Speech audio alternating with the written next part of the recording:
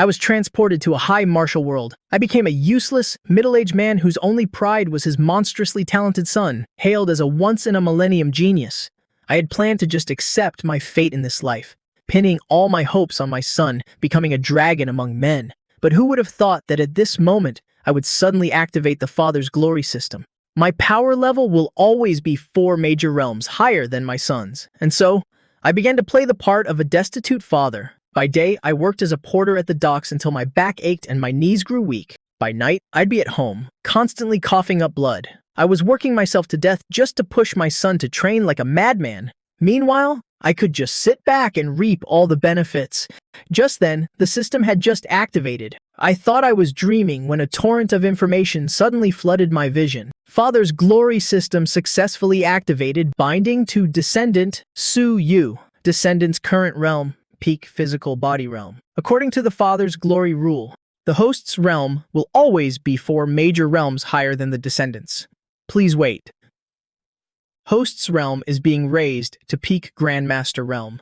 Descendant is practicing Fierce Tiger Fist and has achieved some proficiency. Host's Fierce Tiger Fist is automatically perfected, Fist Intent comprehended. Descendant is circulating the basic Chi-breaking art. Entry level, Host's Chi-breaking art is automatically perfected, evolved into Primordial Chaos. 1 key art, immediately after, an unprecedented, terrifying heat, without any warning, erupted in my withered Dantian. If my original body was a riverbed that had been dry for 20 years, then this was the entire galaxy pouring down, a cataclysmic flood. I gritted my teeth, a pained growl escaping my throat. But this pain was accompanied by a clearly discernible exhilaration. My Dantian, shattered for 20 years, was regenerating at a speed visible to the naked eye. Healing, expanding. In an instant, it transformed into a golden sea of chi. Next were my meridians, my once atrophied and blocked meridians, under the purging of the golden energy, were like a dead tree in spring, instantly widening and letting out snapping sounds like taut bowstrings. My skin began to flush red. Foul-smelling black impurities seeped from my pores. My bones cracked and popped. My muscles were being rebuilt. That feeling of overflowing, destructive power, it made even a seasoned master like my former self tremble. A minute later, the storm of energy gradually subsided, transforming into small streams that flowed through my 4 limbs and 100 meridians. I sat shirtless in the darkness. My eyes fluttered open, and a tangible bolt of lightning flashed within them, illuminating the entire dark room. It really wasn't a dream. I raised my hand, looking at my once rough, calloused, and scarred palm. At this moment, that old layer of skin had peeled away, replaced by skin as smooth as a newborn's, yet brimming with explosive power. I tried clenching my fist lightly. The air in my palm was instantly compressed and detonated, letting out a crisp pop. My golden finger, my goddamn golden finger. I burst out laughing. I laughed and laughed until my eyes turned red. 40 years. No, 40 years. I've been a cripple for 20 years, treated like a dog on the city walls. I had to bow and scrape just for a few thousand yuan for my son. I thought I would just rot in the mud for the rest of my life. I never expected the heavens have finally opened their eyes. Looking at the words Grandmaster on the system panel before me, my breathing unconsciously quickened. In this high martial world, the martial cultivation realms are strictly divided. Physical body realm, tempering skin, flesh, and bone. Strength of 1,000 jin. It is the foundation of the martial path. Qi and blood realm generates internal qi within the body, nourishes the body with qi, increases lifespan. Shantian realm opens the heaven and earth acupoints. Projects qi externally, can be called a master in their own right. Master realm, the mind can influence matter. One can fly through the air. Even a falling flower petal can be used to kill. They are the true privileged class. My peak back then was the mid-stage master realm. But a grandmaster, that is an existence that stands above masters, invincible against 10,000 foes. Qi solidifies into armor. A single person can guard a small base city. In this entire Xianglan base, the strongest person on the surface is that city lord of ours. And it's said he has only just touched the threshold of the Grandmaster realm. But now, I just had to sit on my bed without moving a muscle, and I've already become one of the strongest strategic forces in this city. Moreover, this system's logic is just too damn overpowered. I suppressed my excitement. A golden light flashed in my eyes. My son is in the physical body realm. and I'm instantly 4 realms higher as a Grandmaster. So if my son breaks through to the Kuai and Blood realm, wouldn't I be able to break through to the Martial King realm? That's a martial arts powerhouse who can walk on air as long as my son works just a little bit harder. I'll ascend on the spot. I swallowed hard. I suddenly felt that the phrase, hoping one's son becomes a dragon, had become quite literal here. This isn't raising a son. This is clearly raising a Super XP pack. Just as I was reveling in my newfound power, a suppressed grunt suddenly came from the next room. It was the sound of fists hitting a cheap punching bag. I focused slightly. Even though I was a Grandmaster, my 5 senses were sharpened to the extreme. Even through a wall, I could still clearly see the scene next door. In the small room, Su Yu was wearing only a pair of shorts, his entire body drenched in sweat. His young face was filled with stubbornness. He tirelessly threw out the most basic, fierce tiger fist, one punch after another. Every punch aggravated the wounds on his body, making him grimace in pain, but he didn't stop. The young man's eyes were filled with unwillingness to accept defeat. I won't accept this. For Dad, for the registration fee, I have to get stronger. I don't believe I can't beat you. As long as I break through to the Qi and Blood realm, I can enter the underground tournament. I can earn money, Su Yu muttered to himself through gritted teeth as he threw his punches.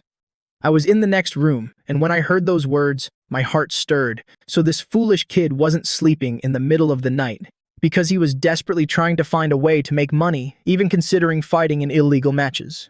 That place where 9 die for everyone that lives, foolish kid.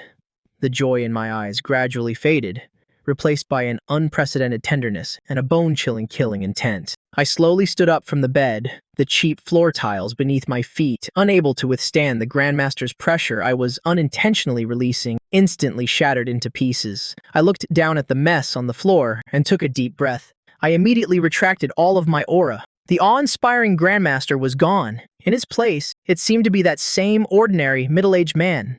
But only I knew everything had changed. I walked to the window and gently pushed it open. The chilly night wind blew through my slightly messy hair. My gaze pierced through the darkness, looking towards the brightly lit, wealthy district in the city center. Wang Taishi.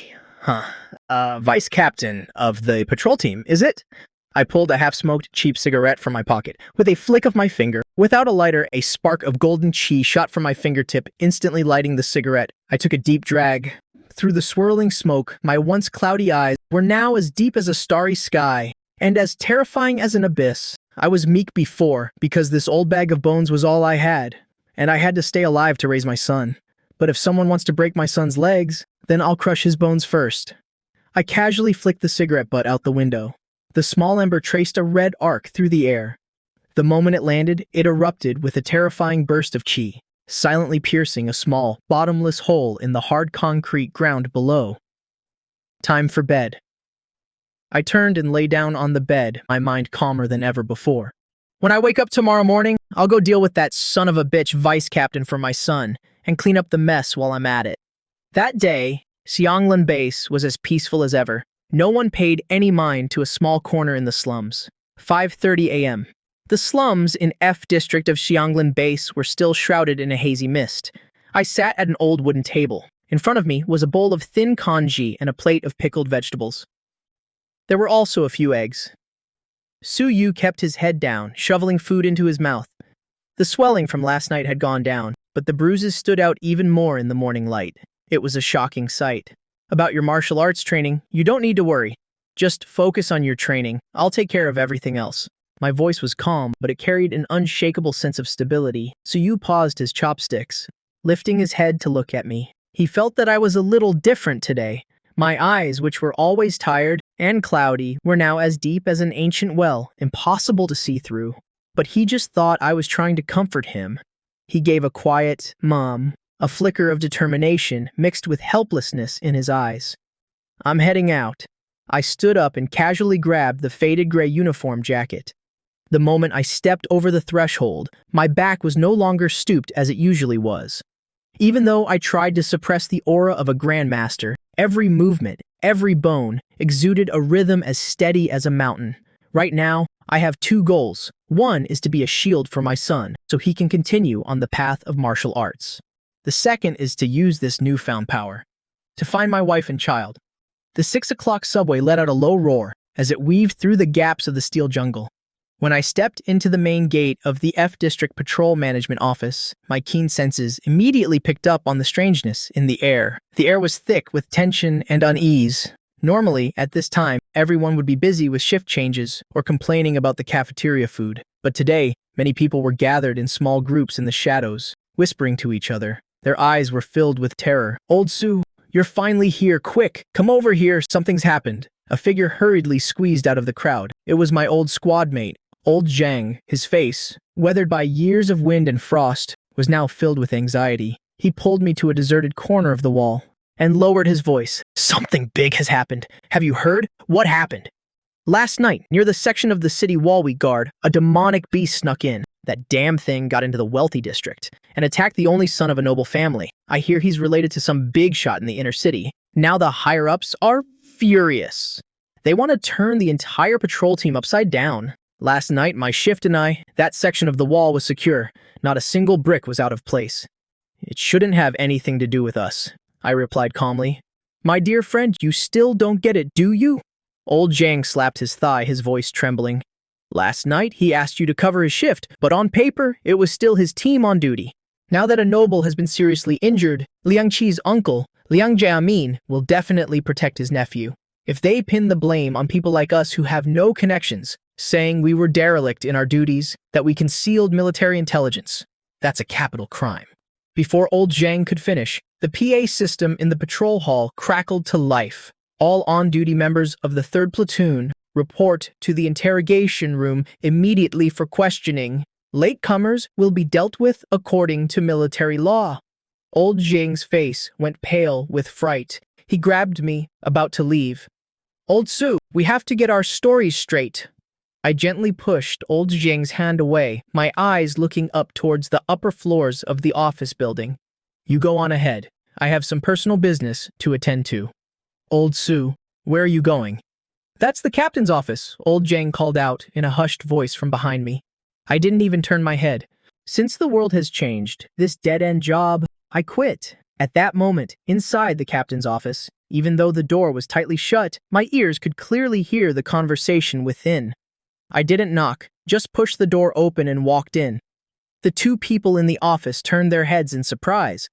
A middle-aged man, Liang Jianmin, was flipping through a duty roster with a grim expression, and Liang Qi was slumped in a chair, his face pale. He hadn't even changed out of his expensive nano-combat suit. The collar even reeked of alcohol from last night's party.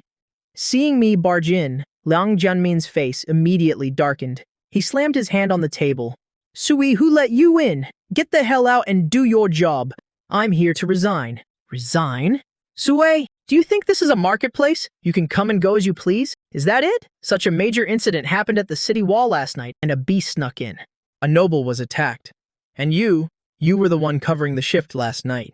When Liang Qi heard the word resign, he first panicked. Then, as if grasping a life-saving straw, he shot up from his seat. He pointed a finger at my nose and yelled, "That's right, uncle. Last night, I may have asked old Sue to cover for me for a bit, but that's because I trusted him. It must have been him. He must have let the beast in on purpose. He wanted to frame me. He wanted revenge because I'm usually strict with him. You're so vicious. To frame me, you disregard the safety of the entire city. You goddamn lowly commoner. You want to make my life hell? Is that it?" Liang Qi grew more agitated as he spoke, even starting to believe his own words. He lunged towards me, swinging his hand to slap me. I stood perfectly still, not even blinking. In the world of a grandmaster, the movements of someone at the early Qi and blood realm, like Liang Qi, were as slow as a snail. Just as Liang Qi's hand was about to touch me, a faint, imperceptible aura of Qi radiated from my body. Before Liang Qi even knew what was happening, he felt as if he had run into an invisible wall of reinforced concrete. His entire body flew backward, crashing hard into the file cabinet in the office, sending a pile of documents scattering to the floor. You dare to fight back?" Liang Qi clutched his chest, staring at me in horror.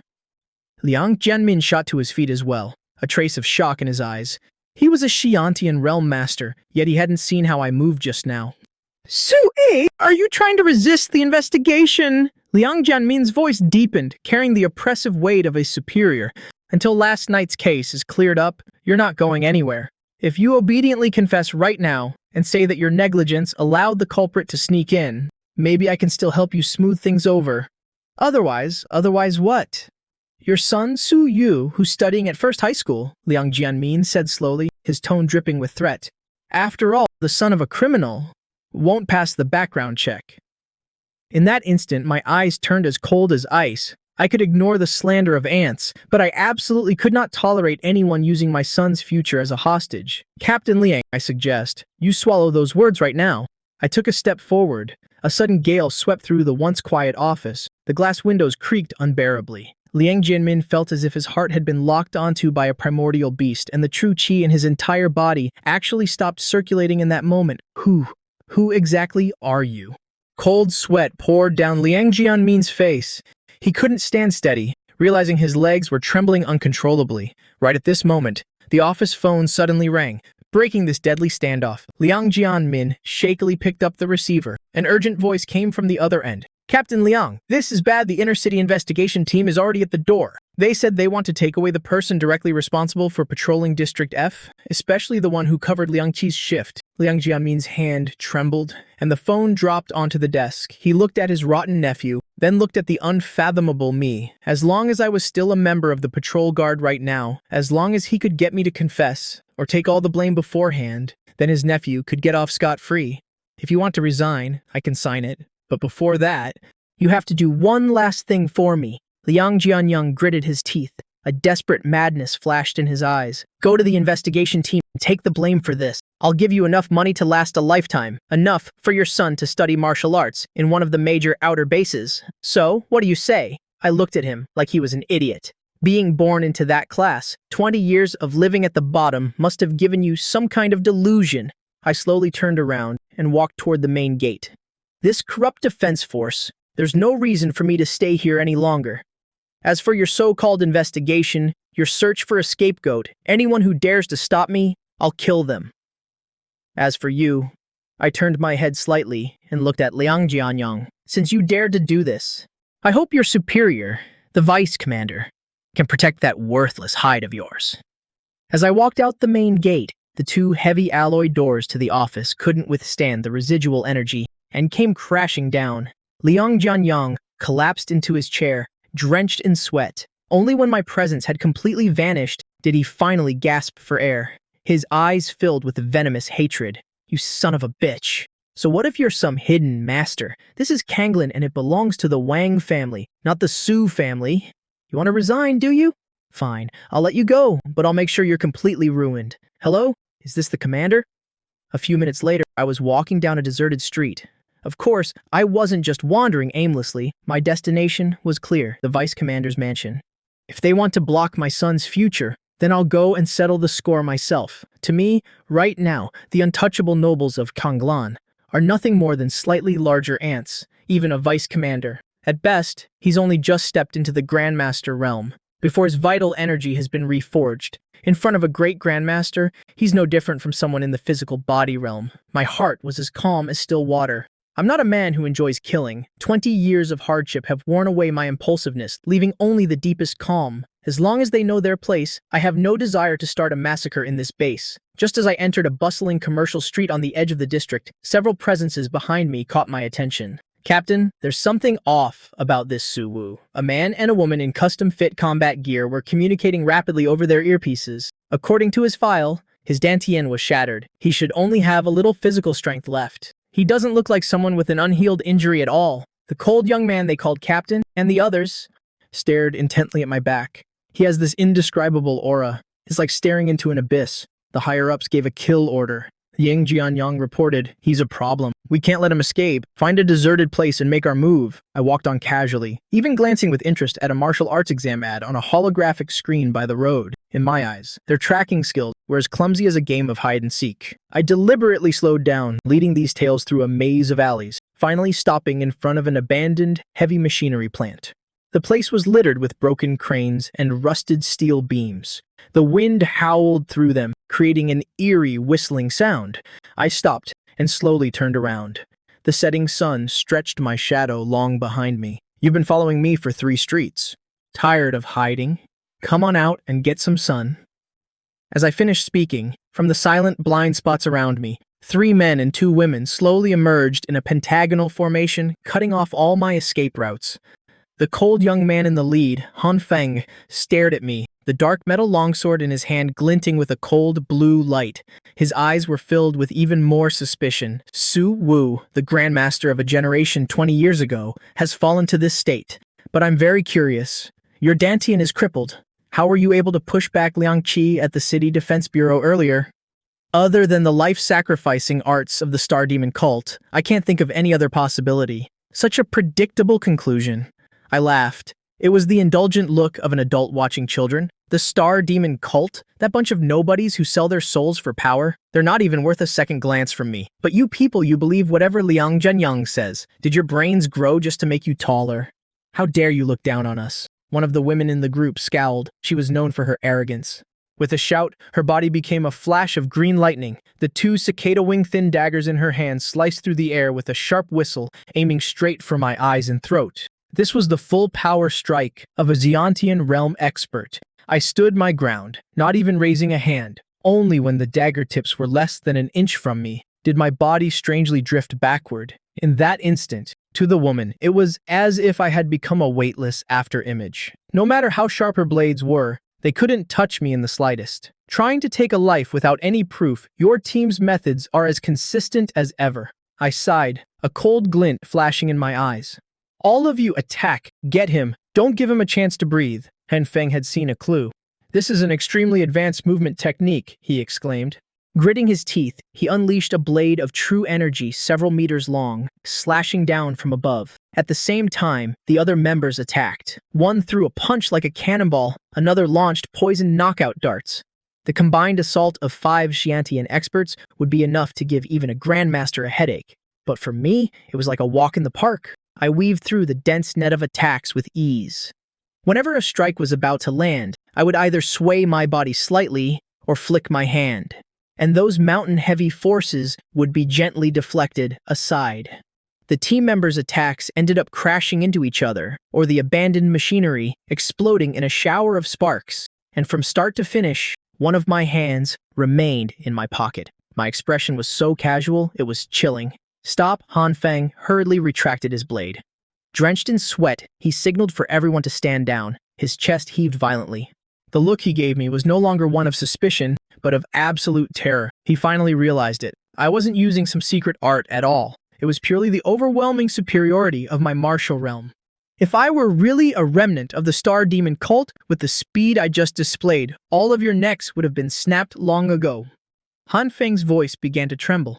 I clasped my hands behind my back. My gaze swept over these young people, then looked toward the government buildings in the distance. My tone was icy. What realm I'm in is not important. What's important is that evidence isn't something you can just make up. Liang Jianyang wants to use me as a scapegoat, and you want to be the knives in his hand? Or has the person behind you grown so arrogant that they think they can kill people at will within the base? These words were like thunder in their ears, causing Han Feng and the others to break out in a cold sweat that soaked their backs. I turned away. Leaving them with a tall, unfathomable silhouette, I departed. And tell that superior of yours, I'll pay him a visit when I have the time. With that, my figure flickered on the spot and vanished into the shadows of the complex factory, leaving the investigation team members staring at each other in stunned silence. Kanglin First High School.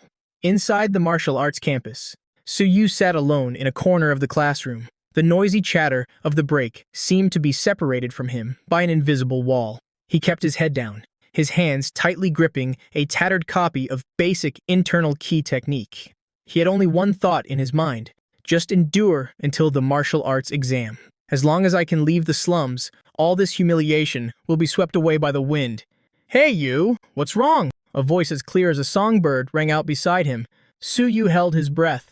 He didn't even need to look up to know who it was. Shu Lele, the school beauty. She wore a light blue school uniform, her high ponytail swaying gently, radiating an overwhelming youthful energy. I wasn't looking where I was going, and fell. His voice was low, deliberately keeping his distance. Shu Lele frowned. Her pretty face held a hint of anger. Fell. Who falls and gets a handprint on their face? Was it Wang Tai and his gang again? Su Yu said nothing, just turning his back to her. That bastard? Just because his family has connections in the city defense force, he thinks he can do whatever he wants. Shulele was so angry, her chest heaved. I'm going to go talk to him. I don't believe there are no rules in this school. Don't go. Lele, don't go. He'll get my dad fired. My dad has worked there for 20 years. It's his whole life. Looking at Su Yu's swollen face, which even had dried blood on it, Zhu Lele felt a sharp pain in her chest. She bit her lip, her eyes turning slightly red. So what if he loses his job? Are you just going to let him bully you forever? At worst, I'll go beg my dad. From now on, stay away from me. Su Yu let go of her hand. His voice was cold, without a trace of warmth. Someone like me isn't worthy of being seen with you. Thump! You're hopeless. Furious, Shulele stomped her foot, tears welling in her eyes, and ran back to her seat. This scene was captured by a blonde-haired boy sitting in the front row. He gave a sinister smile, his fingers flying across his phone screen, as he sent a message. Brother Tai, that punk Su Yu was hitting on Lele again. He even held her hand. Before the second theory class was even over, Su Yu was summoned to Discipline Hall number 2. It was a secluded location, with only a few blind spots in the surveillance camera coverage. As Su Yu stepped inside, the heavy steel door slammed shut behind him. 5 tall, muscular students surrounded him.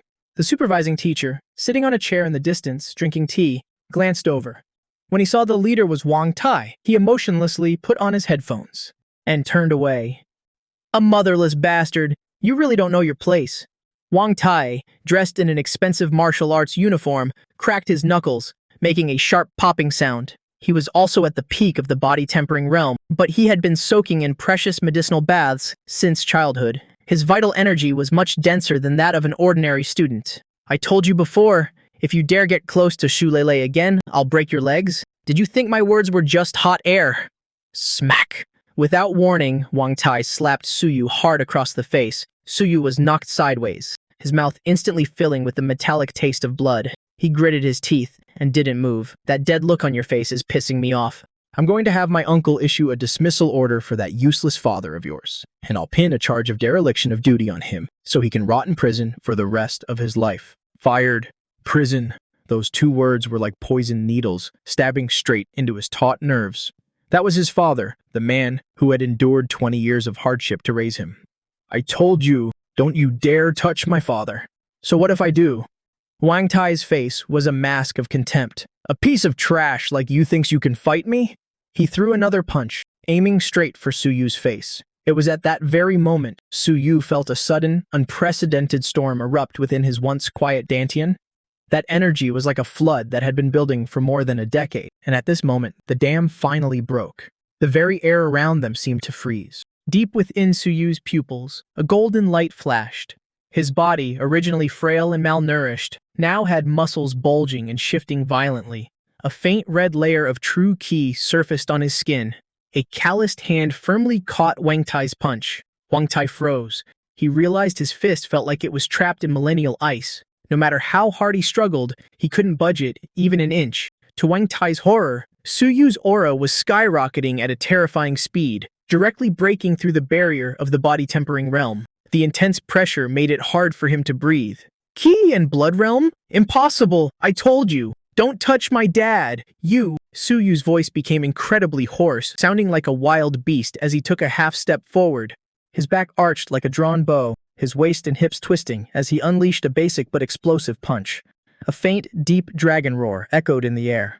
Wang Tai was sent flying like a cannonball, smashing hard into the reinforced wall in the distance. Before he could even scream, his eyes rolled back, and he slumped to the ground like a pile of mud. Unknown if he was dead or alive. Boss Tai, how was this possible? Monster, the remaining lackeys were scared out of their wits. Seeing the almost tangible aura swirling around Suyu, they lost all courage to fight. They scrambled and crawled away to escape. The manager watching from afar was so terrified he dropped his teacup, shattering it. He hurriedly took off his earpiece, pointed at Suyu, and yelled, "What the hell are you doing? Are you trying to start a rebellion? You injured Wang Tai. Even with 10 lives, you couldn't pay for this." Suyu stood in the middle of the martial arts hall, staring blankly at his own hands. In that moment, He felt his body surging with endless power, but as reason returned, a deep sense of dread welled up inside him. He had broken through, but he had also crippled the vice commander's son. "I've caused a disaster," Suyu muttered. At the same time, far away in the base, my footsteps suddenly halted. Ding! Detected that Descendant Suyu has achieved a breakthrough in battle. Advanced to the early stage Qi and Blood realm. Father-son synchronization system evaluating. Descendant's realm has increased. Host's realm will synchronize and increase. Descendant's current realm, second stage Qi and Blood realm. Host's realm increase to sixth stage Martial King realm. What's wrong? Why are you as pale as a ghost? Look over there. Suyu's seat is empty. He was just called away by Wang Tai's gang. Suluo Luo sat in her chair, her nails digging deep into her palms. Her unease peaked because she knew Wang Tai too well. That arrogant rich kid threw his weight around just because his uncle was the vice commander. There was nothing he wouldn't dare to do. She abruptly stood up and sprinted toward Martial Arts Hall number 2. When she pushed open the heavy alloy doors, the sight before her made her hold her breath.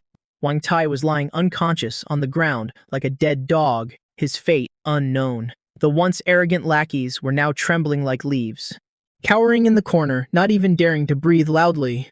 As for Suyu, the usually quiet boy, who always kept his head down, was now standing blankly in the center of the hall. "Suyu!" Shuluoluo cried out and rushed over. You dare assault someone on school grounds?" The discipline master hurried over. Seeing Wang Tai on the ground, he was scared out of his wits, his finger trembling as he pointed at Suyu. "Do you know who Wang Tai is? You've caused a massive disaster, Suyu. What exactly happened?" The homeroom teacher also looked horrified and anxious. Suyu slowly turned his head, his empty eyes carrying a heartbreaking stubbornness. His voice was terrifyingly hoarse. "He said he was going to throw my dad in jail. He wanted to hurt my dad. I couldn't let him do that. I couldn't." The discipline master stomped his foot in anger, his words full of snobbery. "So what if he said that? By hitting him, your useless old man will only die faster. Vice Commander Wang can crush you and your father as easily as 2 bugs." Just as he finished speaking, the screeching of tires and the rapid thud of leather boots echoed from outside. A middle-aged couple stormed in, radiating overwhelming murderous intent. Tayer, the middle-aged woman, shrieked miserably, throwing herself to Wang Tai's side. The man, dressed in an elite black combat suit, had eyes as sinister as a venomous snake. He was Wang Tai's father, Wang Heng of the Wang family. Seeing his only son in such a tragic state, the air around Wang Heng seemed to freeze. "Who did this?" Wang Heng's voice was low, like a growl from deep within his throat. Every word carried the sharp fluctuation of his ki and blood. The discipline master trotted over like a fawning dog, bowing and pointing at Suyu. "Mr. Wang, it was this brat from the slums. I don't know what kind of drugs he took, but he suddenly went crazy and attacked young Master Wang Tai. We couldn't even stop him in time very well." Wang Heng laughed out of extreme anger. The powerful aura of a mid-stage Qi and Blood realm expert erupted, suppressing the surrounding students so much they couldn't breathe. "In this Kanglin city, no one has ever dared to beat my Wang Heng's son into this state, you little brat. Today, I'm going to break every bone in your body. Don't touch him." Xuluoluo spread her arms wide, shielding Suyu behind her. With red eyes, she shouted, "Wang Tai brought people to corner him first. They attacked first. You can't just ignore reason." "Reason?" Wang Heng scoffed disdainfully. His gaze toward Shu Luoluo was utterly indifferent, treating everyone like trash. "In Kanglin City, my Wang family is the reason." With a wave of his hand, a powerful hidden force turned into a visible current of air, directly blasting the frail Shu Luoluo away. "Luoluo!" Su Yu shouted in horror. His body darted out like lightning, steadily catching Xu Luoluo mid-air. At that moment, the golden light in Su Yu's eyes completely erupted. His qi and blood, which had been mostly depleted from his breakthrough, now surged like a withered tree meeting spring, roaring wildly. A faint pressure radiated from his slender body. He gently set Luoluo down and slowly turned to face the mid-stage qi and blood realm expert. "You want to hit me? And you dared to touch her?" Su Yu's voice became incredibly calm. So calm, it made people's hair stand on end. "You reckless fool! Kneel before me!" Wang Heng roared, his whole body lunging like a fierce tiger descending a mountain. His right claw carried an ear-piercing supersonic boom, aiming straight for Su Yu's throat. He had murderous intent. He didn't care at all that his opponent was just a student. The surrounding teachers closed their eyes in terror. However, at this moment, Sukyu's senses had entered a miraculous state. Wang Heng's lightning-fast movements appeared full of flaws in his eyes. Suyu let out a low shout. Instead of choosing to block, his body bent down in a bizarre angle, almost sliding across the ground. To dodge that fatal strike, he instantly closed in on Wang Heng's lower body. What? Wang Heng's pupils shrank. He sensed an imminent danger as Suyu's full-body strength erupted from the soles of his feet, traveling up his spine and channeling into his right palm.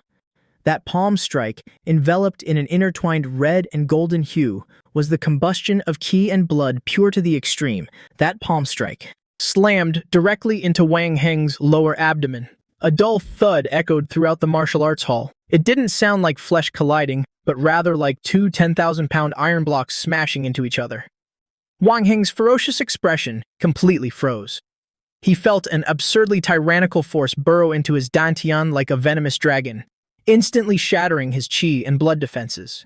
This mid-stage qi and blood realm expert was sent flying backward like a torn sack, crashing through an entire row of testing equipment. Finally, he dropped to one knee, coughing up a mouthful of fresh blood mixed with visceral fragments. The entire hall fell dead silent.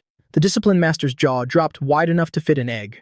How is this possible? Wang Heng clutched his stomach, fear finally showing in his eyes. He's clearly just a brat who just broke through. How could he injure me? Suyu panted heavily, the sweat on his body evaporating into white steam under the high heat. Although he had repelled his opponent, this kind of cross-realm battle had pushed his body to its absolute limit. I'll kill you, Wang Heng, humiliated and enraged, pulled out a small high-voltage vibrating blade from his chest. Right at this critical life-or-death moment, the ceiling shattered. Massive alloy beams snapped like dry twigs. Twisted steel rebars let out ear-piercing screeches. A cloud of dust mixed with rubble fell, forming a massive pillar of light under the sun, shining directly into the center of the hall. And right in the middle of that pillar of light, a figure was stepping on thin air. I was wearing my familiar combat suit. The silver-gray uniform looked more majestic than a dragon robe in this moment. Purple gold qi and blood flowed like tangible silk, swirling around my body. Martial King Realm, walking on air, levitating effortlessly, this was the sign of transcending mortality and truly stepping into the higher echelons of life evolution. An indescribably terrifying pressure, like 10,000 massive mountains crashing down at once, instantly filled the entire martial arts hall.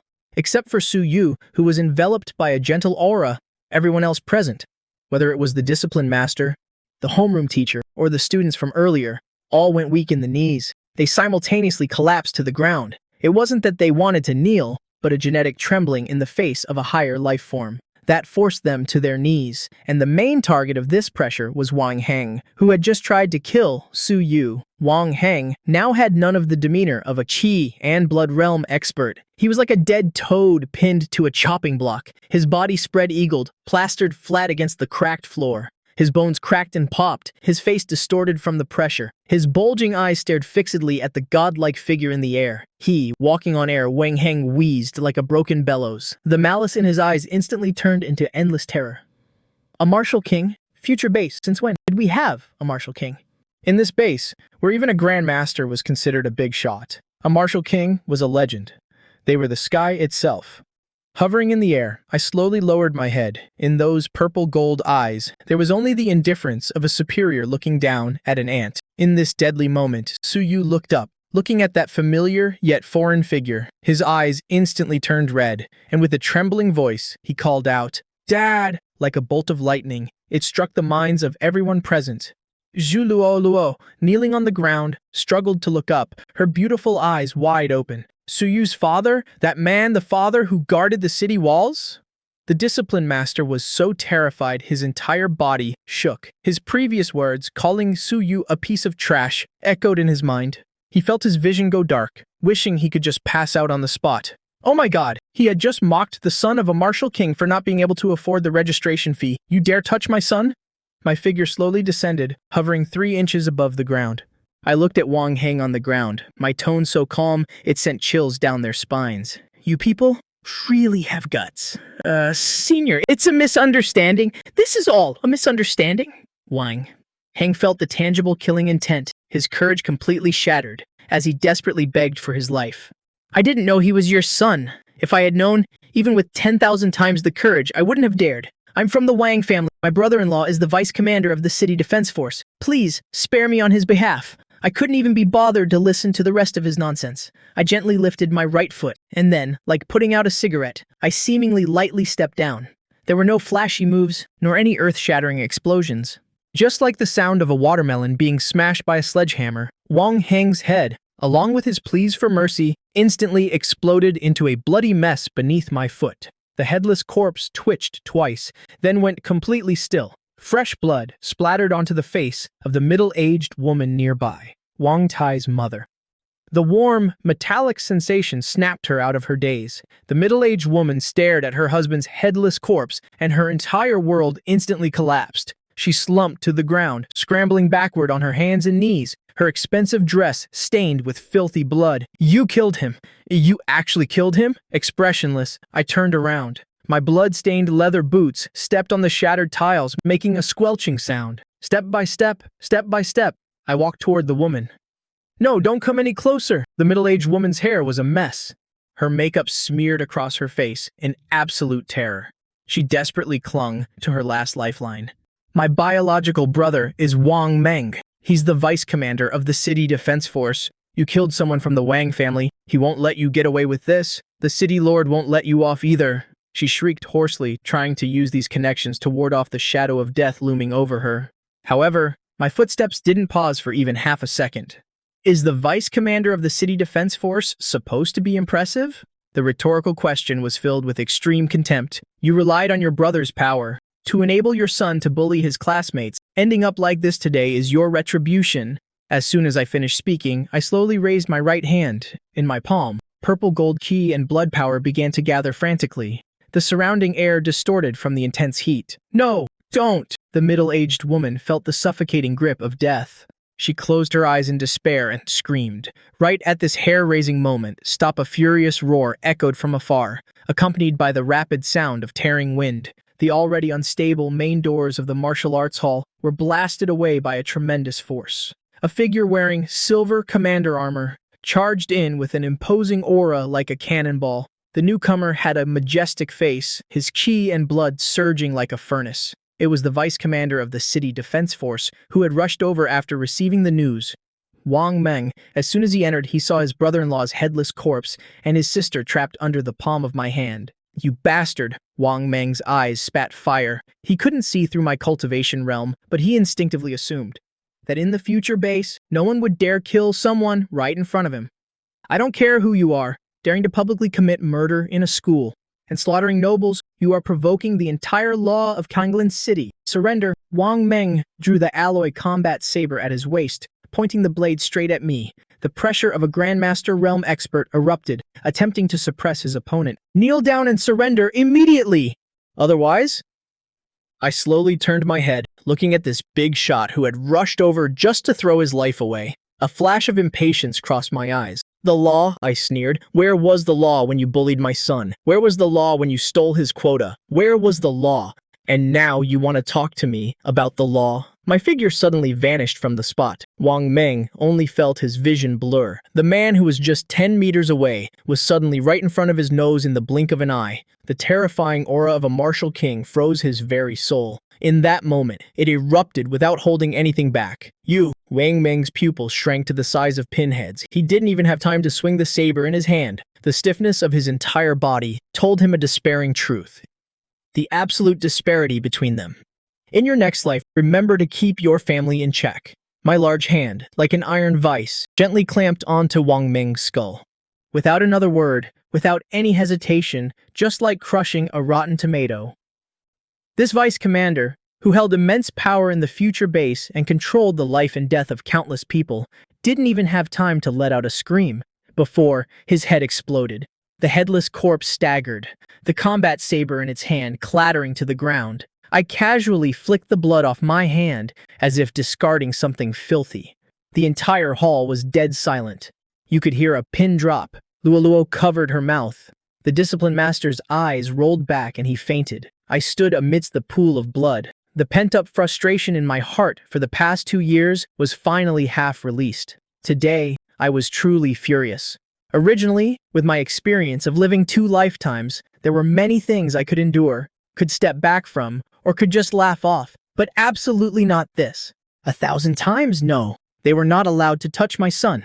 I slowly turned around, looking at Wang Tai's mother, who had already fainted from terror. The killing intent in my eyes had yet to fade. Then, my gaze swept over the discipline master, who was trembling in the corner. "Senior, please show mercy." Before the person even arrived, a deep, resonant voice washed into the ruined martial arts hall #2 like a tidal wave. My hand, which was about to strike, paused slightly in mid-air. I slowly turned my head, my purple-gold eyes looking coldly toward the door.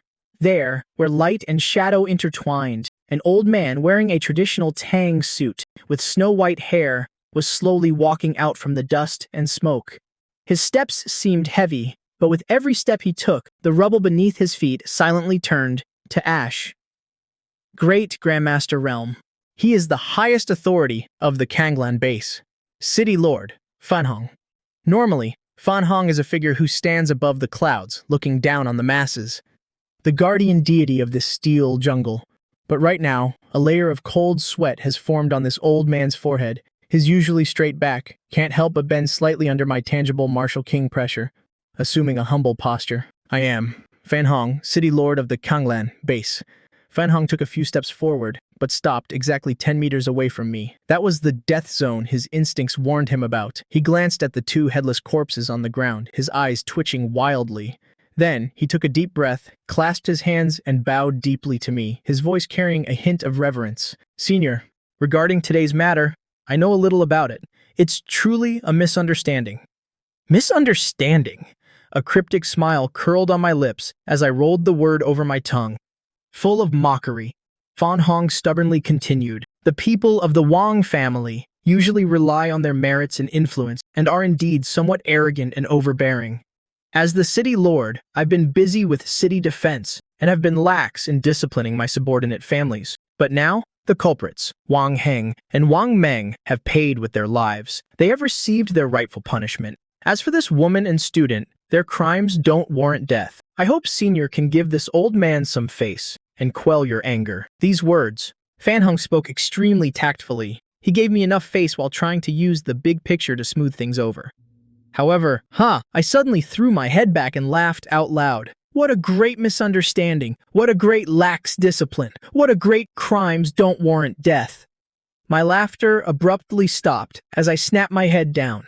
With fingers like a sword, I pointed straight at Su Yu, who was watching from afar. "Fan Hong, open your damn eyes and look if I didn't have the strength of a martial king. When Wang Heng tried to kill my son, when Wang Meng raised his blade to execute me on the spot, where the hell? It was your misunderstanding then." My voice grew louder and colder. Every word was like a heavy hammer, smashing ruthlessly into Fan Hong's heart. "If my son and I were the ones who died today, would you stand up and call it a misunderstanding? I bet you'd just sign off on the incident report, labeling us as rioting commoners. Who deserved to die?" Fan Hong's face turned pale. He opened his mouth, but couldn't utter a single word, because everything I said was the truth. This is the unspoken rule of this high-level martial arts world. The weak are prey to the strong. The strong are kings. Since you all set the rules this way, don't blame me for not playing by them. A golden purple light erupted in my eyes. Now that I've only killed a few attempted murderers, you clowns jump out one by one to reason with me? To preach mercy to me? Bullshit. As soon as the words left my mouth, not only did I not hold back, but I also intensified my pressure. This time, it wasn't aimed at the entire hall, but precisely targeted the three survivors, Wang Tai's mother, Wang Tai, and the dean, who was already scared out of his wits. Agonizing screams echoed through the space. The middle-aged woman, who was already slumped weakly on the ground, instantly felt as if an ancient divine mountain was crushing her back. Crack! That was the sound of all the bones in her body, shattering under the immense pressure. Her well-maintained face instantly turned purple like pig liver, and fresh blood gushed from her nose and mouth like a broken fountain. Her entire body was plastered to the ground like a pile of mush. Her eyes rolled back, clearly exhaling more than she was inhaling. As for Wang Tai, this once unrivaled school bully was in an even more pathetic state. Under the crushing pressure, his internal organs, already injured by Su Yu, completely ruptured. He convulsed violently in a pool of blood, his facial features twisted together in excruciating pain. A hoarse, dying rattle escaped his throat. The look in his eyes as he stared at me held no more resentment, only despair and a plea for a quick death. As for the dean, his forehead was already a bloody mess from kowtowing. "Spare me, senior. Please spare my life. I have elderly parents at home and young children to feed. Please treat me like a fart and just let me go seeing this scene." City Lord Fan Hong's face turned extremely ugly. As a Grand Master, when had he ever been ignored like this? Looking at my unrestrained golden-purple true chi, he didn't dare to make a move. He knew perfectly well the gap between a martial king and a Grand Master. It was the difference between heaven and earth. If I really wanted to kill him, it probably wouldn't even take 10 moves. Fan Hong took a deep breath, trying to suppress the humiliating anger in his heart. His tone became urgent and heavy. "Senior, wait, I don't mean to stop you from taking revenge. It's just that this Wang family—" "You can't." Fan Hong took a step forward, his voice lowering, carrying a mix of warning and pleading. "Although the Wang family is just a local clan in Konglan City, their main branch is located in the Jiangnan main base. I heard their family patriarch holds a high position in the military, and even has ties with some war god-level powerhouses. Now that Wang Heng and Wang Meng are dead, the Wang family will definitely be furious. If you slaughter this widowed mother and son today, then it will be a fight to the bitter end. By then, it might draw out terrifying powerhouses, or even a Federation arrest warrant at this point." Fan Hong paused for a moment, observing my expression, before continuing, "Senior, your martial prowess is unmatched, so naturally, you aren't afraid. But what about Su Yu? He's still young. If he has to live a life on the run from now on, wandering the world, unable to even enter a martial arts university, is that really what Senior wants to see?" These words finally caused a flicker of hesitation in my eyes. I wasn't afraid of death. I wasn't afraid of a fight, but I was afraid for my son. I risked my life to become stronger. Wasn't it so, Su? You could live with dignity under the sun like a normal person? I let out a cold snort, my gaze shooting toward Fan Hong like a blade. Using the Federation to pressure me. Using the Wang family to lecture me. Fan Hong, do you think I'd be scared? But I, Su Wu, am not an unreasonable man. I changed my tone, and the pressure that was about to crush the last breath out of those three paused slightly. "You want me to spare these miserable lives? Fine." I pointed at the Wang mother and son, lying on the ground like dead dogs, and then pointed at Fan Hong. "Since you said you want to protect them, then pay for their lives. You're in such a rush to protect them, simply because you're afraid the Wang family's main branch will blame you, affecting your reputation and your official position. So shouldn't you bleed a little on their behalf?" Fan Hong froze, then rejoiced inwardly. As long as we could negotiate, I might seem crazy, but I clearly still had my reason. To a powerhouse, killing a few ants wouldn't really vent their anger. But if it could be exchanged for practical resources, that was maximizing the benefits. "Rest assured, Senior," Fan Hong said hurriedly, afraid I would change my mind. "I am willing to be the guarantor. As long as Senior spares their lives, I, representing the City Lord's mansion, and the Wang family, will offer you a compensation of 100 million Federation credits plus an independent manor in the city center. Furthermore," Fan Hong gritted his teeth and said with a pained expression, "I'll add 3 bottles of B-rank vitality serum and a high-level martial art manual." Hearing these terms, the bystanders who hadn't fainted yet all gasped. 100 million Federation credits. That was enough for a wealthy family in the Kanglan base to spend for several lifetimes. The vitality serum was practically priceless in the Kanglan base, and a high-level martial art manual was a secret technique that only core disciples of major families could practice. This wasn't just compensation. This was practically emptying their entire fortune. I stayed silent for a moment. I didn't care about money. With the system in my hands, the things I lacked the least were cultivation methods and realms. But Su Yu needed them. Only when Su Yu leveled up could I become stronger. "Is that all?" I asked back coldly. Fan Hong's forehead was dripping with cold sweat. This is already the limit of the liquid funds the Wang family can mobilize in Kanglan City. In addition, the repair costs for Martial Arts Hall number 2, and a guaranteed admission quota to a martial arts university for student Su Yu. I will personally approve it. Hearing this last sentence, the killing intent in my eyes finally began to dissipate. "Fine. The guaranteed admission quota is unnecessary. My son can get into the best martial arts university on his own. I waved my hand dismissively, like shooing away flies. I'll spare your miserable lives this time. However, I shifted my gaze to the dean, who had long since wet his pants in fear and lightly flicked my finger. A streak of golden-purple finger wind instantly pierced through the dean's dantian. The dean let out a scream of absolute despair. You can avoid the death penalty, but you won't escape punishment. A snobbish scumbag like you doesn't deserve to be a teacher. Your cultivation is hereby crippled. Get out of the education sector. Having done all this, I didn't even spare Fan Hong another glance. The terrifying martial king pressure radiating from my body receded like the tide. I turned around, the murderous expression from moments ago vanishing in an instant. Replaced by a look of care and gentleness, I quickly walked over to Su Yu, looking at the bruises and bloodstains on my son's body. My eyes were filled with concern. Are you okay? I reached out my hand and a gentle stream of golden-purple true chi flowed into Su Yu's body, instantly helping him stabilize his boiling vitality. Su Yu felt the warm current within his body. Looking at the father before him, who felt both familiar and towering, his eyes grew hot. He shook his head, an unprecedented, resolute light flashing in his eyes. No, I'm fine. They're just superficial wounds. Good, you have backbone as expected of my Su Wu's son. I laughed heartily, patting my son heavily on the shoulder.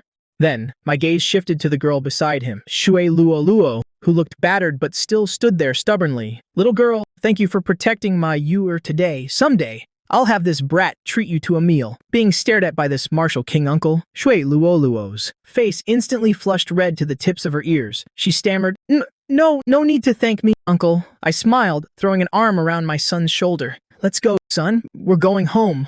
The two of us are going to have a good drink today. The sunlight was just right. Su Yu and I strode out of the school grounds. On the way home, the old street was as noisy as ever, but our moods were completely different. Su Yu occasionally stole glances at me walking beside him.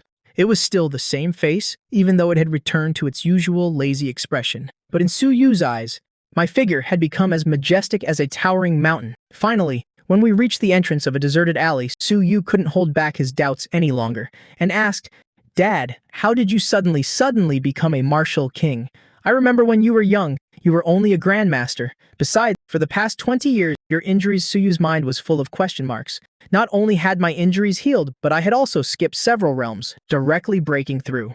This was honestly more absurd than a novel. I stopped walking and pulled a crushed cigarette from my pocket. With a flash of true Kai, the cigarette lit up. I took a deep drag, exhaled a smoke ring, and turned to look at my son, my eyes as deep as a profound pool. The matter of the system was too shocking to the world, and explaining it would be too troublesome. The truth is, your father has never given up over these past 20 years. I started spouting nonsense with a straight face, but it carried a hint of genuine emotion. Although my injuries back then were severe, they also allowed me to break and rebuild. For 20 years, I wiped blood on the city walls and carried bricks at construction sites. It looked like I was just scraping by. But in reality, I was tempering my heart in the mortal world. I was always waiting for an opportunity. Perhaps it was your performance today. I reached out and helped my son straighten his messy clothes, saying softly, that brought my state of mind to perfection. The shackles of 20 years have been shattered. Su Yu's blood boiled as he listened, his eyes turning red once again. Dad? Su, you choked up. All right. A grown man shouldn't be crying. I chuckled and rubbed my son's head. There are some things you don't need to dig too deeply into. You just need to know that from today onward, in this Kanglin base, and even in this entire federation, no one will ever be able to bully us father and son again. I looked up. At the distant starry sky, a chilling light flashing in my eyes. Since I've recovered, and even gone further, then it's time to settle. Some old scores. Cultivate hard. Wait until you get into the capital's top 5 universities. Wait until you reach the martial king realm, and we will head into the depths of the starry sky. Su Yu was stunned, his heart pounding. What are we going to the starry sky for? I put out my cigarette, my voice as light as the wind, yet carrying an undeniable weight. To bring your mother home. Su Yu clenched his fists tightly. Yes, sir, the young man replied, his words firm and resolute. The next day. The morning sunlight no longer carried the pungent, dusty smell of District IS. Instead, it poured through the massive floor-to-ceiling windows, shining unreservedly onto the mirror-like marble floor. Kanglan Base City, District 1. Yunting Manor. This was the prime, inch of land, inch of gold central area of the entire base city, the residence of the wealthy and powerful, and right now, the top-tier independent villa numbered 001 had welcomed its new owners. I had asked for a 3-day leave of absence for Su-yu. After what happened yesterday, the kid needed time to process things and time to adapt to this newly turned upside-down world. Dad, is this really our home? Su-yu held a battered picture frame in his hands, standing in the middle of the massive 200-square-meter living room, looking completely lost and uneasy. Beneath his feet was a carpet woven from the fur of some unknown beast. Above his head was a crystal chandelier. The panoramic smart home system around him was automatically adjusting the room's temperature and humidity, compared to the leaky 30-square-meter communal apartment. With peeling walls they lived in yesterday, it was literally worlds apart. You silly kid, are you already intimidated by this? I was wearing a loose training suit, toying with the manor's keycard that City Lord Fan Hong had sent over. I casually tossed the magnetic card, which symbolized the highest authority in this district, onto the coffee table. Smiled and walked over. This is just the beginning. In the future, we'll live in a place 10 times, 100 times bigger than this. We might even live in the starry sky. Su-yu stared blankly, then nodded vigorously. If it were before, he would have thought I was just bragging. But after witnessing the scene at the martial arts hall yesterday, where I descended like a god, even if I said I molded the sun with my bare hands, Su-yu would believe it. We didn't bring much luggage. That house in District S, aside from memories, there really wasn't anything material worth keeping.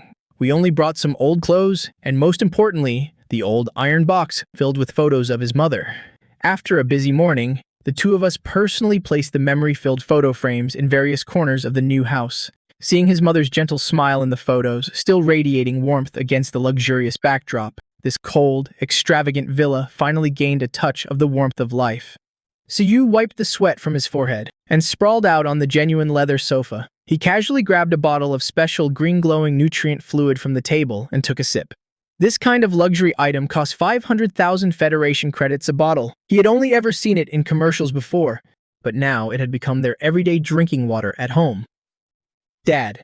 Su-yu suddenly set the bottle down, his expression turning somewhat serious and confused. What's wrong? I was adjusting the gravity training room in the house and walked out upon hearing him. Actually, yesterday at the martial arts hall, I kept feeling like there was something weird about my condition. Su-yu looked at his hands, his brows furrowed tightly. Even though I broke through to the Vitality Realm, I read in books before that for someone who just entered the Vitality Realm, their vitality should be chaotic like mist. But Wang Heng was at the mid-stage of the Vitality Realm. His vitality should have already condensed like water. Logically speaking, even if my punch landed on him, it should have only caused him pain. It shouldn't have directly shattered his protective True Kai and sent him flying that far. Furthermore, in that moment, I felt like there was a vortex in my body, sucking in all the surrounding air. The more Su-yu spoke, the more unbelievable he found it. Hearing this, my eyes narrowed slightly. Truth be told, I also found this strange. Even though they say a tiger father begets a tiger son, Su-yu's performance yesterday wasn't just a simple matter of fighting above his level. It was an almost overwhelming burst of power. Come over here and sit down. Focus your mind and don't resist. I walked up to my son, my expression serious. Su-yu obediently sat cross-legged on the carpet and closed his eyes. I extended my right hand and gently placed it on the acupoint on my son's back. As soon as I made contact, a gentle yet incredibly pure stream of martial king vitality flowed into Su-yu's meridians. Through internal vision, the scene inside Su-yu's body appeared clearly in my mind. The moment I saw it clearly, I was shocked.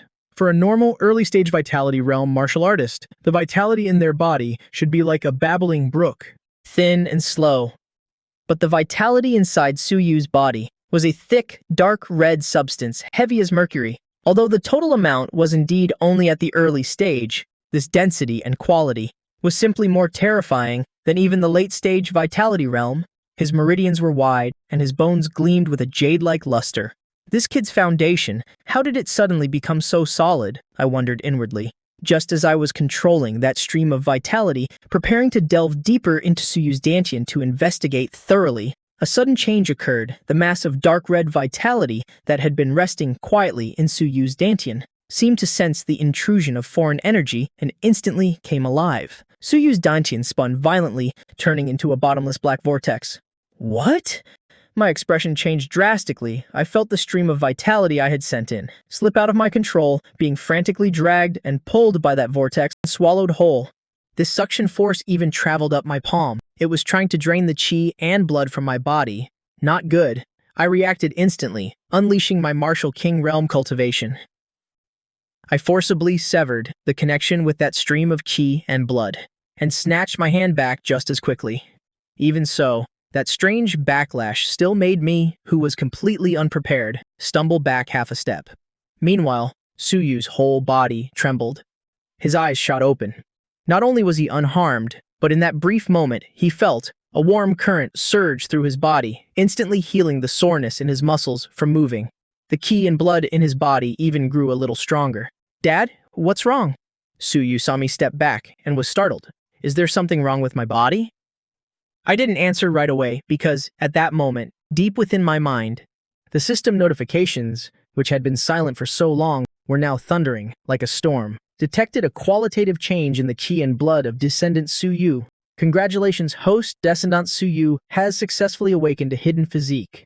The Primal Chaos Physique, one of the top physiques in the world. Those who possess this physique have ki and blood unbound by any attribute. They can devour the energy of all things for their own use, breaking through realms as easily as drinking water. Their starting ki and blood concentration is 10 times that of an ordinary person. According to the rule of father benefits from son, the host will receive an enhanced version of the awakened physique. Congratulations, host. You've obtained the supreme primal chaos physique. In that very instant, I felt a world-shaking explosion erupt within my body. The golden ki and blood that had been flowing through me suddenly collapsed in that moment, and then it finally transformed into an indescribable color. It was the color of chaos, a murky gray. If Suyu's primal chaos physique was a powerful vacuum cleaner that could suck up surrounding energy, then my supreme primal chaos physique was a nascent black hole. I clenched my fist, feeling the terrifying power that now dominated everything. I was utterly shocked. This system is just too overpowered. Dad? Dad? Dad, are you okay? Suyu saw me standing there, stunned. I took a deep breath. I immediately concealed my entire aura. Looking at my son's worried face, the corner of my mouth curved into a mysterious smile. I feigned a cough and said, "What's wrong? I'm fine. I just discovered a shocking secret." "A secret?" Suyu stared blankly. The reason you felt strange just now is because you've awakened an extremely rare, special physique." I clasped my hands behind my back and began to explain seriously. This physique allows you to have a concentration of ki and blood far beyond that of ordinary people. It can also absorb the ki and blood of your enemies in battle to heal yourself. That's also why you were able to send Wang Heng flying with a single punch. Suyu's eyes widened in disbelief. An overwhelming joy surged in his heart.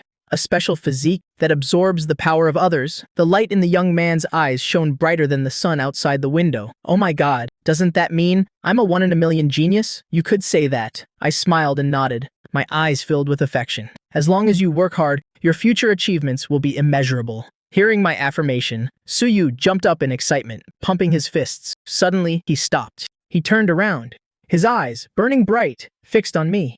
His face was filled with the fiery spirit of youth. "Dad, if I'm a peerless genius, then I've made a decision." "What is it?" I prompted. Suyu took a deep breath. He pointed to the vast sky outside the window. "Within 5 years. No. In 3 years, I'll surpass you. I'll become an expert even stronger than a martial king. When that time comes, it'll be my turn to protect you. I'll bring Mom back." Looking at my son's serious and passionate expression, I was stunned. Then, I lowered my head. My shoulders trembled slightly, as if I was trying to suppress a laugh. "Surpass me, silly boy. For every step you take, I'll automatically take 4, and I'll even pave your path into a superhighway. If you want to surpass me in this lifetime, I'm afraid the only way is to wait until I'm too old to move." I cleared my throat twice, forcing back the smile on my lips. I walked over and patted Suyu on the shoulder, encouraging him solemnly. "Good, you have ambition. I'll be waiting for that day. But before you surpass me," my tone shifted. "You still haven't finished unpacking those boxes. Go clean your room first." Whether you're a grandmaster or a martial king, if you can't even clean a room, how can you hope to sweep the world? Get to it. Yes, sir. Su Yu gave a playful military salute. Full of energy, he grabbed a box and ran to his room. Watching my son's vibrant figure, the smile on my face gradually softened. Then it transformed into firm resolve. If my son is this talented, I can't let him stay cooped up in the greenhouse of a school. I need to find him a real whetstone to sharpen his blade. The afternoon sun streamed through the massive floor-to-ceiling windows of the Cloud Pavilion Manor. Casting its light across the floor, I had just put down my bowl and chopsticks and was now leaning back on the genuine leather sofa, picking my teeth. Meanwhile, Su Yu was diligently clearing the table. Ever since moving into this grand villa, the boy still hadn't fully adapted to a life of luxury. He was always looking for something to do, as if only that could put his mind at ease. Ding dong! The clear, pleasant chime of the doorbell broke the afternoon silence. I paused, a knowing glint flashed in my eyes. Looks like that old fox Pan Hong is pretty efficient. I'll get it. I stood up and walked to the 3-meter-high, intricately carved main door. As I opened it, standing outside were 2 men in custom-tailored black suits. They weren't ordinary delivery men, but the most elite guards from the city lord's mansion. Each of them exuded the aura of a Xiantian realm martial artist. But right now, these 2 experts, who could walk unchallenged outside when facing me, had to be careful with every breath they took. Senior Su. One of the men in black held an antique sandalwood box with both hands. His voice trembled slightly. The city lord ordered us to deliver this urgently. The city lord said, "This is the first batch of apology gifts. If you are not satisfied, he will personally search the warehouse again." I glanced at the box. With just that one look, the 2 men in black felt a chill run down their spines, as if they were being stared down by a primeval beast. "All right, leave it here, and tell Pan Hong for me, this matter is settled." I casually took the box, as if I were accepting a takeout order. "Thank you, Senior. Thank you, Senior." The 2 men looked as if they had been granted amnesty. They bowed deeply to me, then hastily left the Cloud Pavilion Manor. I closed the door and turned back to the living room. I placed the box on the marble coffee table. "Dad, who was that?" Su Yu asked, wiping his hands as he walked over. He looked curiously at the exquisite wooden box. "Delivery guy," I said casually. Then, with a light tap of my finger, I opened the combination lock on the box. The box opened. A rich medicinal aroma immediately filled the living room. Whoosh! Inside, the box was lined with thick golden velvet. In the center lay 3 thumb-sized test tubes. The tubes contained a vibrant green liquid. It looked like liquid jade, with small bubbles occasionally rising to the surface, seemingly brimming with abundant life force. Next to the tubes was a thread-bound, ancient book. On the cover were 3 powerful characters: Thump, Void-Shattering Saber, B-Rank Chi and Blood Elixir, Azure Sea Dragon Saliva. I recognized these items at a glance. Tiski. Even in my youth, I had only ever seen things like these. Pan Hong was truly sincere this time. Each of these 3 elixirs could sell for over 50 million Federation credits on the black market. And that's, if you can even find them. This is for you. I pushed the box toward my son. For me? Su Yu was stunned. He instinctively waved his hands. "Dad, this is too valuable. Besides, you're a martial king now. Wouldn't these be better for you? You silly kid." I chuckled. I picked up one of the elixirs and swirled it gently under the light. At the martial king realm, a B-rank elixir like this is no different from drinking water. It won't increase my cultivation one bit. But for you, this is a divine medicine that can completely transform you. With that, I pushed the box into Su Yu's arms. My eyes held an encouragement that couldn't be refused. You're currently in the early stage of the Qi and Blood realm. Although your foundation is solid, you've only just broken through. These 3 elixirs are enough for you to solidify your realm. You might even break through to the middle stage. As for this void-shattering saber, I pointed to the ancient book. It's 100 times stronger than the million-ton fist I taught you before. The million-ton fist trains power, but the void-shattering saber trains killing intent. In this era, how can you protect yourself without a blade in hand?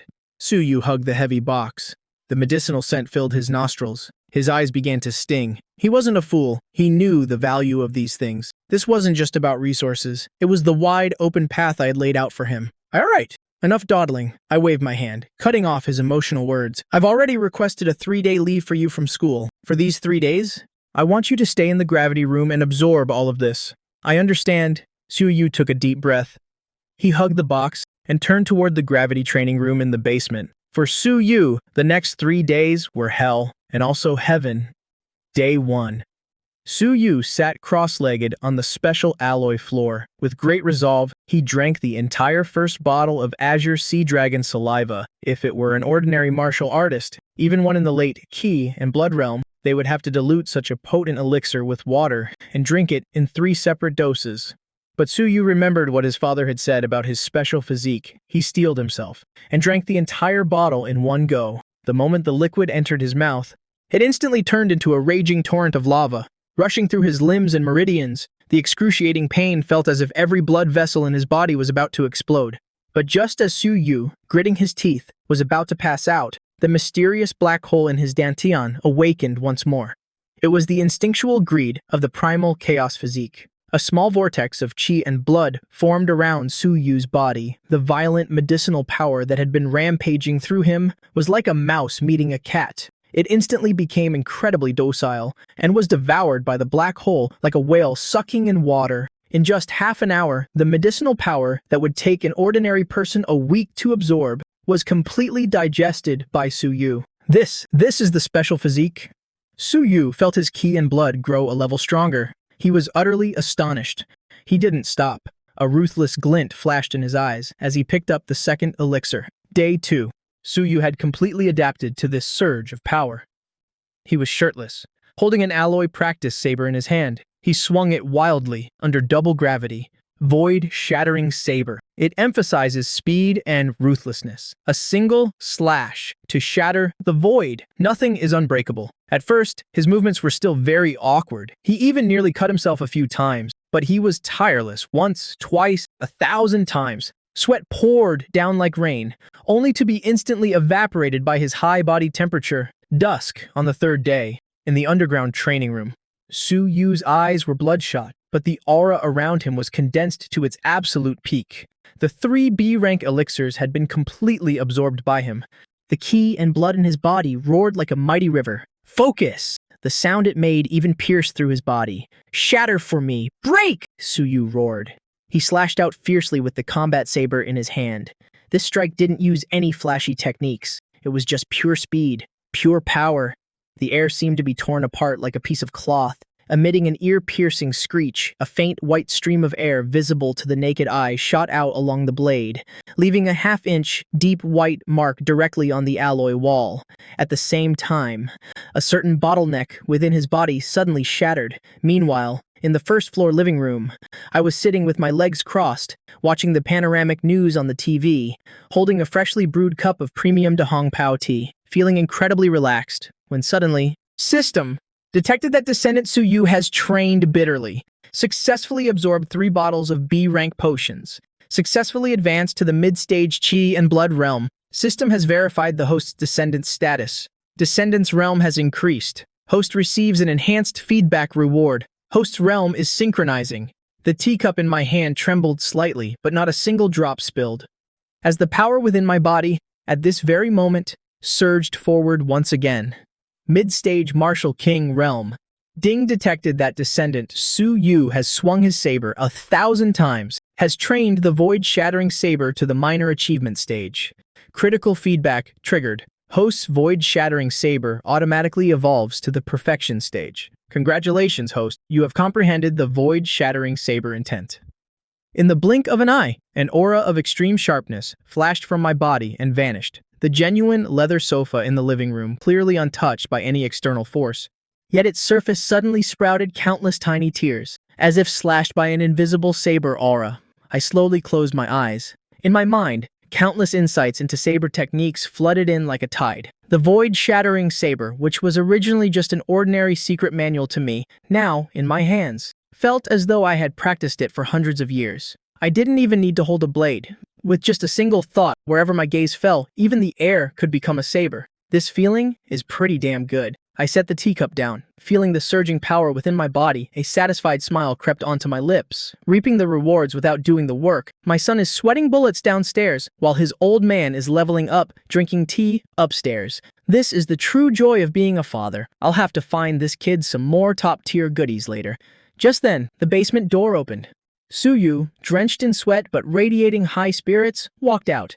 He shouted with a face full of excitement. "Dad!" I broke through, mid-stage chi and blood realm, and I've also gotten the hang of the void-shattering saber. I retracted the sharp saber intent radiating from my body, returning to the appearance of a kind, loving father. I turned around with a gentle smile. Good. Very good. Early the next morning, the air carried a faint scent of flowers. At the dining table, I said casually, "Oh, right. I just informed the school administration. From today onwards, you only need to attend theory classes and watch basic combat demonstrations in the morning. As for the afternoon, don't bother with those time-wasting standard training sessions. You don't need to train at school anymore." Then what should I do? I wiped my mouth, a hint of a smile flashing in my eyes. Come straight home after school. Or I'll send you a location. Your current physique is the chaos body. Those childish tricks at school are no longer enough to satisfy you. From now on, during the afternoons, your old man will personally step in. I'm opening a private class just for you. A personal, special training. Suyu looked at his father's unfathomable smile. A chill involuntarily ran down his spine. Yes, sir. I'll listen to you, Dad. His father was already a super powerhouse at the Martial King realm. To be personally instructed by a Martial King, this was an opportunity countless people wouldn't even dare dream of.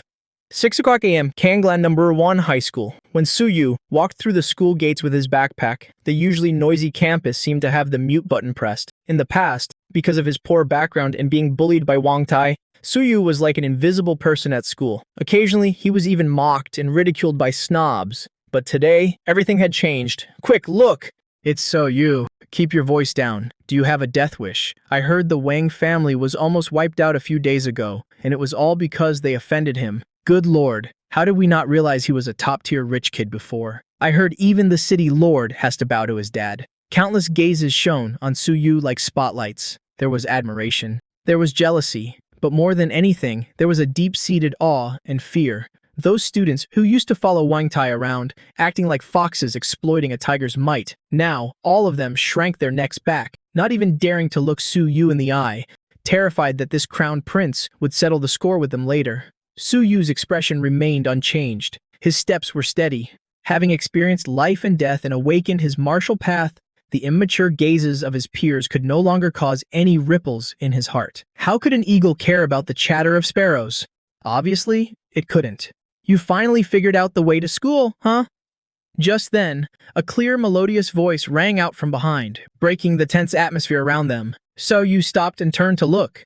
He saw Shuluoluo wearing a pink backpack, her hair tied up in a high ponytail, jogging towards him. The boys around them saw this scene. They were filled with envy, but no one dared to say a word. The current Suyu, in their eyes, was a terrifying existence, labeled strangers, keep away. You have no idea. The whole school has been in chaos these past few days. Exuluoluo ran up to Suyu, blinking her big eyes. Everyone is gossiping about your family. They say your dad is a peerless hidden expert, that he stomped that tyrant from the Wang family flat with one kick, and even the city lord had to apologize. Now everyone is calling you, young Master Su. Suyu smiled helplessly and shook his head. Young Master what? Don't listen to their nonsense. I'm still just me. Keep playing dumb. Shuluoluo leaned in closer, lowering her voice. She asked curiously, but seriously, those resources your dad got for you, are they super overpowered? I feel like your aura right now seems even more profound than that day at the Martial Dao Stone. As one of the few people in class who genuinely cared about Suyu, she could keenly sense his changes. That change wasn't just in strength, but also a settling of his temperament, like a sharp sword hidden in its sheath, concealing its edge. Suyu thought of the tearing pain in the gravity room over the past few days. A confident light flashed in his eyes. I've definitely made some progress. If it were the current me, facing Wang Heng again, I could finish him in 3 moves. Whoa! Shuluoluo covered her mouth with a look of awe. Are you bragging? Wang Heng is at the mid-stage Kai and Blood realm, you know. But I believe you. So doesn't that mean you can easily get into top academies like Jinggu or Mawu? Jinggu and Mawu are just part of the goal. Suyu looked into the distance, his tone calm but resolute.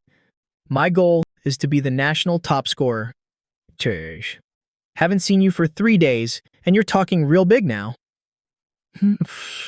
Shuluoluo pouted, but the smile in her eyes couldn't be hidden. Oh, right. The first period is combat simulation. The teacher said we'll be split into groups for sparring. Let's group up. I want to see for myself just how strong the future national top scorer really is. Sure, as long as you're not afraid of losing too badly. We'll see who wins and who loses. I haven't been slacking off these past few days either. The two of them bickered playfully as they walked toward the academic building. Meanwhile, tens of kilometers away from the Kanglan base, this was a forbidden zone for human civilization, a wilderness where ferocious beasts ran rampant. A dilapidated highway, like a broken spine stretching out, lay across the overgrown wasteland. Ruined skyscrapers were tightly wrapped in giant vines, becoming nests for birds of prey. In this sky filled with danger and death, a figure stood with his hands behind his back, walking on thin air. Strange, I frowned slightly, muttering to myself. Normally, the area 30 to 50 kilometers from the base is the most active zone for low-level beasts. In the past, there should be wild wolves roaming around, herds of mutated wild boars, and occasionally you'd even see F-rank and E-rank beasts slaughtering each other over territory. Although humanity had already reached the cosmos, they didn't apply an extermination policy to Earth's native ecosystem. On one hand, it was to preserve biodiversity. On the other hand, and more importantly, they treated these ferocious beasts as natural whetstones, used to temper generation after generation of martial artists. But now I cast my gaze outward. The wilderness below was eerily quiet. Aside from a few stray ironhide boars and gale rabbits foraging for food, the bloodthirsty wolf packs that usually occupied the abandoned industrial zone had vanished. The iron-armored crocodiles that lived by the old riverbank were nowhere to be seen either. Too quiet. My body slowly descended, landing on a massive broken bridge. I could sense a faint, unsettling aura lingering in the air. It wasn't the scent of ordinary beasts, but a higher-level pressure. More organized, moving together. Could a high-level beast have passed through here and scared all the low-level ones away? I crouched down, inspecting a claw mark on the bridge's surface. The claw mark was very fresh. It must have been left not long ago. But the strange thing was, the direction of the claw marks was very uniform. All the beasts were moving in the same direction. That direction was north, heading away from the Kanglan base, deeper into the wilderness's forbidden zone, towards the Death Canyon.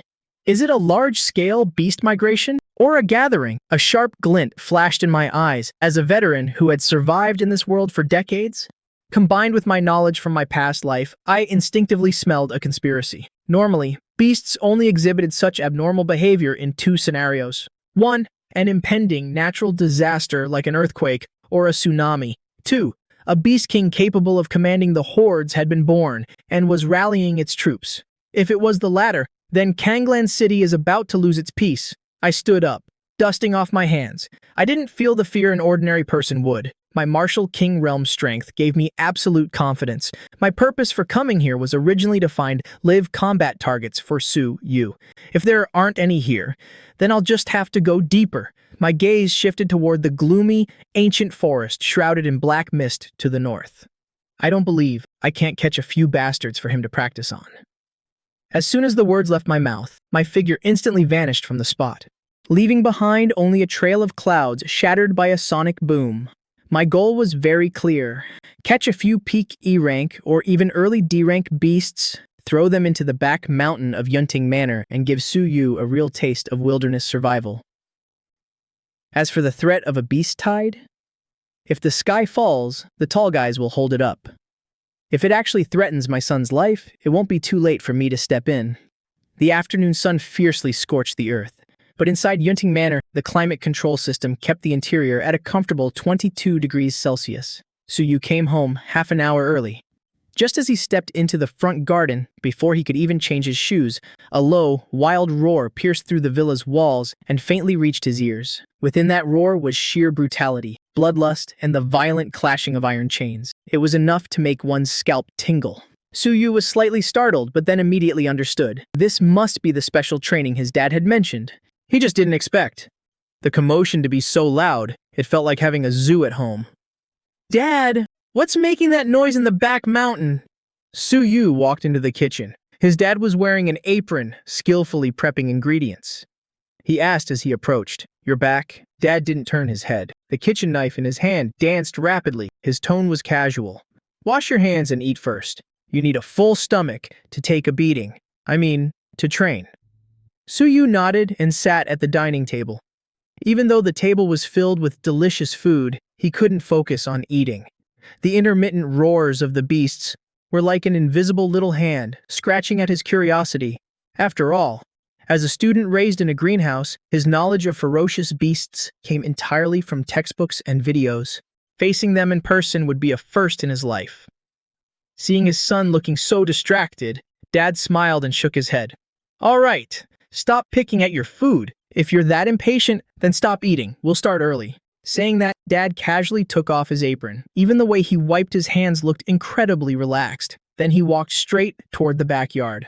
Suyu's eyes lit up. He hurriedly put down his chopsticks and followed. Passing through the exquisite garden, they pushed open the heavy iron gate leading to the back mountain. The sight before him made Suyu instantly gasp. His pupils dilated sharply. The manor's back mountain, which used to be lush and green, with picturesque scenery, had now been violently cleared into a dirt arena the size of a football field. And in that clearing stood over a dozen massive alloy pillars. Each pillar had wrist-thick, specially made shackles, chaining down a bizarrely shaped, ferocious beast, emitting a thick, foul stench. On the left was an iron-hide boar, its entire body covered in iron-black spikes. It was frantically ramming its body into the ground. Every impact made the earth tremble. In the middle was a giant stone bear, standing a full 3 meters tall. Its thick, rocky skin still bore scars from previous battles. Its blood-red eyes glared fixedly at Suyu. Thick drool dripped from the corners of its mouth. On the right were a few gale wolves with agile bodies and vicious eyes. Even though they were chained, they still maintained a stalking posture, emitting low growls from their throats. This place was no different from a miniature Roman Colosseum. "Dad, did you catch all of these?" Suyu looked at these ferocious creatures he had only ever seen in textbooks, his throat feeling a bit dry. Are these E-rank beasts, the equivalent of the Qi and Blood realm? That overwhelming, suffocating presence, that undisguised killing intent, was completely incomparable to his classmates in their protective gear at school. I nodded slightly, crossing my arms over my chest, leaning against a snapped giant tree, looking as casual as if I were watching my own pets. "That's right. Starting today, they are your sparring partners." "Sparring?" Suyu's mouth twitched. Any one of these beasts could cause chaos in a B-tier city if let loose. Yet his dad had brought them back to be sparring partners? "Dad, you mean I have to fight them right now?" Suyu pointed at the most aggressive iron-hide boar. "What else? Save them for New Year's dinner?" A wicked smile curled on my lips. Suddenly, my figure blurred, instantly appearing in front of the iron-hide boar's iron cage. This is an early-stage E-rank iron-hide boar, equivalent to a human's early-stage Qi and Blood realm. You are currently at the mid-stage. Logically speaking, you should be able to crush it. Go on, let me see what you're made of. As soon as I finished speaking, a cold light flashed in my hand, slicing right through the chains on the boar. Regaining its freedom, the iron-hide boar let out an earth-shattering roar. Its glowing red eyes immediately locked onto Suyu in the arena. It charged on all fours. Its massive body was like an out-of-control heavy truck, unstoppable, kicking up a cloud of dust, carrying an unparalleled impact force. It barreled straight towards Suyu, so fast, Suyu was horrified. The books saying boars were slow were a complete lie. This explosive power is terrifying. Catch! I casually tossed an unsharpened alloy training saber. It drew an arc through the air. Suyu hurriedly caught the saber. At this moment, the boar's sharp tusks were already within 3 meters of him. Suyu reacted on instinct. His footwork was a bit messy as he dodged to the left. The boar's spike-covered body brushed past Suyu's clothes. The strong gust of wind stung his cheeks. Before Suyu could even regain his footing, the boar displayed an agility completely disproportionate to its massive size. It abruptly dug its front hooves in. Using its hind legs as a pivot, its thick tail whipped around like an iron rod, howling through the air, sweeping horizontally at him. Damn it! Suyu could only raise his saber to block. An ear-piercing clash of metal rang out. Suyu felt a tremendous force transmit through the blade, and the webbing of his hand instantly split open. The force sent him staggering back 7 or 8 steps before he finally steadied himself. His hands were numb. This is real combat. Cold sweat beaded on Suyu's forehead. His Qi and blood levels were clearly higher than this beast's. His strength should have been superior, but in that last clash, he was completely overwhelmed. The boar didn't give him a single moment to breathe. It roared and charged again. Its sharp tusks glinted with a cold light, aiming to run the human boy through. Suyu could only rely on his instincts, desperately dodging one attack after another. The void-shattering saber technique in his hands became disjointed. He couldn't execute the forms properly at all. He occasionally managed to land a strike or two on the boar, but they only struck its tough, black, iron-like quills. Sparks flew. He was completely unable to break through its defense. Reinforced hide. Standing not far away, I shook my head. My voice wasn't loud, but it reached Su Yu's ears clearly. Everything you learned in school are just rigid forms. Do you think a fierce beast will wait for you to get into position before attacking? Is your mid-stage blood realm just for show? Su Yu, don't forget your constitution. My gaze suddenly sharpened. I shouted, the primal chaos physique. It's not meant for you to use as a punching bag. Try it. In the instant of contact, absorb its ki and blood, drain it. As he was struggling to dodge, Su Yu's heart suddenly jolted. The boar charged again. This time, Su Yu didn't choose to retreat. In the midst of extreme tension, he forced himself to calm down. Deep within his dantian, the gray chaotic vortex began to slowly spin. An indescribable hunger suddenly radiated from his every pore. Come on. Su Yu narrowed his eyes, staring intently at the charging boar. In the instant its tusks were about to hit him, his body moved like a phantom. It was no longer a panicked dodge, but a deliberate approach. As he reached out with his left hand, seemingly gentle, he pressed it against the boar's spiky back. If this were before, a press like this would have sent a painful jolt of recoil through Su Yu's palm. But this time, primal chaos physique, activate the chi and blood in Su Yu's palm instantly formed a small, low-pressure vortex. The ferocious iron-armored boar suddenly let out a strange, terrified squeal. It felt the violent power within its body in the instant it touched this human's hand, gushing out like a bursting dam. That momentary feeling of weakness caused a fatal stiffness in its ferocious charge. This is the moment. Su Yu clearly felt a warm, violent stream of ki and blood flowing into his body through his left hand. It instantly replenished the stamina he had just lost. It even caused his strength to surge for a moment. One side weakens, the other strengthens. This is the terrifying power of the primal chaos physique. The panic in Su Yu's eyes completely vanished. In its place was the excitement of a hunter spotting its prey. Seizing the moment the boar stiffened, the alloy saber in his hand no longer trembled. Instead, he gripped it firmly. The stolen chi and blood merged with his own and poured madly into the saber's blade. Reinforce. Void-shattering saber. First form / Su Yu roared. The saber became a streak of cold, white light. It tore through the air with a piercing whistle, slashing fiercely at the joint of the neck. The boar's weakest defensive point. This time, there were no sparks, no recoil. It felt as smooth as a hot knife through butter. Before this strike, the tough iron armor was like thin paper. The saber sliced deep into the boar's neck, severing its spine and arteries. The iron-armored boar let out a final, wretched squeal. Its massive body slid forward a few meters from inertia, carving a deep trench in the ground. Then, it crashed to the earth. Its forelegs twitched a few times and then went still as a large amount of fresh blood gushed out, staining the ground red beneath it. Su Yu held his swinging posture, panting heavily. Although his body was exhausted, his spirit was more exhilarated than ever. He looked at the giant beast at his feet, then back at his own left hand. That feeling of plunder just now still had him in a daze. So this is the true primal chaos physique, Su Yu muttered, from struggling to escape at the beginning, to seizing the rhythm and finishing it in an instant. The difference between then and now was simply because he had learned how to use the properties of his primal chaos physique.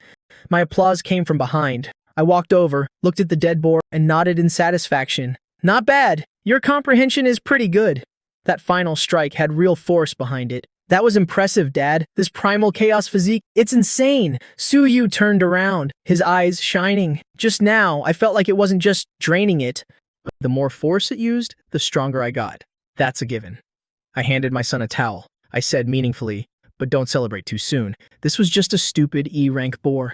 Its speed and power are nothing special. If you encounter a speed type or a long-range beast, as I spoke, my gaze shifted to the restless gale wolves nearby. Rest for 10 minutes, regulate your chi and blood. I gave him a devilish smile. Next round, 2 gale wolves. At the same time, Su Yu's heart, which had just settled, leaped back into his throat. Dad, do we have to rush things like this? 2 of them? If you want to survive in this dog-eat-dog world, if you want to protect the people you care about, I pointed to myself, then to the starry sky in the distance. You must never stop getting stronger. Looking at my stern gaze, he tightened his grip on his saber. The initial exhaustion was wiped away. Bring it on. It's just 2 wolves. Suyu wiped the dried blood from his face. His gaze became as sharp as a blade. And so, the training continued. Time passed quietly. For the next week, for Suyu, it was both hell and a crucible for his rebirth. The back mountain area of Cloudtop Manor, once a picturesque garden, was now filled with the stench of blood and death.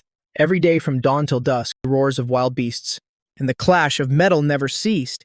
Suyu's rate of improvement could only be described as monstrous. From fumbling against a single E-rank iron-armored boar at the start, to later killing one with a single slash.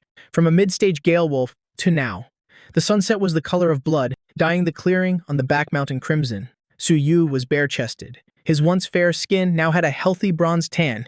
His muscles weren't as exaggerated as a bodybuilder's, but every fiber seemed to contain explosive power. His body was covered in scars, big and small. They were medals of his growth, and across from him, a fierce beast with a blazing crimson coat was crouched low, a threatening growl rumbling in its throat. The Crimson Flame Demon Fox. This was a terrifying beast, nearly at the Earth rank. Not only did it possess monstrous speed, but its cunning eyes even held a glimmer of human-like intelligence. Come on! Suyu held the chipped alloy battle saber, his eyes as cold as ice. After a week of hellish training, the scholarly air about him had completely vanished. In its place was a terrifying, sharp killing intent. The demon fox moved. It didn't charge straight ahead. Instead, its hind legs suddenly pushed off with great force. Its body became a red blur, leaving afterimages in the air. It used the terrain, continuously launching itself off tree trunks and boulders. Its movements were erratic and unpredictable. It was as if 3 foxes were attacking from different angles at once. So fast, Suyu's pupils contracted. This fox's speed was double that of the gale wolf from before. A foul wind rushed to his face. A claw, sharp as a dagger, silently appeared at the left side of Suyu's throat. If this were a week ago, Suyu would have already had his throat slit. But now, Suyu didn't even turn his head.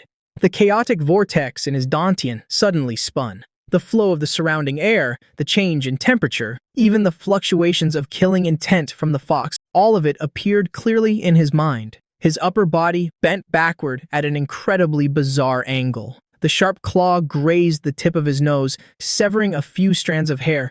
In this life-or-death moment, Suyu didn't retreat. Instead, he seized the instant the Crimson Fox had spent its old momentum, before new strength could be generated. Got you! A cold smile touched the corner of Suyu's lips. His bent-back body suddenly sprang up like a coil. His left hand formed a claw. He didn't attack directly, but grabbed at the empty space in front of the Crimson Fox's belly. Vroom! An invisible black hole seemed to appear in the air. The Crimson Fox, which was about to change direction and flee, suddenly felt the ki and blood in its body stagnate, its movements unavoidably slowed by half a beat. It let out a terrified shriek. Too late, Suyu shouted. The long saber in his right hand was already charged and waiting. The surging chi and blood in his body instantly poured into the blade, and a faint, pale golden aura even appeared on its edge. Void-shattering saber, second form, army breaker. This strike no longer pursued ultimate speed, but ultimate momentum. An army of thousands. I will shatter with a single blow. The blade's light fell like a meteor, tearing through the air with a piercing shriek, and came crashing down. The Crimson Fox desperately swung its 2 claws to block, but against the terrifying power of Suyu, enhanced by his primal chaos physique, its resistance was like a mantis trying to stop a chariot. Crack! The sound of breaking bones rang out. The Crimson Fox's 2 claws were severed directly. Then, the saber's momentum didn't decrease, slashing diagonally down from its shoulder. It pinned the fox directly to the ground. Fresh blood sprayed out, dyeing half of Suyu's body red. The Crimson Fox twitched a few times, the light in its eyes quickly fading. Finally, it became a cold corpse. Suyu held his downward slashing stance, his chest heaving violently. He slowly pulled out the long saber and looked at the corpse on the ground. The satisfaction of conquering a strong enemy made him want to scream. I can even kill a beast that's nearly Earth rank. Clap. On a lounge chair not far away, I set down my teacup and clapped lightly. Not bad. You know how to use the primal chaos physique. The momentum of that army breaker finally reached about 70% of its potential. This week wasn't wasted. My voice was still calm, but I couldn't hide the pride in my eyes. In just 7 short days, he went from a student who only knew how to learn by rote to a warrior who could fight above his level and slay cunning beasts. This talent is truly terrifying, as expected of the one who inherited his mother's talent. However, just as I was about to get up and give my son a towel, the familiar sound of the system notification rang in my mind like a heavenly chorus.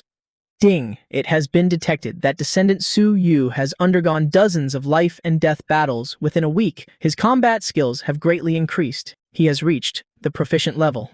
The system has determined the descendant's skills have improved. The host has received a critical feedback reward. Congratulations, host. Your combat skill realm has broken through. Reaching the master level, I felt as if a bolt of lightning flashed through the chaos in my mind. An indescribable warmth rose from my dantian, instantly spreading through my limbs. But this warmth didn't strengthen my physical body. Instead, my perception and control of the world changed. The space that was once just air in my eyes now resolved into countless subtle streams of energy. The trajectory of a falling leaf was like a slow-motion film in my eyes. I could even predict the exact spot on the ground where that leaf would land in a few seconds. My muscle interactions, from every single fiber to the flow of energy in every cell of my body, now everything is completely under my control. Microcontrol. This is a realm that countless martial artists could never reach in their entire lives. The so-called microcontrol means that the mastery of power has reached a microscopic level. One part of strength can be used as 10. Before the enemy even moves, I already know. Passing through a myriad of flowers, without a single leaf touching me, I unconsciously reached out my hand. My 2 fingers gently caught a speck of dust floating in the air. Is this microcontrol? A flash of surprise crossed my eyes. If the old me, despite having the strength of the martial king realm, was like a child wielding a massive hammer, only able to use brute force to smash people, then the current me is a surgeon holding a scalpel, capable of precisely dissecting any opponent. Dad, what's wrong? Su Yu wiped a streak of blood from his face. Noticing me standing there in a daze, my fingers still holding a strange posture, he couldn't help but ask curiously. I snapped back to reality, gently flicking the speck of dust off my fingertips. It's nothing. I clasped my hands behind my back, looking at my son, who was brimming with killing intent, and smiled. I just see that you're improving so fast. As your father, I'm very pleased. Looks like I need to work harder too, otherwise I won't be able to keep this little monster in check later on. Dad, stop being so modest. The stronger I get, the more I realize just how massive the gap is between us. Su Yu scratched his head. Even though he might be incredibly strong now, standing before me, he still felt like he was facing an insurmountable mountain. All right, stop flattering me. I tossed him a bottle of recovery potion. Drink up. Meanwhile, in the city center of the Kanglan base, the City Lord's mansion. The usually majestic and solemn City Lord's office was now filled with a suffocatingly low pressure as the highest authority of Kanglan City, Great Grandmaster Pan Hong, currently looked like an elementary school student who had made a mistake, trembling as he stood beside the desk, his forehead drenched in cold sweat. And on the genuine leather chair that symbolized his power, sat a middle-aged man dressed in a classic white robe. The man had a handsome face and slender fingers, slowly toying with Pan Hong's favorite jade paperweight. He was the special envoy from the Jiangnian main city, Liu Yun. Peak Martial King, Realm. Lord Envoy. That is exactly what happened. Pan Hong swallowed hard, his voice hoarse, as he recounted the events at First High School that day in detail, including how Su Wu arrived by walking on air, how he crushed Wang Hink, how he crushed Vice Commander Wang Meng to death, and how he himself had to swallow his pride and pay compensation. He didn't dare hide a single word, much less exaggerate, because he knew that the special envoy from Jiangnan main city, sitting before him, could crush him even easier than Su Wu could. Hearing Pan Hong's report, Liu Yun's hand stopped moving. Crack! That precious jade paperweight shattered into fine powder in his hand without any warning, slipping through his fingers. Pan Hong's heart skipped a beat. A martial king. Liu Yun looked up, his narrow eyes flashing with an intrigued light, the corners of his mouth curling into a meaningful smile. Quite interesting to think this desolate little base is hiding a hidden dragon.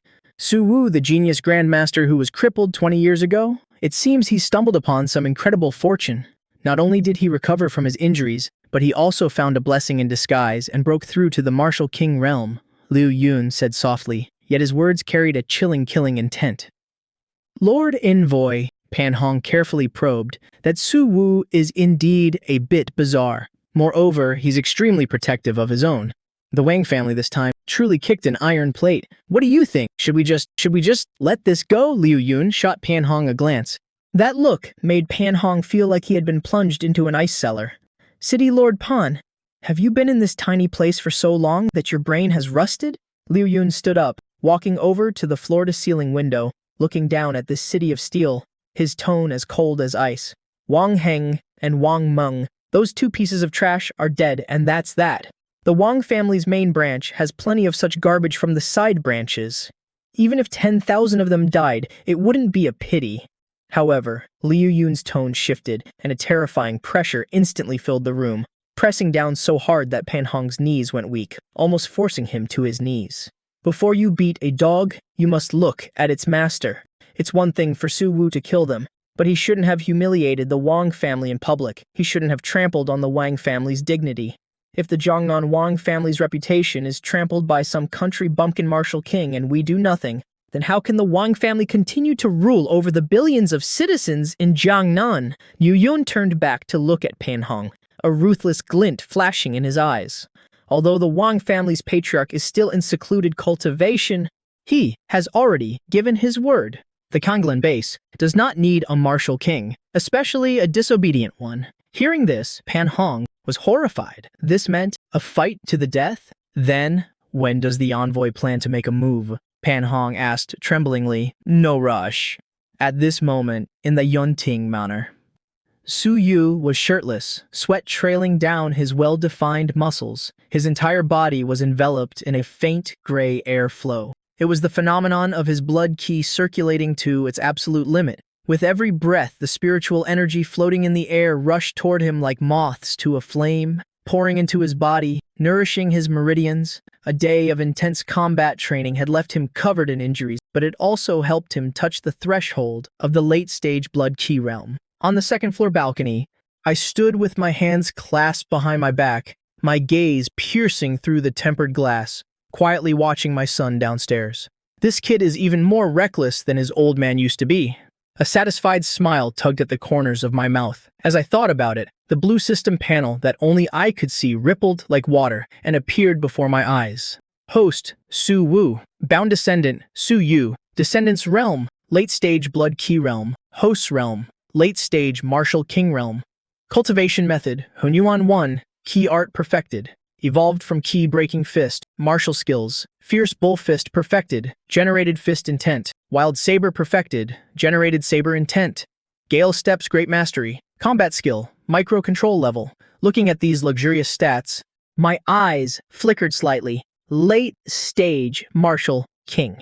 I clenched my fist, feeling the power surging like a vast ocean within my body. In just 1 week, along with Su Yu's insane progress, my realm had also skyrocketed like a rocket, shooting up from the early stage martial king to the late stage. This level of strength, if placed in a small base like Kanglan, would undoubtedly be considered godlike, but it's still not enough. My gaze shifted towards the north, where a vaster starry sky awaited, and where my true enemies might reside. There are less than 3 months left until the martial arts exam. According to the conventions of previous years, the exam won't just feature geniuses from the major bases, but might even have seeded candidates dropping in from above. It's not impossible for monstrous candidates at the Grandmaster realm to appear. Although Yor has the chaos physique, he started too late. If he wants to sweep the entire country and claim the title of top scholar in 3 months, relying solely on bitter training won't be enough. The poor study literature, the rich study martial arts. The chaos physique is a gold-swallowing monster. It requires a massive amount of resources to feed. Thinking of this, a flash of determination crossed my eyes. The B-grade potions from before have already been completely consumed by Su Yu. I need to restock on new fuel. The next morning, sunlight pierced through the clouds, awakening the city of steel. Su Yu had already left for school early on. Before leaving, he even wolfed down 3 bowls of mutant meat porridge. Watching my son's energetic back, I tidied up a bit, changed into an inconspicuous gray tracksuit and headed out. If District F is the slums and District A is the backyard of the rich and powerful, then District B is the economic heart of the entire base. Here, every inch of land is worth its weight in gold. High-rise buildings stand close together. Massive, holographic advertisements intertwine in the air, displaying various alloy combat sabers, genetic potions, and the latest models of protective combat suits. Vehicles shuttle back and forth on the streets. Most pedestrians are dressed lavishly, and even the roadside patrol teams have equipment that is more than a notch above those in District F. With my hands in my pockets, I strolled leisurely down the bustling street. My simple gray tracksuit, amidst this crowd of people in fine clothes, looked a bit out of place, but I didn't care at all. At my realm, worldly possessions are nothing but fleeting clouds. Even if I wore a potato sack, I would still be a martial king. Jinbao Pavilion. I stopped in my tracks, looking up at the magnificent, antique-style building before me. It was a vermilion-colored pavilion, 4 stories high, with sweeping eaves and exquisite carvings. In front of the doors stood 2 stone lions carved from black gold rock, looking incredibly majestic. On the massive signboard, the 3 large, gold-plated words, Zhenbao Pavilion, were written in a flamboyant dragon and phoenix calligraphy style, exuding an aura of wealth and power. Zhenbao Pavilion, one of the largest chain brands in the Great Xia Federation. Rumor has it that the faction behind it spans across the entire human federation and even has branches in outer space. It's said that here, as long as you have the money, you can even buy the eggs of extraterrestrial ferocious beasts. This is the place, I nodded. I came here today to stock up. Only a massive store like this can satisfy the appetite of the chaos physique. Stepping over the high threshold, a faint scent of sandalwood wafted over, instantly isolating the noise from the outside. The spacious and brightly lit first-floor hall displayed hundreds of crystal glass cabinets showcasing various basic elixirs and mortal-grade weapons. At this moment, the hall was packed with people. Most of them were low-level martial artists haggling over prices. I swept my gaze across and shook my head. These things might be treasures to ordinary people, but for the current Suyu, they had too many impurities, and their effectiveness was too low. Let's go upstairs and take a look. I walked straight to the red wooden staircase leading to the second floor. I remember that high-grade potions and rare materials are usually in the VIP area from the 3rd floor upwards. The second floor was much quieter, selling graded weapons and C-grade potions. A few staff members in light blue robes were standing behind the counters, chatting softly. Seeing me come up, they just glanced at me. Seeing my ordinary attire, no one came forward to greet me. I didn't mind and walked straight to the stairs leading to the 3rd floor. Just as my foot stepped onto the stairs, "Stop right there!" a shrill, somewhat harsh female voice suddenly rang out. My footsteps halted. Turning my head to look, I saw a heavily made-up female staff member in a tight uniform walking briskly towards me. She looked me up and down, her gaze lingering for a couple of seconds on my slightly worn-out sneakers. The disdain in her eyes was completely unconcealed. "Hey, mister!" The female staff member crossed her arms over her chest, blocking the stairway, her chin tilted up slightly. "Did you go to the wrong place? That's the 3rd floor up there." "I know it's the 3rd floor." My expression remained calm. "I want to buy some things." "Buy things?" The female staff member acted as if she had just heard a hilarious joke. She sneered. "Do you even know what's sold on the 3rd floor? Those are resources meant for noble, wealthy martial artists. Any random elixir up there costs tens of thousands of Federation credits." Saying that, she pointed a finger, almost poking my nose. "Furthermore, can't you clearly see the sign next to you? The 3rd floor is a VIP area. Non-members are not allowed to enter. Do you have a membership card?" "Membership?"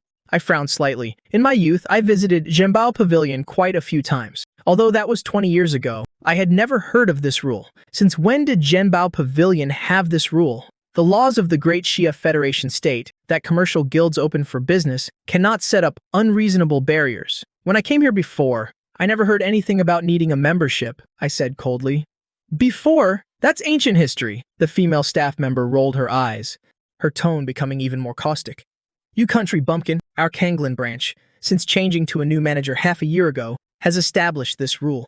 If you want to go up to the 3rd floor, you first need to deposit 500,000 to become a member. Look at your dirt-poor appearance. Even if we sold you, you wouldn't be worth 500,000. Hurry up and get lost. Don't block the way for the other VIP guests. If you dirty this place, can you afford to pay for it?" the female staff member said as she waved her hand in disgust, as if shooing away a fly. A few customers on the 2nd floor were also attracted by the commotion. Their gazes gathered over Who is this guy, dressed like that, and he dares to barge onto the third floor? Probably just some poor bastard wanting to go up and have a look. Heh. The new manager of Genbao Pavilion is famous for only recognizing money, not people. This guy is in for some trouble. Hearing the chatter around me, my originally calm eyes gradually turned cold. I didn't want to cause trouble, but I hate being bitten by dogs even more. A rule set by the new manager, huh? The corners of my mouth curled into an icy smile. How very arrogant. Shut up, you old geezer. You dare to criticize our manager? Seeing that not only did I not get lost, but I even dared to talk back, she instantly flew into a rage. Usually relying on the backing of Genbao Pavilion, she didn't even put some minor squad captains in her eyes. How could she tolerate the insolence of a poor bastard? Security? Where the hell is security? Throw this troublemaker out for me, the female staff member screamed, even reaching out her hand to push me. However, just as her hand was about to touch my shoulder, smack, a crisp slap rang out, plunging the entire second floor into a dead silence. The female staff member's whole body was like it had been hit by a speeding truck.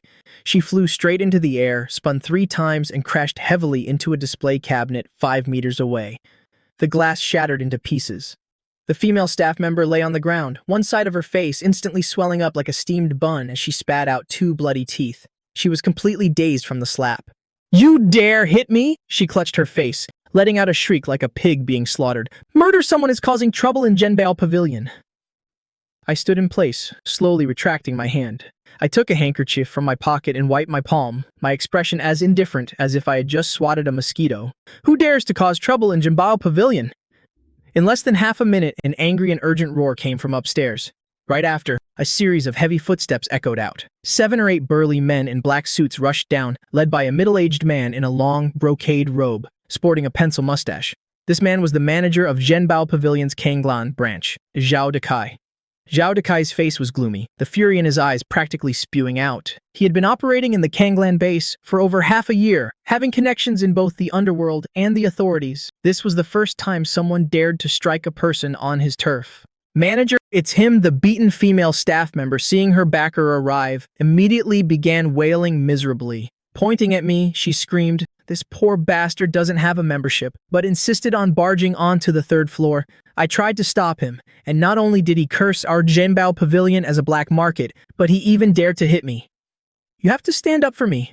Zhao Dekai looked in the direction she was pointing, only to see a middle-aged man in a gray tracksuit, looking very ordinary, standing with his hands clasped behind his back, his expression perfectly calm. "Good. Very good," Zhao Dekai laughed out of sheer anger, a vicious glint flashing in his eyes. "In the Kanglan base, no one has ever dared to touch my Zhao Dekai's people, old man. I don't care who you are. If you don't leave an arm behind today, don't even think about walking out that door. Get him, cripple him."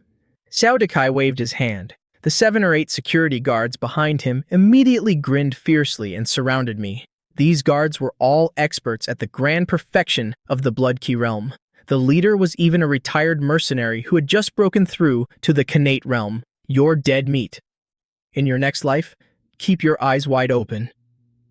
The leading guard raised the iron baton in his hand, smashing it viciously toward my head.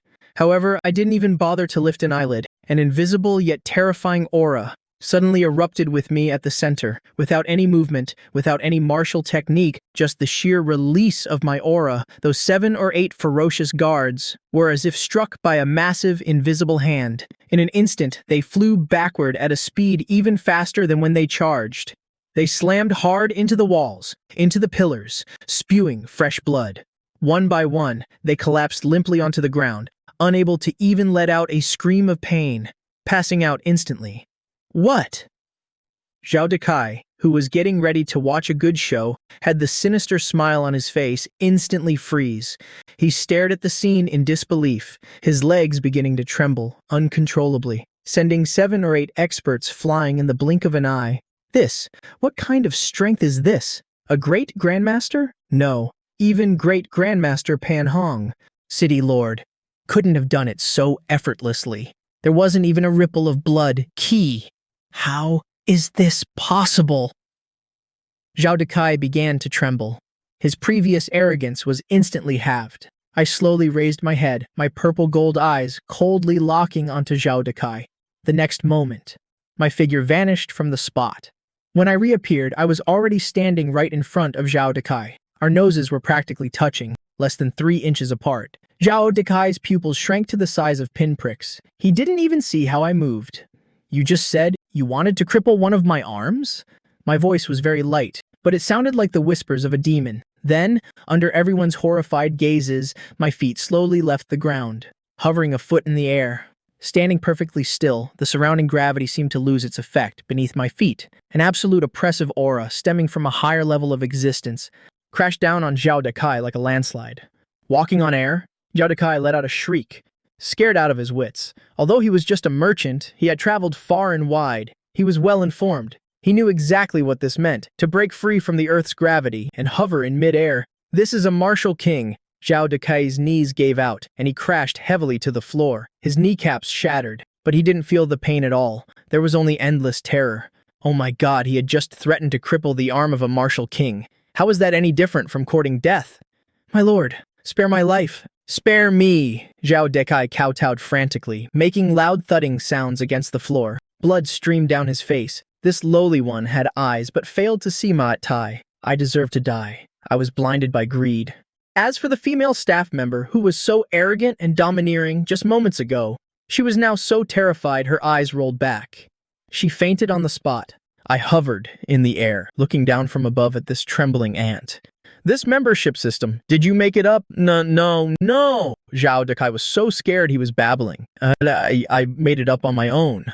I thought Konglan base was remote. The sky is high, and the Emperor is far away. I just wanted to make some extra money, my lord. I was wrong. I was really wrong. I'll abolish it immediately. Abolish it right now.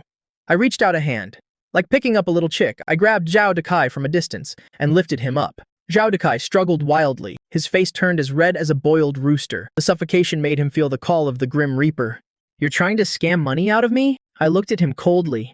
"If I still had the temper of my youth, you'd already be a corpse. But today, I came here to buy things for my son. I don't want to see blood. It's bad luck."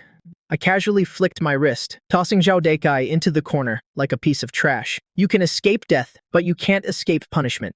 I landed on the ground, dusted off my hands, and said calmly, "Today, I want to spend money at your treasure pavilion. Figure it out yourself." Zhao Dekai had narrowly escaped death, panting heavily. Hearing this, how could he dare to hesitate for even half a second? He scrambled and crawled over to my feet, fawning like a pug. "My lord, your presence in my humble shop is a blessing from the ancestors of the treasure pavilion. What do you mean, spend money?" "Whatever you like. Please, take it freely. Everything is free. Absolutely free." "Free?" I raised an eyebrow. "You said it yourself. I'm not forcing you. Not forcing at all. Absolutely not forcing. This is just a token of my respect." Zhao Dekai shook his head like a rattledrum, terrified that if this martial king was displeased, he would be smashed into meat paste. "All right then, since you're so sincere," the corners of my mouth curled into a kind smile. "Lead the way to the 3rd floor. Bring out all your blood key potions and your best body-forging pills and whatever natural treasures you have. Bring them all over." A few minutes later, on the 3rd floor of the treasure pavilion, the shelves were now completely bare, licked cleaner than a dog's bowl, completely empty. Until Zhao Dekai looked at the empty inventory.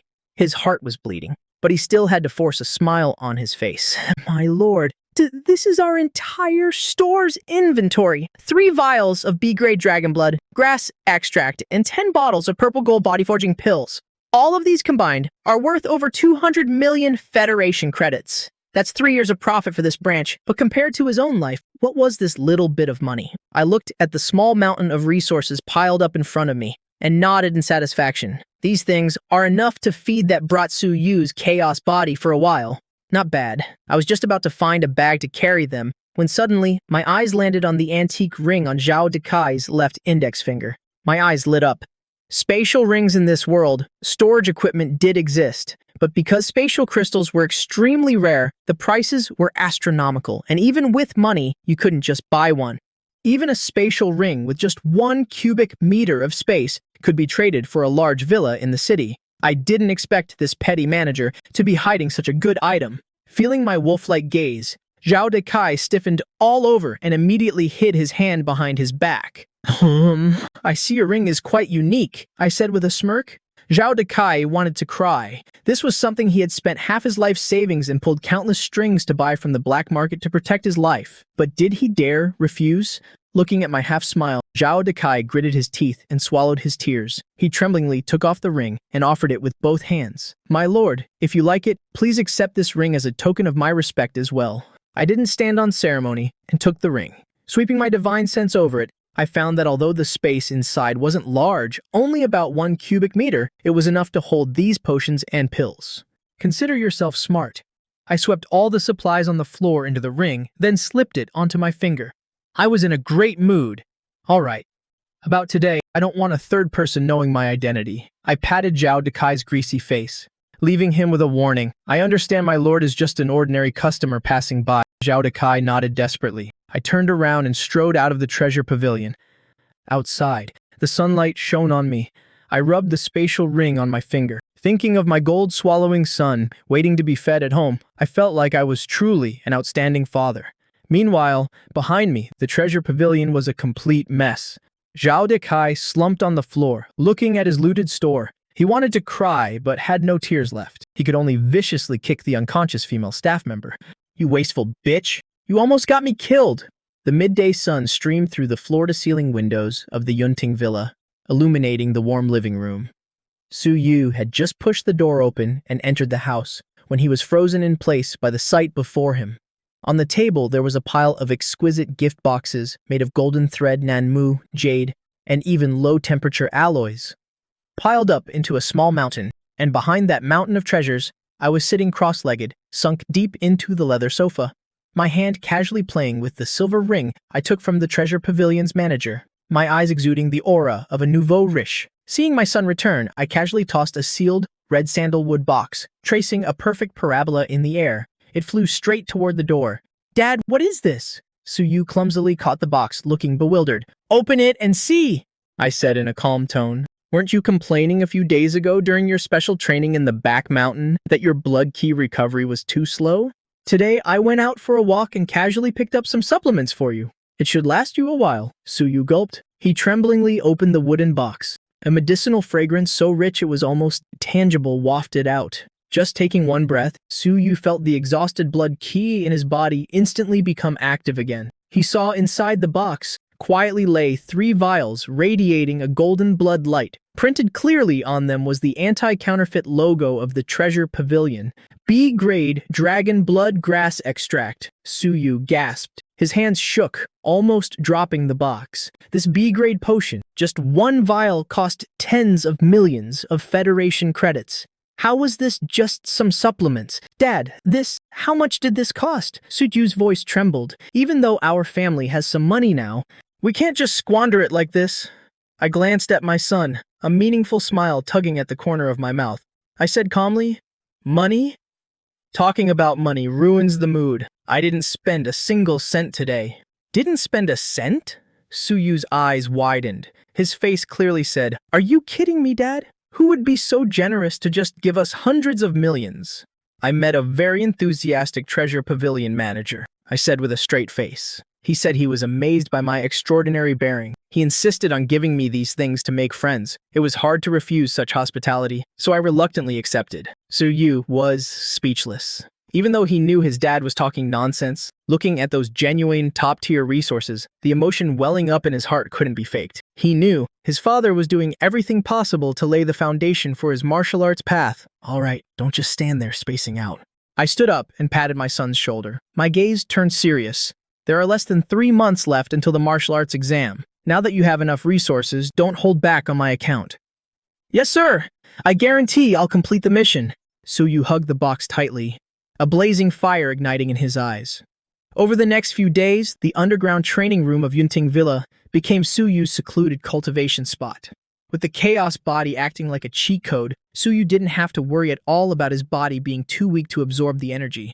Unlike ordinary martial artists, B-grade dragon blood grass, swallowing purple gold body-forging pills, absorbing high-intensity energy, massive amounts of resources were thrown in. Combined with the essence of the void-breaking saber and the ultimate realm of the 6-fold bullhorse fist that I personally guided him on, Su Yu's cultivation skyrocketed like a rocket. Day 5. Peak of the late-stage Blood Qi realm. Day 7. A low boom echoed from the basement. Su Yu's entire body surged with blood. Ka, forming a lifelike crimson armor around his body. Blood. Kai. Realm. Great perfection. This wasn't just an advancement, it was a qualitative leap. Su Yu right now, just in terms of total blood Qi, had even surpassed newly advanced Xiantian realm martial artists. Morning. Another new morning. Su Yu headed to school in high spirits. As for me, I sat on the second-floor balcony drinking tea as usual. But today, the teacup in my hand never reached my lips. Something's wrong. I furrowed my brows. As a martial king powerhouse, I was extremely sensitive to danger. Since this morning, my eyelids had been twitching non-stop. A dark cloud of unease lingered in my heart, refusing to dissipate. Right at that moment, a somewhat wretched figure stumbled into the grounds of Yunting Villa. My eyes narrowed. Before the person even hit the ground, I had already appeared in front of him. Pan Hong. The newcomer was none other than the city lord of Kanglan Base, Grandmaster Pan Hong. Except Pan Hong right now had none of the dignity of a city lord. His hair was a mess. His face was deathly pale. The tang suit he wore was drenched in cold sweat. "Senior, hurry and save your son." Pan Hong grabbed my arm, gasping for breath, and screamed hoarsely, "Special Envoy Liu Yun from Jiangnan! That bastard!" He went to intercept and kill Su Yu. Hearing the words, "intercept and kill Su Yu," my usually calm eyes instantly turned blood red. A terrifying killing intent that could change the color of the sky and earth instantly erupted from my body. Liu Yun. I gritted my teeth, spitting out the name. Without another word, my entire body transformed into a streak of purple-gold light, instantly vanishing into the horizon. That speed, the sonic boom it created, shattered all the glass in the villa. Looking in the direction I left, Pan Hong slumped onto the ground, panting heavily, his eyes filled with fear and conflict. "It's over this time. It's all over." As a city lord, he should have cooperated with the special envoy. But he was also human. He knew exactly how terrifying Su Ya was, and that idiot Liu Yun chose to attack a child over a personal grudge from 20 years ago. Meanwhile, outside Kanglan First High School, on a quiet, tree-lined path, Su Yu stopped in his tracks. The usually bustling route to school was now eerily quiet. Even the chirping of birds and insects had vanished. "Since you're here, come out!" Su Yu took a deep breath.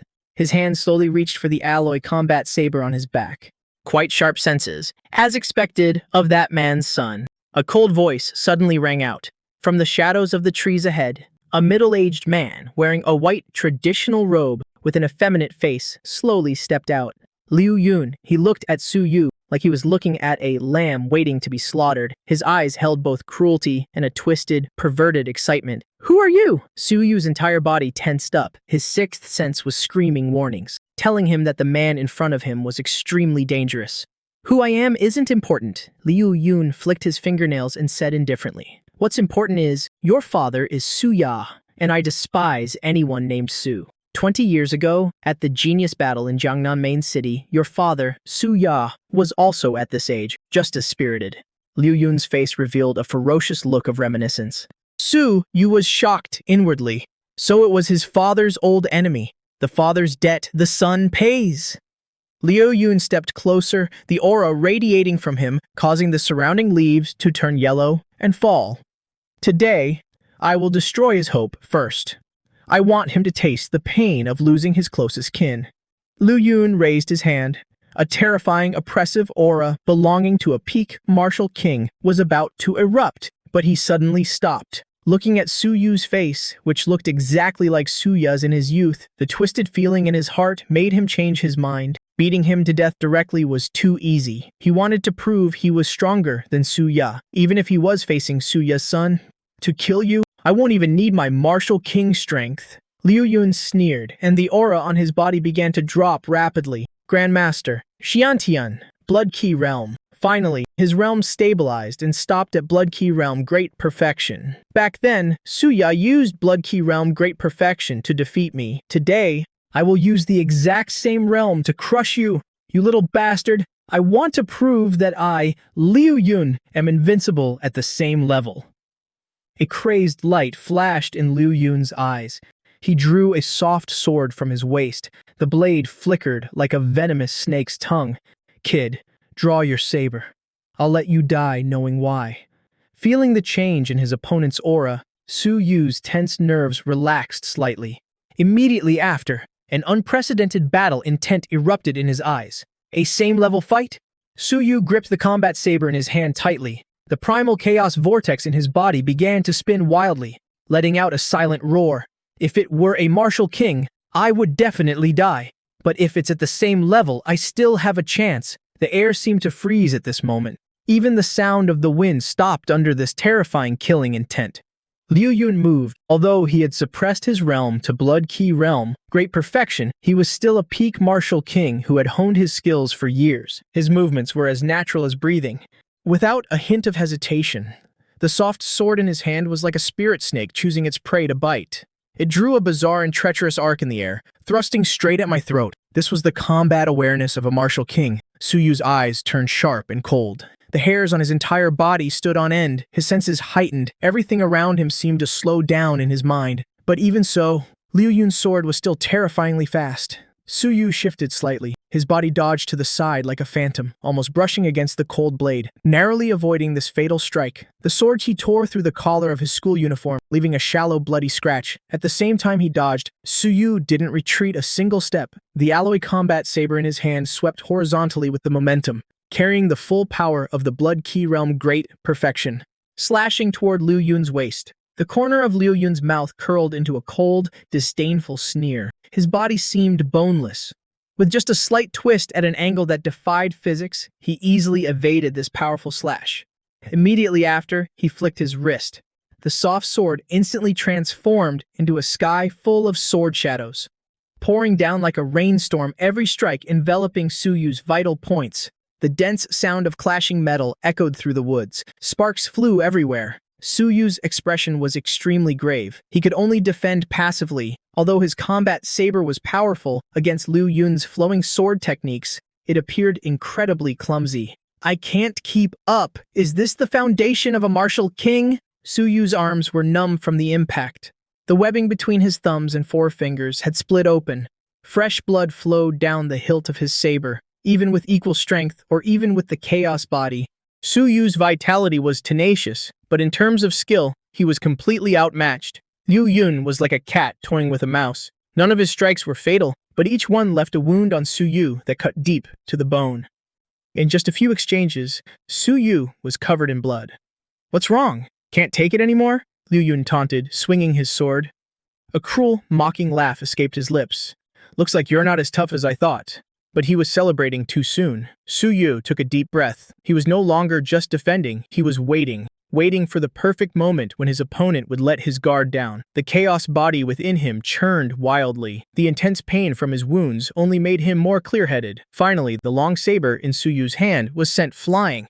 It spun through the air in a wide arc. A triumphant glint flashed in Liu Yun's eyes. His sword struck like a venomous snake, aiming straight for Su Yu's throat. "It's over, you little bastard." However, in that split second, Su Yu's eyes, which had been filled with panic, suddenly shot out a golden light. Instead of retreating, he lunged forward, right into the fatal strike. He deliberately took the blow with his left shoulder. The sword pierced through Su Yu's shoulder. Fresh blood sprayed everywhere.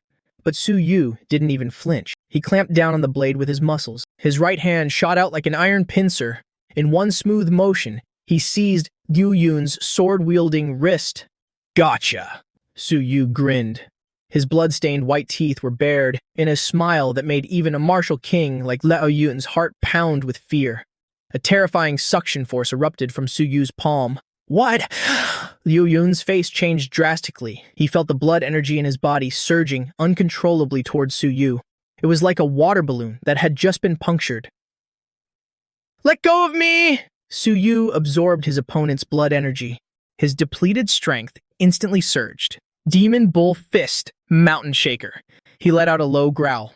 His right fist didn't pull back. Instead, it pressed directly against Liu Yun's chest. An explosive force erupted. This punch carried all of Su Yu's fury. It carried the power he had plundered with his chaos body, like an ancient demon bull ramming into a divine mountain. A dull thud, so heavy it made one's teeth ache, echoed out. Liu Yun felt as if his chest had been struck by a sledgehammer. A force that could topple mountains and overturn seas sent him flying off the ground. Like a kite with a broken string, he was thrown back over 10 meters. He slammed into a massive tree. The trunk, which would take 2 people to encircle, snapped in half. Crack! Dust and dirt filled the air. Su Yu pulled the sword out of his shoulder. He casually tossed it to the ground. He was panting heavily, but his eyes were terrifyingly bright. Even a martial king, when suppressing his realm, can still get his ass kicked. Hey! Ha! Amidst the wreckage, Liu Yun staggered to his feet. His once pristine white robes were now caked with mud and fresh blood. He wiped the blood from the corner of his mouth. He stared at Su Yu, who stood not far away. The disdain in his eyes had completely vanished. In its place was an extreme rage and madness, as if he'd been bitten by some vile insect. Impressive. If I were really only at the Blood Key realm, I might have actually died at your hands today. Liu Yun's voice became hoarse and venomous. I can't believe that piece of trash Su Wu gave birth to a monster like you. That ability to absorb blood energy, that's a demonic art, isn't it? Su Yu's heart sank. He could feel it. Although his last punch had broken his opponent's ribs, it wasn't a fatal wound. A martial king's body has been tempered 1,000 times over. Even with his realm suppressed, its durability far surpassed that of an ordinary person. But the game is over. Liu Yun slowly straightened up. The red glow in his eyes grew brighter. I admit, you're a prodigy, but prodigies are often the first to die. Before he even finished speaking, the aura around Liu Yun suddenly turned violent. Although he didn't lift the suppression on his realm, he had activated a martial king-level explosive secret art. In that instant, his speed doubled. Su Yu couldn't even see his movements clearly. All he saw was a blur. An incredibly sharp gust of wind was already upon him. Die! A dagger had appeared in Liu Yun's hand at some point. It was stabbing toward his heart. Too fast. There's no time to dodge. Am I really going to die here? The shadow of death loomed over him, and a sense of unwillingness surged in Su Yu's heart. No, I can't die. Dad is still waiting for me to come home for dinner. I still have to go to the stars and bring Mom back. My path of martial arts has only just begun. Break. Under the ultimate pressure of life and death, Su Yu let out a soul-shaking roar. He suddenly bit the tip of his tongue. A mouthful of blood essence sprayed out. The chaos vortex inside his body seemed to sense its master's will. It began to spin madly. It even emitted a tangible roar. The blood energy lingering in the air around him, the residual energy he had absorbed from Liu Yun earlier, was forcibly compressed in that instant and ignited. A shackle inside Su Yu's body seemed to shatter. A surge of blood energy erupted from deep within his dantian. External key release. Scientian realm. A faint red shockwave erupted from Su Yu. It actually managed to block Liu Yun's dagger for a split second. Host has achieved a mid-battle breakthrough. Advanced to the initial stage of the Xiantian realm. Host's realm is synchronizing. Congratulations, Host. You have broken through the limits of the human body. Advanced to the martial artist realm. Although Su Yu's mid-battle breakthrough to the Xiantian realm had blocked the fatal blow, Liu Yun was, after all, a peak martial king. Though the dagger was held back by the shockwave, it still slowly pushed forward into Su Yu's chest. A Xiantian, you damn bastard. All the more reason I can't let you live. The killing intent in Liu Yun's eyes exploded. The blood energy in his body surged. Die for me. However, just as the tip of the dagger broke Su Yu's skin, a roar filled with endless majesty and fury, insolent, suddenly echoed inside Liu Yun's mind. This sound wasn't heard with the ears. It was a direct assault on his soul. Liu Yun's mind went blank. It felt as if he'd been struck by a sledgehammer. The dagger in his hand was a mere inch from Su Yu's heart, but he couldn't push it any further, because the very space around him had frozen. An invisible power as vast and boundless as the ocean instantly enveloped a 1,000-mile radius. Before this power, even as a peak martial king, he was as weak as an insect. Spiritual power. Liu Yun was utterly terrified. He struggled to turn his eyes. He saw a familiar figure stepping through the void, high in the sky. Not flying. It was spatial movement. 1 second, he was on the horizon. The next, he appeared right in front of Su Yu. It was me. There were no fluctuations of blood energy coming from my body, but as I stood there, the very space around me seemed to warp and twist. You dare touch my son! I reached out one hand. I gently grasped Liu Yun's wrist, the one holding the dagger. The crisp sound of breaking bones rang out. I had crushed Liu Yun's wrist to powder. The dagger clattered to the ground. Ah! His scream was cut short. because my other hand was already on the crown of his head. Suwu, Liu Yun, it's been 20 years. You're still as disgusting as ever. I looked at my old enemy, his face a mask of horror. My voice was ice cold, devoid of any warmth. I was originally going to let you live a few more days, let you witness my son's true potential. But you just had to cross the line, again and again. Since that's the case, then go repent in hell. At this moment, Liu Yun had nothing but endless despair and disbelief in his eyes. He could feel the terrifying power restraining him. That wasn't the aura of a martial king. That was tangible spiritual power. A martial emperor? How is that possible? How could Su Wu be a martial emperor? Liu Yun screamed in his mind. The martial emperor realm. That was an existence that had truly reached the pinnacle of humanity. Their spiritual power was one with the world. A single thought could kill. Just a few days ago, Su Wu was clearly only a martial king. How could he have crossed that chasm so directly? But he would never get an answer. My palm squeezed lightly. In your next life, be more careful. Like crushing a piece of tofu, the arrogant special envoy from the great Jiangnan base, peak martial king Liu Yun, couldn't even utter his last words. His entire skull exploded under my palm. A hero of his generation died just like that. A death without a shred of dignity. A clean, simple death. I casually flicked my hand, which wasn't even dirty. When I turned around, the death god-like expression on my face instantly vanished. I looked at Su Yu, covered in blood, staggering and about to fall. The coldness in my eyes immediately melted into endless tenderness and heartache. Are you all right? I reached out and a stream of incredibly pure, martial emperor-level blood energy flowed into Su Yu's body. It instantly staunched his wounds and healed his damaged meridians. Su Yu felt a warm current flowing through his body. He looked at his father, who had just killed a man in a fit of rage for his sake. His eyes grew hot. Dad, I'm okay, you silly kid. I ruffled my son's hair. My voice was a little choked up. It's good that you're okay, but don't be so reckless next time. I can't handle this kind of shock. Half an hour later. In the Wenyuan pavilion, Su Yu had been placed in a medical bay to rest. Although his injuries looked terrifying, thanks to the combined effects of my martial emperor blood energy and his chaos body, his foundation was completely unharmed. In the first-floor living room, I sat on the leather sofa. A cup of hot tea was in my hand. My expression was calm. And in front of me, the city lord of Zhenglan Base, Fan Hong. He was kneeling, his whole body trembling like a leaf in the wind. He knew that Liu Yun, the man who had made the entire upper echelon of Xianglan bow and scrape, was like a helpless chick, easily crushed in my hands. This shock had pushed his reverence for me to its absolute peak. Get up, I said coolly. Although you're an opportunist, in the end you still came to warn me. This favor, I'll remember it. Thank you, Senior, for sparing my life. Fan Hong felt as if he'd been granted a pardon. He shakily got to his feet, but he kept his head bowed low. He didn't dare to look me in the eye. This Liu Yun, was he sent by the Wang family? I blew gently on my tea.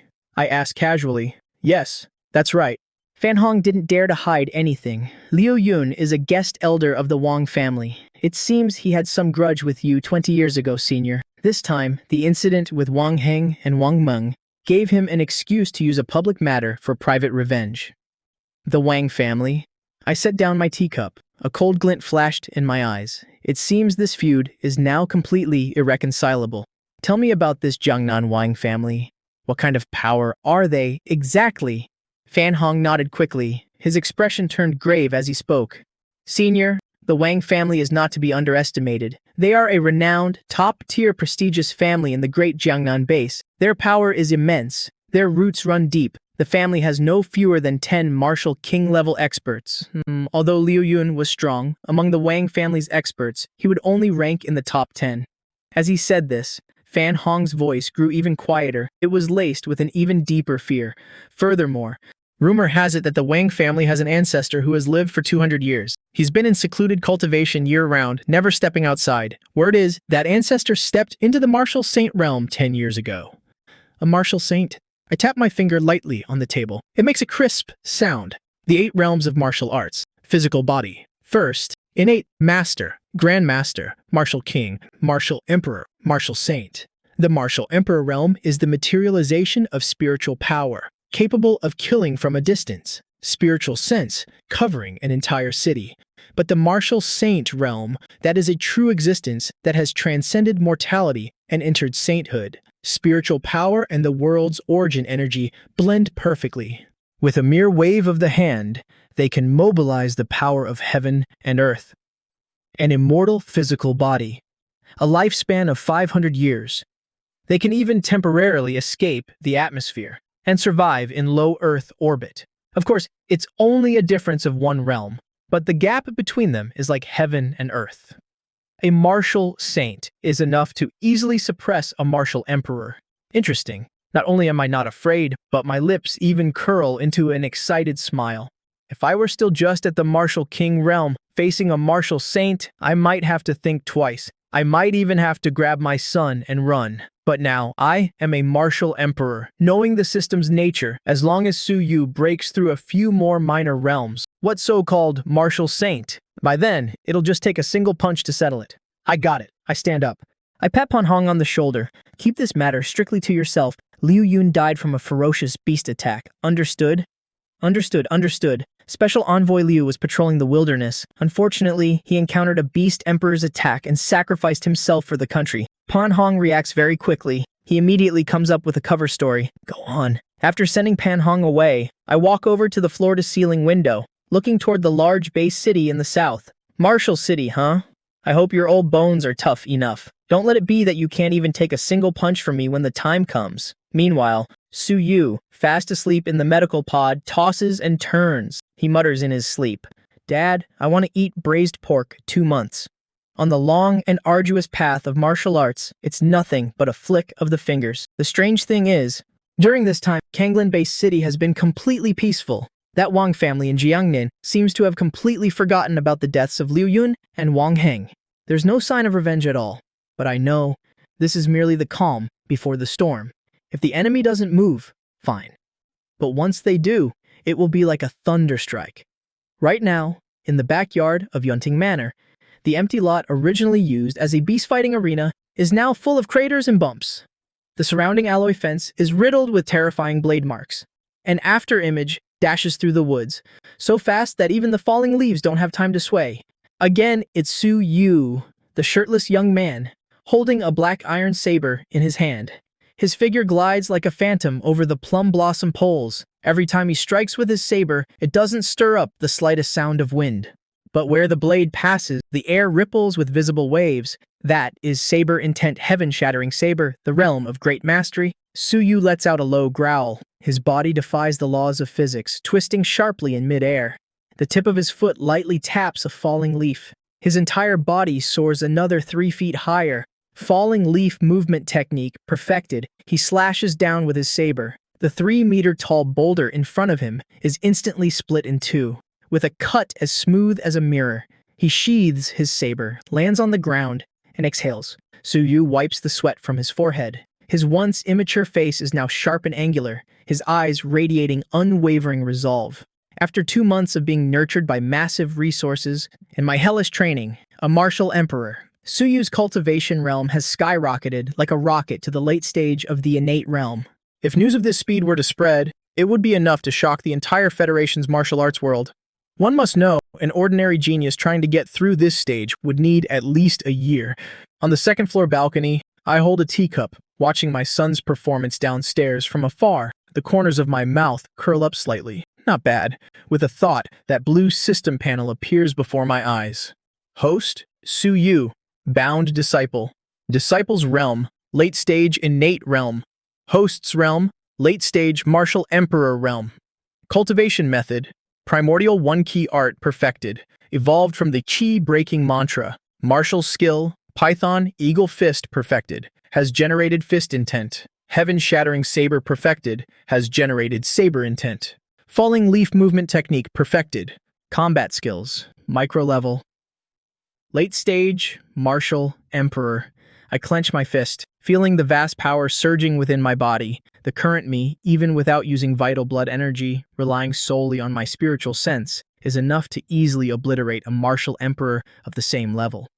As for that so-called martial saint ancestor of the Wang family, I narrow my eyes. A chilling killing intent flashes in the depths of my eyes. Right at this moment, the manor's security system lets out a soft, warning beep.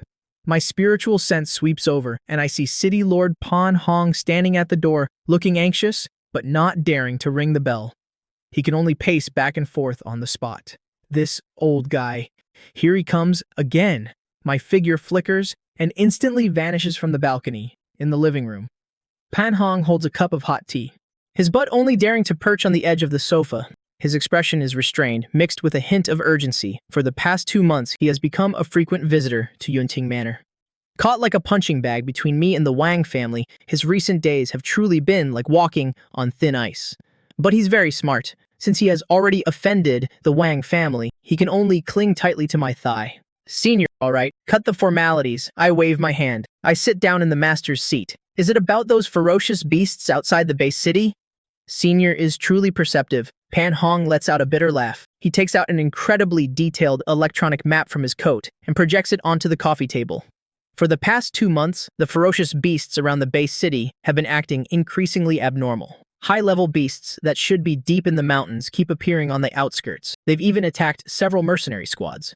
Seeing as the martial arts exam is only half a month away, this exam doesn't just involve students from our city, but also candidates from several neighboring satellite cities gathering here in Kanglan. If something happens at the testing grounds then, or if a beast tide breaks out, Pan Hong wipes his cold sweat. Losing my position as city lord or my head is a small matter, but ruining the children's futures is the real disaster. I glance at the map. It's marked with red dots, densely packed, ultimately converging in one direction. I nod.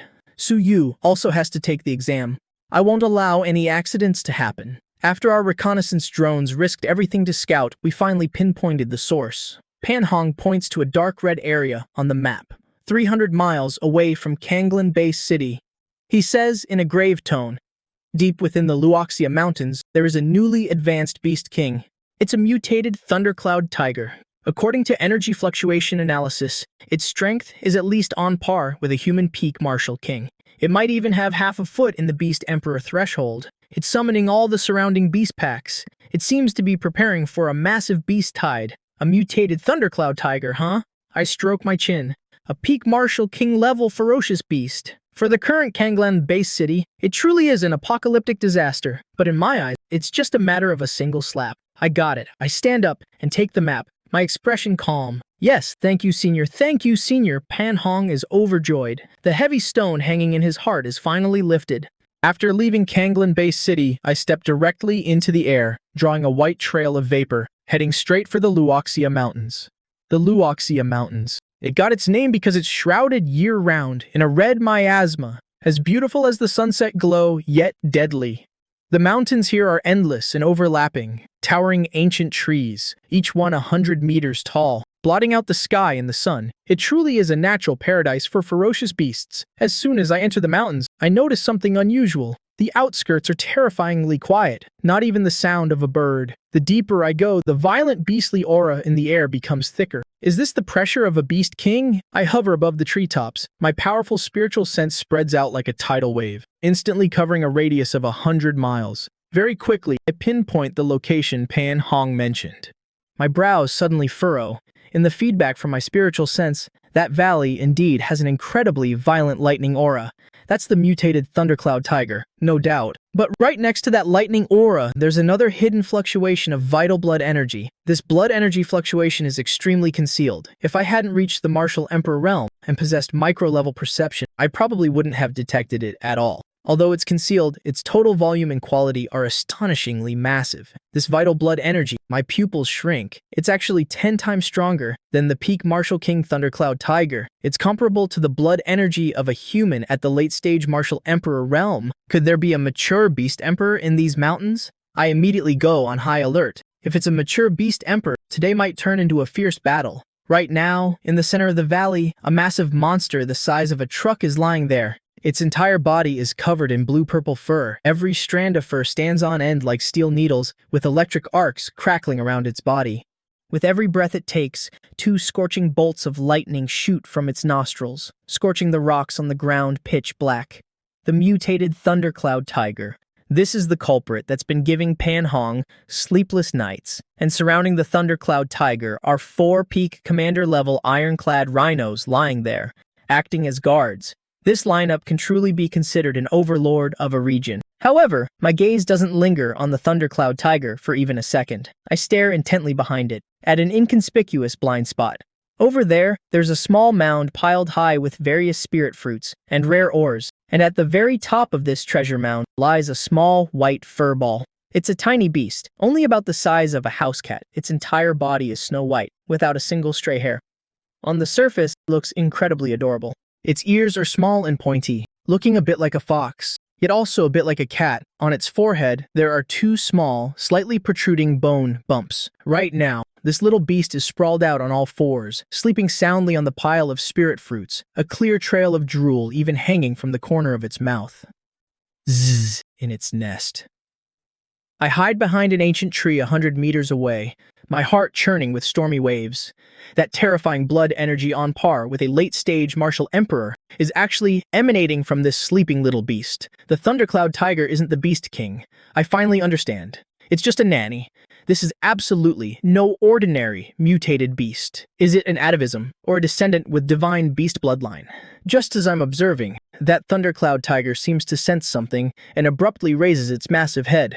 Its brass-like tiger eyes stare fixedly in the direction I'm hiding. It lets out a low, menacing growl. This growl instantly wakes the sleeping little beast. Ugh. The little beast groggily rolls over, mutters in dissatisfaction, then, in an incredibly human-like manner, covers its ears with its paws. Seeing its master awakened, the killing intent in the thundercloud tiger's eyes deepens. It thinks the bug hiding in the shadows disturbed its master. The thundercloud tiger radiates blinding lightning. Opening its mouth, it fires a bolt of lightning as thick as a water barrel, blasting straight at the ancient tree where I'm hiding. Discovered, huh? I let out a cold snort. Since I'm exposed, then there's no need to hide anymore. Vile beast, court death! I take a step forward. My figure instantly vanishes from the spot. That terrifying lightning bolt strikes the ancient tree, but it doesn't even touch the hem of my clothes. The next second, I appear in the air above the valley.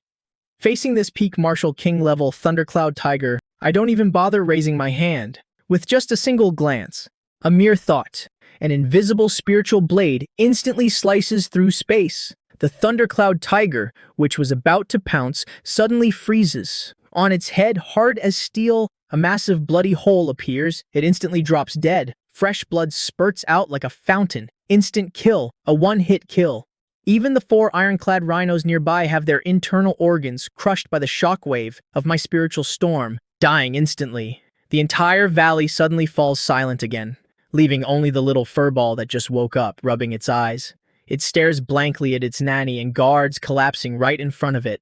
The white little beast stares blankly at the corpses on the ground, then looks up at me hovering in the air. Its big, sparkling eyes instantly shift from groggy to extreme vigilance and fury. It abruptly stands up. Its body, originally only the size of a palm, swells up a full size in the blink of an eye. Its white fur stands on end like a porcupine. A terrifying martial emperor, level blood energy, erupts from its body without holding anything back. Terrifying. What powerful blood energy. A golden light flashes in my eyes. This little thing can actually rival me just by relying on its aura. Human, you dare kill my underlings. The next moment, a shocking scene unfolds. This little beast actually opens its mouth and blurts out a childish sentence. With clear pronunciation in human language, speaking human language, this is something that, according to legends, only those who have reached the beast saint realm or possess an extremely noble divine beast bloodline can do. I'm going to eat you. The little beast lets out a ferocious roar. Its hind legs abruptly stomp the ground. The ground of the entire valley instantly caves in. Its speed reaches the absolute limit, turning into a streak of white lightning, instantly breaking the sound barrier accompanied by the screech of tearing air. Dashing straight at my face, its claws swipe out. Space itself slightly distorts, flashing with the golden light of its claws. So fast, its pure physical speed is actually 3 times faster than the thundercloud tiger. I am astonished inwardly, but I am a seasoned martial emperor after all. My eyes instantly turn cold. Micro-level combat skills are activated. Within the little beast's trajectory, I accurately predict its landing point. My body tilts slightly to the side. The little beast's sharp claws brush right past the tip of my nose. Again, missing its first strike, the little beast nimbly twists its body in midair. Its tail, like a steel whip, lashes out with a whistling wind. I raise my right hand, not blocking it directly, but using a deflecting force, gently tapping its tail. The little beast is thrown off balance by this deflecting force. It tumbles a few times in the air before landing on the ground. It's clearly been enraged and launches another storm-like assault, scratching, biting, pouncing. Its movements are as fast as lightning. Every attack contains terrifying power, enough to split mountains and shatter rocks. However, a few minutes later, I still have my hands clasped behind my back, hovering in the air. Not even a hem of my clothes is ruffled. Meanwhile, that little beast is lying on the ground, panting heavily, exhausted. Its tongue is hanging out. I finally get it. This little thing is a typical second-generation rich kid. It has terrifying blood energy on par with a martial emperor and a divine beast foundation, but its combat experience is absolutely zero. Its attacks rely entirely on instinct, straightforward and reckless, completely lacking any technique. Running into a master of technique like me, it's no different from being led by the nose. Done fighting? I look down at it from above. The corners of my mouth curl into a mocking smile. If you're out of moves, then it's my turn. I hold back no longer. The martial emperor blood energy within my body instantly erupts, condensing into a massive purple hand that covers the sky and earth, viciously grabbing toward the little beast. The little beast senses the terrifying power hidden within that hand. Its initially ferocious gaze instantly changes. It's a fear from deep within its soul. It realizes that the blood energy it has always been so proud of is completely suppressed by me to the point of suffocation. It's over. I'm done for. Seeing the massive hand about to descend, the little beast that was so arrogant just a moment ago, declaring it would eat me, suddenly does something that makes my jaw drop. Spare my life. It abruptly drops flat on the ground, hugging its head with its two front paws, sticking its butt high up in the air. Trembling all over, it screams, "Hero, spare my life!" I freeze in midair. The massive purple hand hovers just 3 inches above the little beast's head. Then it stopped dead in its tracks. Something's not right with this script. Where's the dignity of a divine beast?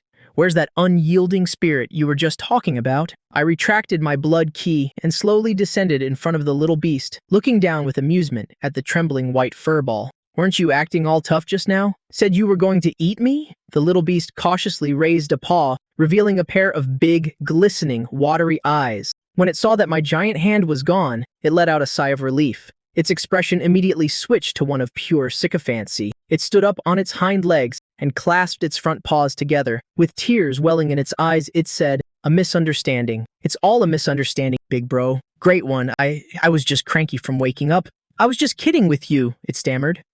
As it spoke, it managed to squeeze out 2 tears. It looked pitiful, weak, and helpless. My aura might be strong, but I'm really just a baby. I was only born less than 3 years ago. I've barely even been in a fight. I was just trying to scare you, the little beast sniffled, looking at my unreadable, half-smiling expression. It was terrified. It might be a coward, but it was smart. Its instincts told it that the human before it was a terrifyingly powerful figure. Plus, there was an aura about him that felt both comforting and incredibly dangerous. If it didn't play the coward now, it would really end up as barbecue. "Don't kill me. I'm very useful," seeing that I was still sizing it up. The little beast got anxious. It hurriedly started marketing itself. "I can find treasures. I can smell any rare herb or mineral within 100 miles. All the treasures in this valley were found by me. I can also predict danger. I can sense anyone with malicious intent from miles away. And also, I don't eat much. I'm very easy to raise." Listening to the little beast's sales pitch, the killing intent in my heart had long since vanished. In its place was a growing interest. It can find treasures. It can predict danger. Isn't this the perfect custom-made bodyguard and cheat code for Su Yu? Su Yu will have to venture into a much larger world in the future. He's bound to encounter countless dangers. I may be strong, but I can't protect him 24/7. If he had a little thing like this with him, I'm sure this— No, wait. This furball, it must be some kind of primordial variant species. I calculated in my head, but my expression remained as cold as ice. Talk is cheap.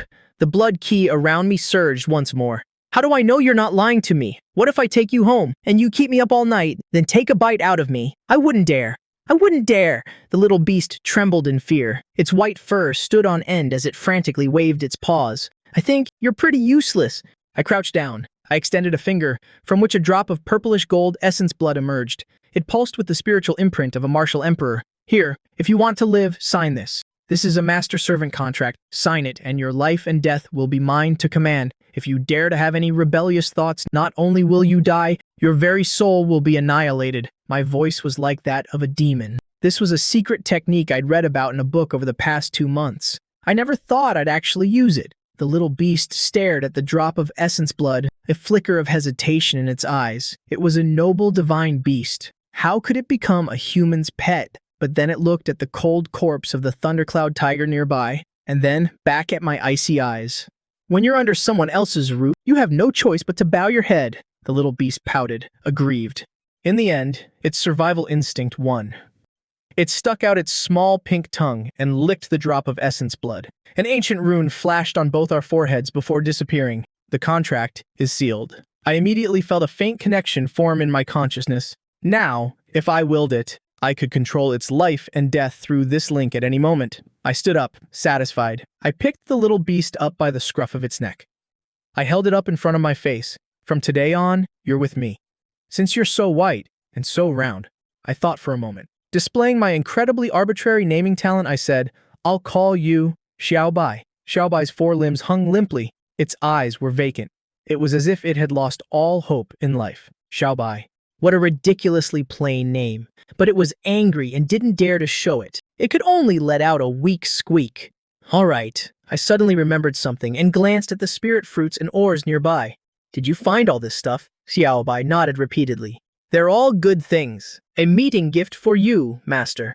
With a wave of my hand, I swept all the priceless treasures into my storage ring. Not a bad performance. I patted Xiaobai's head and casually tossed it onto my shoulder. Xiaobai lay on my broad shoulder, feeling that powerful sense of security. Its initial anxiety slowly began to fade.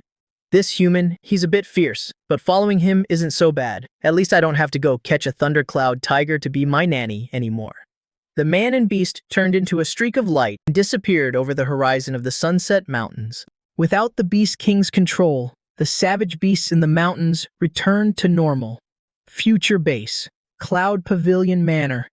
My figure appeared silently at the manor gate. City Lord Fan Hong, who was usually swamped with work, was waiting there. When he saw me return, without a single drop of blood on me, the heavy weight on Fan Hong's heart finally lifted. Fan Hong rushed over. The Beast King of the Sunset Mountains. My voice was calm. Go and arrange the martial arts exam. Make sure nothing goes wrong. Yes, thank you. Senior Fan Hong was overjoyed. He bowed deeply to me, then hurried away. After sending Fan Hong off, I didn't go back to the villa to rest. Instead, I headed straight for the back mountain. By now, the training ground on the back mountain was a complete wreck. The ground was littered with the corpses of more than a dozen peak-level savage beasts. The air was thick with the stench of blood. And in the middle of the pile of corpses was a shirtless Suyu. He was holding an alloy battle saber, panting heavily. His body was covered in several new wounds, but his eyes were shining brightly. Dad, you're back! Suyu saw me! He casually flicked the blood off his saber. He grinned. The murderous aura he had built up from the sea of blood and mountain of corpses vanished the moment he smiled. He was once again that bright, sunny teenager. Not bad. I nodded. I was about to offer some praise when, Dad, what's that thing on your shoulder? Suyu's gaze was suddenly drawn to the soft, white fur ball on my shoulder. It looked like a cross between a cat and a fox. It was lying there lazily. Its expression was a proud, don't bother me. Hearing the words, that thing, Xiaobai, who had been playing dead, immediately bristled. It shot straight up. It put its front paws on its hips. Its big, round, glistening eyes glared at Suyu. Its voice was childish but incredibly arrogant as it yelled, insolent. You're the thing. Your whole family are things. I am an ancient divine beast, a spiritual creature, born of heaven and earth in light of your disrespect to this eminence. This eminence has decided to punish you by making you my little bro. Suyu was stunned. He blinked. He looked at the palm-sized furball, then at his stone-faced father. This thing, it can talk? Is it a spirit? I shrugged. I reached out and flicked Xiaobai on the forehead. It stumbled back. Relax. This is a little guy I tamed in the Sunset Mountains. His name is Xiaobai. Don't let his size fool you. The beast tide crisis that gave Fan Hong sleepless nights? That was all his doing. What? Suyu's eyes widened. He was immediately intrigued. He crouched down. His eyes were now level with Xiao Bai on my shoulder. He said with a sly grin, "So you're the great divine beast. My respects. My respects. So does this mean I can do whatever I want in Kanglin Base from now on?" Xiao Bai proudly lifted its chin. Even though I had just flicked it, which was a bit embarrassing, it couldn't lose its imposing manner in front of its new little bro. It wagged its big fluffy tail. It said with a huff, "But of course, as long as you're obedient, this eminence will make sure you live a life of luxury. All the female no, all the savage beasts within 100 miles will sue." You couldn't help but burst out laughing. But he would soon discover that this divine beast was far more valuable than he could have imagined. For the next half a month, life at Cloud Pavilion Manor became incredibly eventful. Suyu had thought that having a divine beast around would lead to total chaos, but he never expected that this divine beast, named Xiao Bai, would become the biggest cheat code on his path of martial arts. Although Xiao Bai had been tamed by me, the terrifying martial emperor-level blood ki in its body was like a nuclear reactor constantly churning. Because it was still young, it couldn't control this power at all. This caused its blood ki to frequently surge, making it feel hot and uncomfortable. It could only suppress it by sleeping. And Su Yu, as someone with a special constitution, the one thing he lacked most was high-purity blood ki energy. Thus, an extremely bizarre yet harmonious scene began to unfold. Every afternoon, Su Yu would no longer practice his saber skills. Instead, he would sit cross-legged and shirtless in the courtyard with Xiao Bai stretched out on his head or in his lap. It wore an expression of pure bliss. Su Yu would circulate his cultivation technique, absorbing the streams of blood qi radiating from Xiao Bai's body. This blood qi was so pure it required no refinement and could be directly converted into his own. I watched this mutually beneficial arrangement from the side, the corner of my mouth twitching. This is just ridiculous. This isn't cultivation. This is clearly two hackers boosting each other. Xiao Bai is an infinite power bank, and Su Yu is a super fast charger. With the two of them combined, their leveling speed was simply insane. On the third day, Su Yu broke through to the peak of the Xiantayan realm. On the seventh day, Su Yu touched the threshold of the Grandmaster realm. On the 12th day, an incomparably powerful aura erupted from Su Yu's body. Grandmaster realm. An 18-year-old Grandmaster, Su Yu opened his eyes. A golden light flashed within them. He clenched his fists. He could feel a power that seemed to control everything. He was so excited he nearly fell out of the sky. "Dad, I became a Grandmaster. I really did it." Meanwhile, Xiao Bai lay on the ground, completely drained. Its tongue was hanging out. "You're killing me. Is this kid a Teodi?" He nearly sucked me dry. And just as Su Yu broke through to the Grandmaster realm, I was sitting on the second-floor balcony, sipping tea. The long-awaited system notification finally sounded in my head. Detected that descendant Su Yu has achieved consecutive breakthroughs in a short period, promoted to the early stage of the Grandmaster realm, system's filial piety.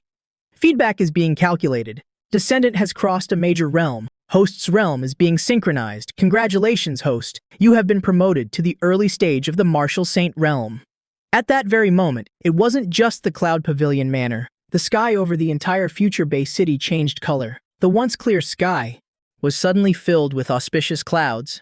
A purple aura stretched for 3,000 miles from the east. A vast, boundless, and indescribable aura with me at its center instantly enveloped the entire city. All the martial artists in the city, whether they were cultivating or sleeping, were horrified to discover that the blood qi in their bodies was uncontrollably bowing in the direction of the manor. On the balcony, I slowly opened my eyes. So this is it, the Martial Saint realm. This is no longer a matter of simple physical strength. This is the unity of spirit and the world. I can now control a sliver of the world's primordial energy. The so-called primordial energy of heaven and earth is the spiritual energy born with the universe itself. It is often associated with all kinds of power, both mighty and mysterious. The path of human cultivation begins with cultivating blood qi, then reaching the martial emperor realm to gain spiritual power, and finally, to unite spirit and the world. The ultimate goal is to control the primordial energy of heaven and earth. This feeling, I take a deep breath. Even after living 2 lives, I can't help but feel a thrill at this moment. The Martial Saint realm. This is what it means to truly stand at the pinnacle of this planet. A 500-year lifespan, an undying body. You can even travel through outer space with your own body. I looked down at the fool downstairs, still ecstatic about breaking through to the Grandmaster realm. A fond smile plays on my lips. Su-chun, 18 years old. Truly, a prodigy. But your father is a martial saint. Retracting the celestial phenomenon, I return to the form of an ordinary middle-aged man and leap down from the second floor, landing softly in front of Su-yu. The martial arts exam is tomorrow. I look up at the stars in the night sky. My voice becomes deep and distant. You or... Father, Su-yu replied solemnly. For this martial arts exam, just do your best. Your safety comes first. Forget the beasts. The most dangerous part of this exam will probably be the other people. You know that. Father, I'll be careful tomorrow, Su-yu obediently replied. You know nothing. I flicked Su-yu on the head in frustration. The sharp rap even startled Xiaobai, who was gnawing on a chicken leg nearby. Father, what was that for? Su-yu clutched his head, a wronged expression on his face. I'm a grandmaster now. How can I show my face if you hit me on the head like that? I'm hitting you, so you'll remember this. I crossed my arms. I said with a serious expression, don't think that becoming a grandmaster makes you invincible. This world is vast, vaster than you can possibly imagine. I opened a holographic projector. It displayed an encrypted file. I've looked into this through some special channels. The reason so many off-world candidates have gathered at Future Base this year is because several new jump points have been built near Kanglan. I pointed to several red marks on the map. My voice dropped. These candidates are mostly from Mars. Mars? Su-yu frowned. In this day and age, Mars is no longer that red desert. Hundreds of years ago, when Earth's resources were depleted, a portion of the elite, the nobles who controlled the top technology and wealth, emigrated to Mars. They built a more advanced circle of civilization there. You could say that the humans on Mars are the current aristocracy of the Federation. That's right, I snorted. That bunch of self-proclaimed superior humans may have advanced technology, and they drink gene optimization potions like water. But because they have no wild beasts, their descendants are often a bit weak when it comes to actual combat. So, to pass the Federation's rigorous elite selection, many Martian families send their children to Earth to take the university entrance exams. They call it returning to their roots, but in reality, they're here to steal spots from Earth's candidates. At that moment, a cold glint flashed in my eyes. What's more, these rich kids are ruthless. In their eyes, Earth natives are no different from wild beasts. In previous years, there have been many cases of Earth candidates being robbed or even crippled. I looked at Su-yu, my tone turning serious. I'm not worried you can't beat them. I'm worried you'll go too easy on them and get hurt because of it. Remember this, once you're in the exam hall, I don't care if they're from Mars or Mercury. If they bare their teeth at you, beat them to death for me. Hearing this, Su-yu also had a cold glint flash in his eyes. Stealing spots? Treating people from Earth as stepping stones? He clenched his fists. His knuckles cracked and a confident smirk spread across his face. Don't worry, father. I don't care where they come from. If they dare to mess with me, I'll show them what's what. The next morning, just as the sun rose, the gates of Kanglan First High School were already packed with people. A security cordon stretched for 3 kilometers. Fully armed city defense troops maintained order while countless parents waited anxiously outside the cordon. Their eyes were filled with anticipation. For ordinary families, the martial arts university exam was the only chance to defy fate and change their destiny. I drove the limited edition luxury car gifted by the city lord, with Su-yu beside me and Xiaobai, disguised as a parrot on his shoulder. I parked discreetly at the VIP entrance. Go on. I patted Su-yu's shoulder. I didn't say much else. I'll be waiting for you out here. Okay. Su-yu nodded. Dressed in sleek, all-black attire, he looked sharp and cool as he got out of the car. Many students around immediately recognized him. Look, it's Su-yu, the legendary young master. They say his father is some hidden powerhouse. Keep your voice down. Su-yu paid no mind to the whispers around him. He walked straight toward the school gate. However, just as he was about to enter, the clear blue sky suddenly darkened. Whoa! An immense pressure descended from above. Fierce winds howled, kicking up a blinding cloud of dust and sending countless students and parents stumbling. Even the electronic sign at the school gate was torn apart. What's going on? Look up at the sky! Everyone looked up in horror. They saw the clouds being violently ripped apart. More than 10 small, sci-fi-esque spaceships, their jet-black hulls like giant steel monsters, hovered in the sky above the school. Blue flames spewed from their thrusters, emitting intense heat, distorting the surrounding air. Those are private ships from Mars. All irrelevant personnel, clear the area. A cold, arrogant voice boomed from the ship's loudspeakers, showing complete disregard for the dense crowd of students below. The ship slowly landed in a large, temporarily cleared lot next to the school. Their massive landing gear pressed into the ground, creating deep indentations. The bay doors opened. A plume of white, cold air hissed out. A group of young men and women in silver-white nano-combat suits, exuding an air of nobility and cold indifference, stepped out one by one. The men were handsome and tall, the women beautiful and elegant. Their skin was as flawless as porcelain. They didn't immediately go to line up for inspection, but stood by the bay doors, looking at the crowd as if they were watching monkeys in a zoo. Their gazes swept over the dust-covered earthlings. Tusk. Tusk?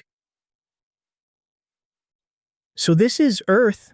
The air is full of dust. It's choking me. A blonde-haired youth covered his nose in disgust. Can't be helped. Just bear with it. Who asked the old man back home to insist I come here to take first place? Another red-haired youth toyed with a laser dagger in his hand. His eyes were filled with contempt. Still, look at this rabble. Even their so-called geniuses are only at the initial stage of the Xiantian realm. This'll be a cakewalk. I stood at the edge of the crowd, my eyes narrowed slightly. My divine sense immediately swept over the group. What a show! I sneered inwardly. There were about 50 of them. Among them, nearly a third had auras that fluctuated at the Grandmaster realm. Although most were Grandmasters who had relied on drugs to level up, their foundations were unstable. Still, compared to the Earth students struggling in the Haodian realm, it was a complete curb stomp. Ever since the ecosystem was restored, Mars's resources have indeed become far more abundant than Earth's. Just then, a deeper roar echoed from the sky. A luxurious spaceship with a slender, streamlined body, its hull plated in gold, slowly descended. It was even escorted by 4 unmanned fighter drones, an astonishingly ostentatious display. The bay door opened, a red carpet automatically rolled out. 2 figures, one old and one young, slowly emerged. The young man in front was about 18, 19 years old. He was devilishly handsome, dressed in a seemingly simple but priceless robe embroidered with flowing clouds. He held a folding fan in his hand. A casual smile played on his lips, as if he were here for a leisurely stroll. "I really don't understand, father," the young man complained as he walked. His tone was full of dissatisfaction, insisting I come to this backwater Kanglin base. With my talent, I could have easily passed the university exams on Mars. Why do I have to come here and compete with these country bumpkins? His name was Li Xinghe, the young master of the Li family from Mars, and the Li family was a prominent clan throughout the entire Federation. Following him was an old man in a gray robe. His back was hunched. The old man looked like a candle in the wind, but the turbulent air from the spaceship's thrusters would automatically become gentle when it came within 3 feet of him. "Young master." The old master has his reasons for this arrangement. The old man's name was Libo. His voice was hoarse, but it carried clearly to Li Xinghe's ears. Earth may have declined, but it is still the ancestral home of humanity, and it holds many great opportunities. Furthermore, this time, the high-level leaders of the Federation in the First Star Sector seem intent on selecting seeds from Earth. The level of attention here is no less than on Mars. All right. Li Xinghe waved his hand dismissively. Let's just get this exam over with and go home. Libo smiled, his old cloudy eyes full of affection. However, just as he was about to look away and escort the young master into the exam hall, Libo, who had been half asleep, suddenly snapped his eyes wide open. An invisible spiritual storm erupted from him, instantly sweeping across the entire school grounds. His gaze swept past City Lord Pan Hong, who was maintaining order, past the so-called geniuses from Mars, and finally locked onto the edge of the crowd where a middle-aged man was leaning against a car. He had a white cat on his shoulder. The moment Libo looked over, I also raised my head. Our eyes met.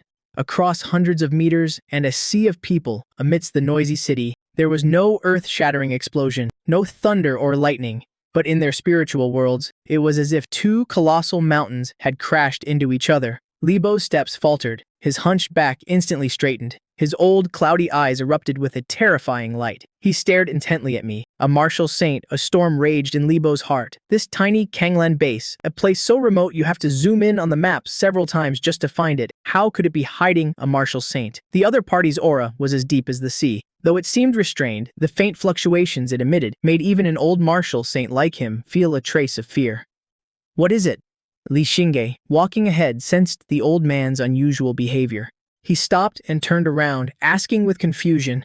Libo took a deep breath, trying to suppress the churning qi and blood in his body. With a complicated expression, he retracted his gaze. It's nothing. Young master, Libo's voice took on an unprecedented seriousness. I just didn't expect to find a true dragon hiding in these shallow waters. Young master, for this exam, you must shed some of your arrogance. This place is not as simple as it seems. Li Xinghe was stunned. This was the first time he had ever seen Libo with such an expression. He followed Libo's earlier gaze, but only saw an ordinary middle-aged uncle feeding a sausage to a white cat, putting on airs. Li Xinghe paid it no mind, turned back and strode into the exam hall. Meanwhile, on the other side, I leisurely peeled a sausage and fed it to Xiaobai on my shoulder. A faint smile touched my lips. A martial saint, huh? That old man from Mars? His strength isn't bad? A pity, his twitch. He's only an elementary martial saint? I brushed the crumbs from my hands. My gaze shifted to Su Yu's back as he entered the exam hall. The morning sun was a bit glaring. With the ringing of a clear bell, the school gates, which had been closed for 2 hours, slowly opened. The candidates poured out like a tide.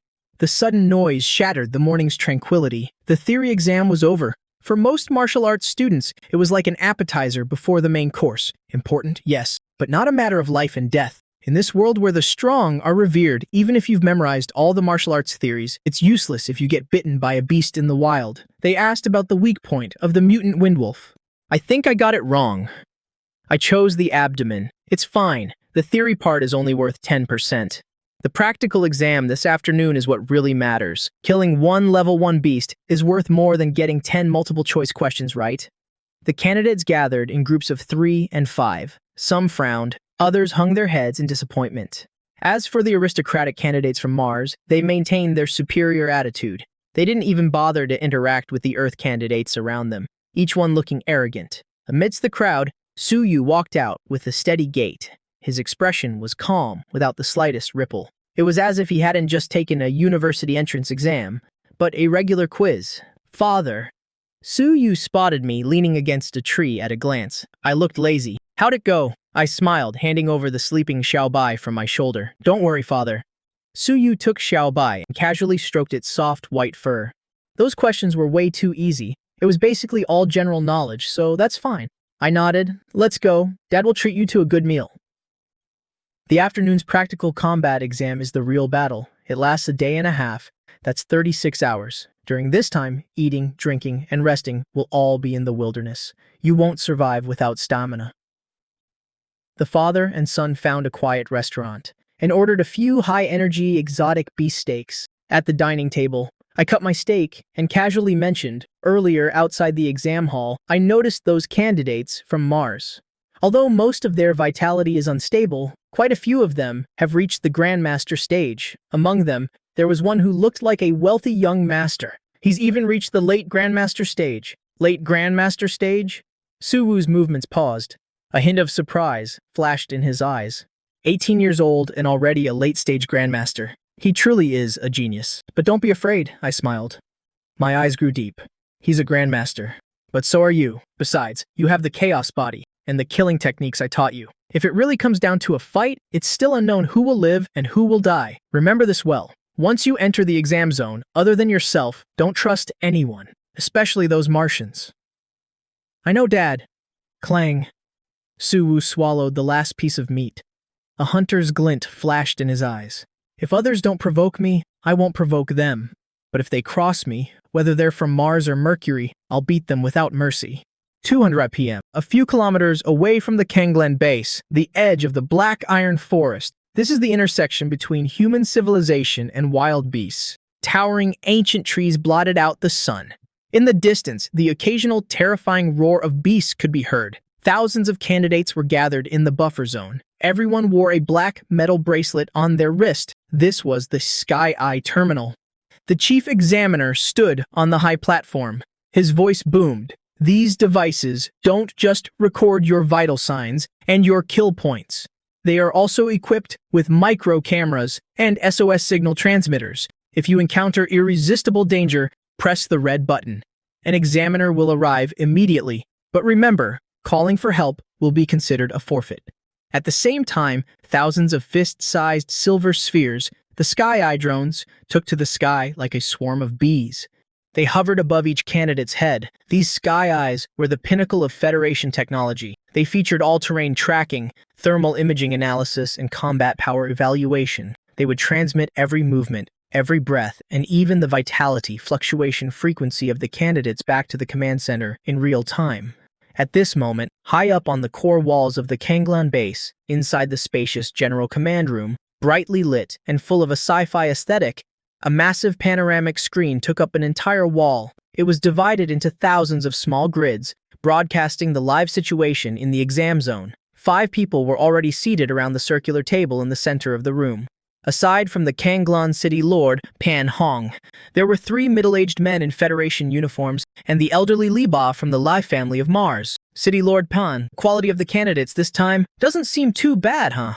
The speaker was a middle-aged man with a kind face and a slightly plump build. He was one of the inspectors sent by the Federation, Zhang Ye, an early-stage martial emperor. Inspector Zhang, you flatter us. Pan Hong forced a smile, but felt a bit anxious inside. In previous years, in this situation, as a great grandmaster, he would be the one in charge. But this year, with so many Martian candidates added to the mix, this entire room was filled with martial emperors. The pressure on him was immense. Just then, the automatic doors of the command room slid open. A staff member respectfully led in a middle-aged man wearing casual gray clothes. Senior Su, Pan Hong's eyes lit up as he hurriedly stood up to welcome him. This action left the 3 seated Federation inspectors slightly stunned. Is this Brother Su? Zhang Yi was a smooth talker and a smart man. He had already received insider information that a reclusive martial emperor had appeared in the Konglan base. Seeing my extraordinary aura now, he immediately greeted me politely. I am Zhang Ye, inspector of the Federation's Eastern Combat Zone. I gave a slight nod, my gaze sweeping over the people in the room. My eyes lingered for a second on the other 2 inspectors. One had a cold face and didn't seem to talk or smile much. The other had sharp eyes, seemingly sizing me up. Finally, my gaze landed on Li Ba, who was sitting next to the main seat, resting with his eyes closed. Sensing my gaze, Li Ba slowly opened his eyes. A sharp glint flashed in his cloudy, aged eyes. He gave me a slight nod, acknowledging my presence. The unspoken understanding between 2 martial sages. Everything was communicated in silence. Greet you all. I kept a calm expression and found an empty seat to sit down. Ha. Come, Brother Su. Allow me to make the introductions. Chu Yi enthusiastically played the middleman. This is Supervisor Du. This is Supervisor Li. And this one? Chu Yi pointed at Li Bo. His tone became extremely respectful. This is an elder of the Li family from Mars, Senior Li. He has come to the Xianglan base specifically to observe the promising young talents of this generation. The Lai family from Mars. I frowned, feigning ignorance. I've admired you for a long time. I never expected the Lai family to place such importance on Earth's examination. Li Bo smiled. His voice was hoarse, yet it carried an unexpected authority. Not at all. The family head simply asked me to come and see how these youngsters perform. On the other hand, Mr. Su, I hear your esteemed son is also a candidate this year. A tiger father does not beget a dog son. This old man is very much looking forward to it. The words sounded polite, but they were a veiled threat. I gave a faint smile, picked up the teacup on the table, and took a sip. It's just children playing around. How could he compare to the prodigy of your family? I only hope your esteemed son will go easy on him. As long as he doesn't make my untalented son cry, I'll be satisfied. You're too kind, Mr. Su. A strange glint flashed in Li Bo's eyes. This Su fellow, to think he can remain so calm in the face of a martial saint like myself. He even seems to consider himself my equal. All right. It's time. Supervisor Du, who had been silent with a cold expression, looked at his watch and spoke in a low voice. The examination begins. Everyone, please turn your attention to the large screen. At his words, everyone looked toward the giant panoramic screen in front of them, the edge of the black iron forest. At the chief examiner's command, tens of thousands of candidates, like wild beasts unleashed, charged into the dense forest. The rules were clear to everyone. Hunt beasts to earn points. F rank, 1 point. E rank, 5 points. D rank, 10 points. C rank, 20 points. Stealing another person's bracelet grants you half of their points. However, intentionally causing fatal injuries is forbidden. Violators will be disqualified and held legally responsible. 3. Survive for 36 hours until the withdrawal signal is given. Suyu blended into the crowd. He didn't rush forward like the others. He looked down at the black bracelet on his wrist, then looked up at the Sky-Eye drone hovering overhead. Suyu's lips curved into a meaningful smile. He moved, executing the leaf-treading footwork. His entire body shot into the dense forest like an arrow from a bow. He was so fast that the Sky-Eye had to switch to high-speed tracking mode just to keep up. 500 meters in the blink of an eye. In a wide clearing in the forest, a massive ironback bear, its body covered in sharp, black fur, was on the ground, gnawing on a deer. Mid-stage, Chi Realm, Ironback Bear. This type of beast is famous for its defense. A strike from a standard alloy weapon would only leave a white mark on its hide. For ordinary candidates, encountering an Ironback Bear is a nightmare. It usually takes a team of 3 to 5 people to surround and kill one. The Ironback Bear sensed a human presence. It suddenly stood up, letting out an earth-shattering roar. Its bloodshot eyes stared intently at the small, two-legged creature before it, as if looking at a hearty meal. However, Suyu didn't even draw his blade. He just stood there. He even let out a yawn. Too weak. Suyu shook his head. After my demonic training, this sluggish Ironback Bear in his eyes was full of openings. The Ironback Bear was enraged by this human's contemptuous attitude. All 4 paws hit the ground, and it charged forward like a heavy tank. Each step made the ground tremble. Just as the bear's claws were about to smash Suyu's head, Suyu made his move. No fancy evasive maneuvers, just a simple, fierce punch. Inch fist. A dull thud echoed. Time seemed to stop. The tone-heavy Ironback Bear was sent flying into the air by Suyu's seemingly light punch. Its feet left the ground, flying backwards 7, 8 meters. Its chest was deeply caved in by the fist mark. Its sternum shattered. It didn't even have time to let out a cry of pain. It crashed heavily to the ground, twitched a few times, and then went still. Instant kill. Killed mid-stage Chi Realm Beast. Points +5. Current rank, Tenter 22nd.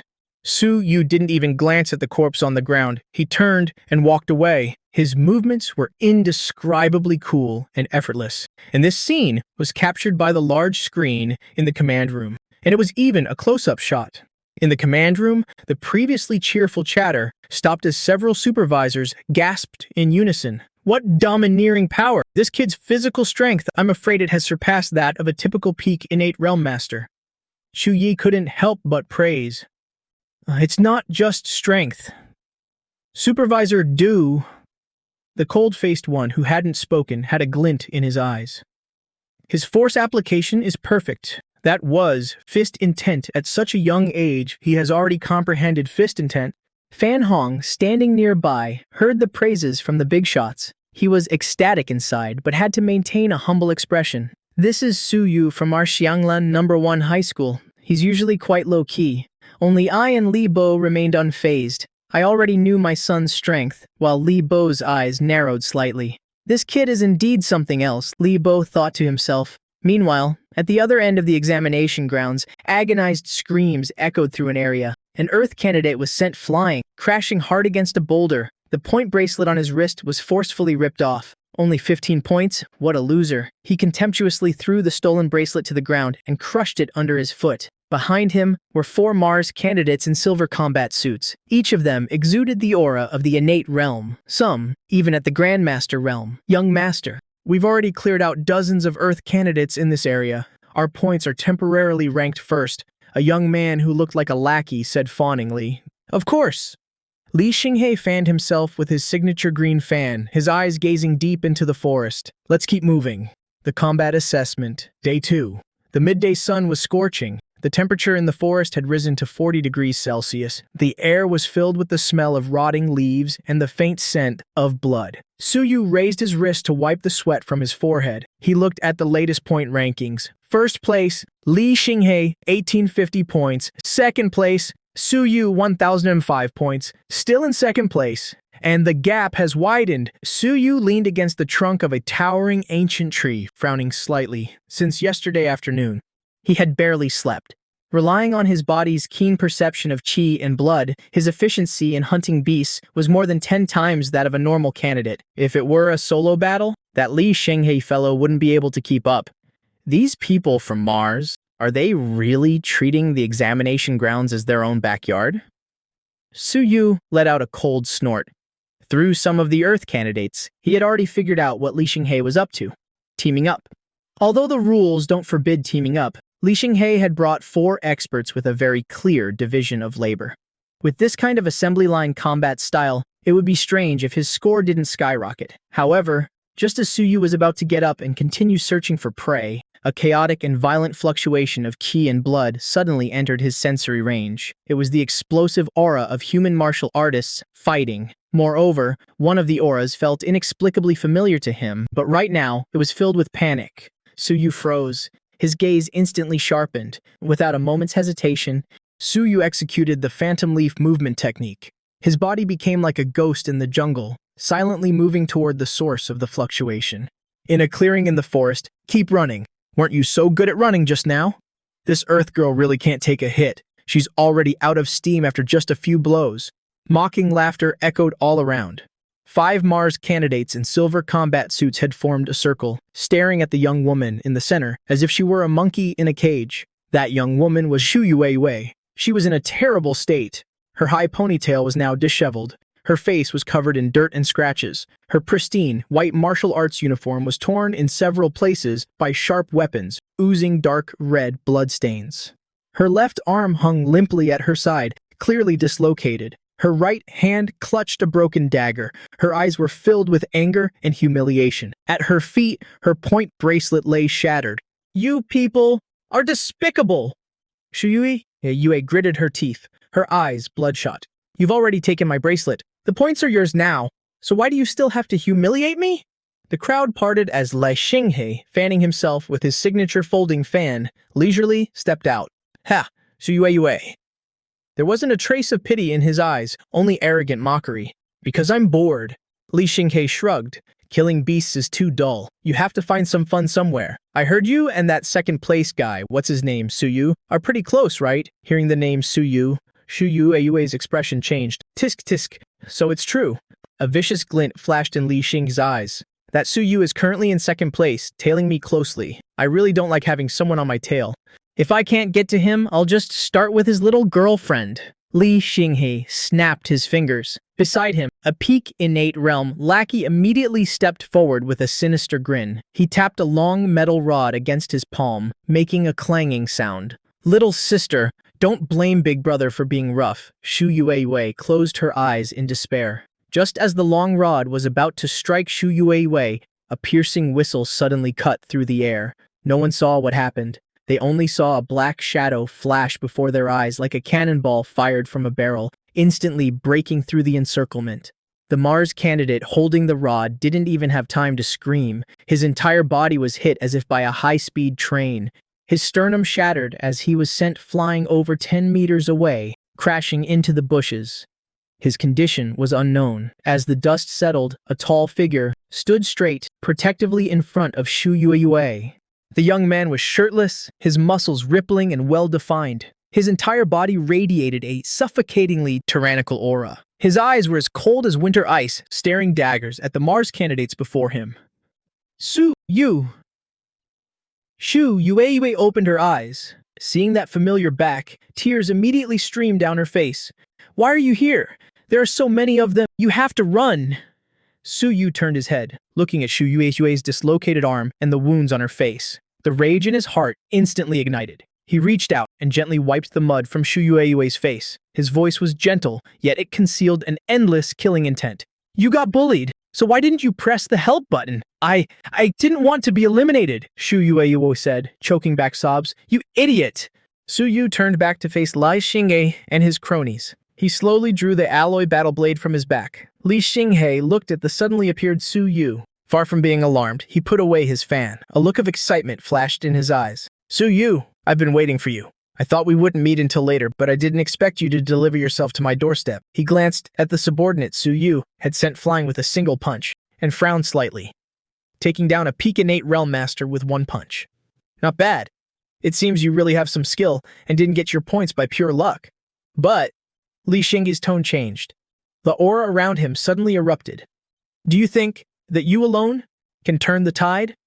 Late-stage Grandmaster, a powerful fluctuation of qi and blood radiated from Li Xinghe's body. The fallen leaves around him were swept up by the wave of energy, shattered in midair. Meanwhile, the three remaining Martian candidates behind him took their fighting stances. 3 Grandmasters. In the command room, the Federation supervisors all sat up straight at the sight. This is going to be trouble.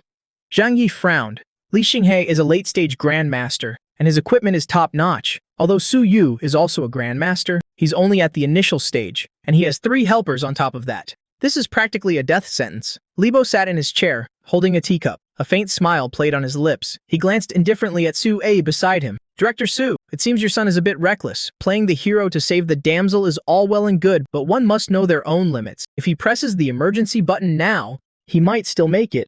Sui remained expressionless. She just stared silently at the large screen, her fingers tapping lightly on the table. Senior Lee, you're overthinking it. In this world, there are some battles that must be fought, even if it means bloodshed. On the battlefield, ganging up on the weak. What's so impressive about that, you animals? Su Yu coldly uttered a few words, saying nothing more as he stomped his foot hard. The ground cracked. His entire body transformed into a streak of light. He took the initiative, charging toward the 3 Grandmasters. Arrogant fool, you're courting death! The 3 of them furiously swung their weapons and charged forward. However, they had underestimated Su Yu. Su Yu let out a low roar, perfectly executing a master-level combat skill. Surrounded by the 3 of them, his body moved like a butterfly flitting through a garden. Every dodge was perfectly timed, missing him by a hair's breadth. Ferocious tiger shockwave fist, seizing an opening. He punched a Martian candidate in the back of the neck. A terrifying shockwave traveled through his body, directly shattering the web of his opponent's hand. Immediately after, a sweeping roundhouse kick sent the second person flying. The third person, about to launch a sneak attack, was met with a spinning elbow from Su Yu. It slammed right into his face. His nose was shattered. He screamed and collapsed. Su Yu had been tempered by life and death battles, but these young masters from Mars, despite their high cultivation levels, lacked real combat experience. Useless trash. Li Xinghe's face darkened. He hadn't expected Su Yu to finish the fight so quickly.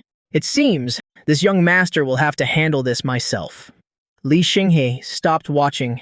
He moved, and his custom-made combat boots ejected a faint stream of air, instantly doubling his speed. Courting death, his fists were encased in blue energy gauntlets, accompanied by a deafening sonic boom. He lunged straight for Su Yu's face. Starfall fist. The power of this punch was 10 times stronger than that of those nobodies. Su Yu's pupils contracted. There's no way to dodge this. His entire body's qi and blood surged as the intent of the ferocious tiger fist concentrated in his right hand to meet the attack head-on. A massive explosion. After the collision, Su Yu felt an immense force travel up his arm. His bones seemed to groan. The shockwave sent him staggering back 5 or 6 steps, each step leaving a deep crater in the ground. Li Xinghe, on the other hand, only took half a step back. A late-stage Grandmaster is truly powerful. Su Yu shook his numb arm. His expression was grave. The difference in our cultivation levels plus his gauntlets, if I fight him head-on, I'll be at a disadvantage. How does that feel? Li Xinghe gloated, raising his fist. What do you have to fight me with? That broken blade of yours? Li Xinghe didn't let up, his figure moving like a phantom as he charged. He unleashed a storm of attacks. Su Yu drew his combat blade to parry. Mars's 4 absolutes. Li Xinghe's fists were as hard as diamonds. Every punch that landed on the blade made Su Yu's qi and blood churn. A vicious glint flashed in Li Xinghe's eyes. He seized the moment when Su Yu had just struck and hadn't yet recovered. He gathered his strength and punched the middle of the combat blade. Crack! The alloy combat blade that had been with Su Yu for so long finally couldn't withstand the frenzied assault of a late-stage Grandmaster. It let out a tragic cry and snapped in 2. Su Yu! Watch out! Su Yuenian screamed in terror. Her face was pale. In the command room, the smile on Libo's lips widened. The outcome is clear. On the battlefield, Su Yu stared at the broken blade in his hand as Li Xinghei's fist slammed into his chest. He was sent flying backward. He crashed hard onto the ground. A trickle of fresh blood seeped from the corner of his mouth. Su Yu struggled to his feet. His chest burned with pain. "Can't even take one hit!" Li Xing stepped forward, his face filled with the arrogance of a victor. "You have no weapon. Your cultivation level is lower than mine. What can you possibly do now?" Su Yu wiped the blood from the corner of his mouth and lowered his head. No one could see his expression, but he himself knew. He was smiling. "You're right. In a head-on fight, I really am no match for you." Su Yu slowly raised his head. At some point, his eyes had turned the hazy gray of chaos. "But who told you?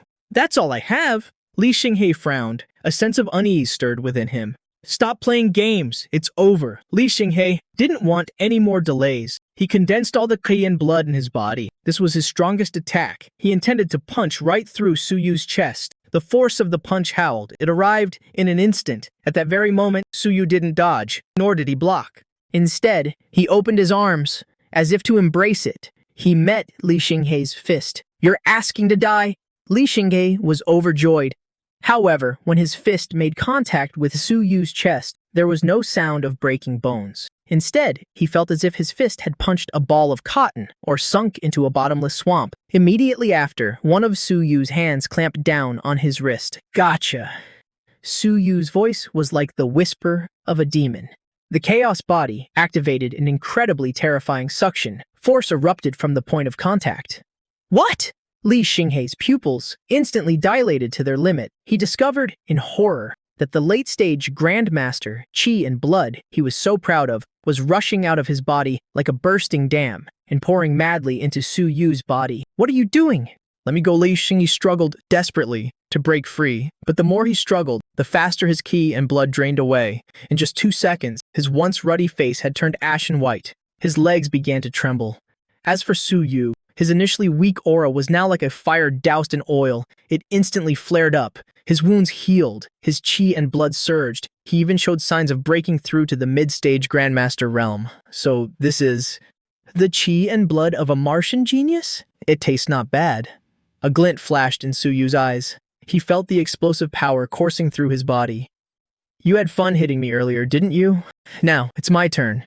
Su Yu let go of Li Xinghei's wrist. By now, Li Xinghei was too weak to even stand properly.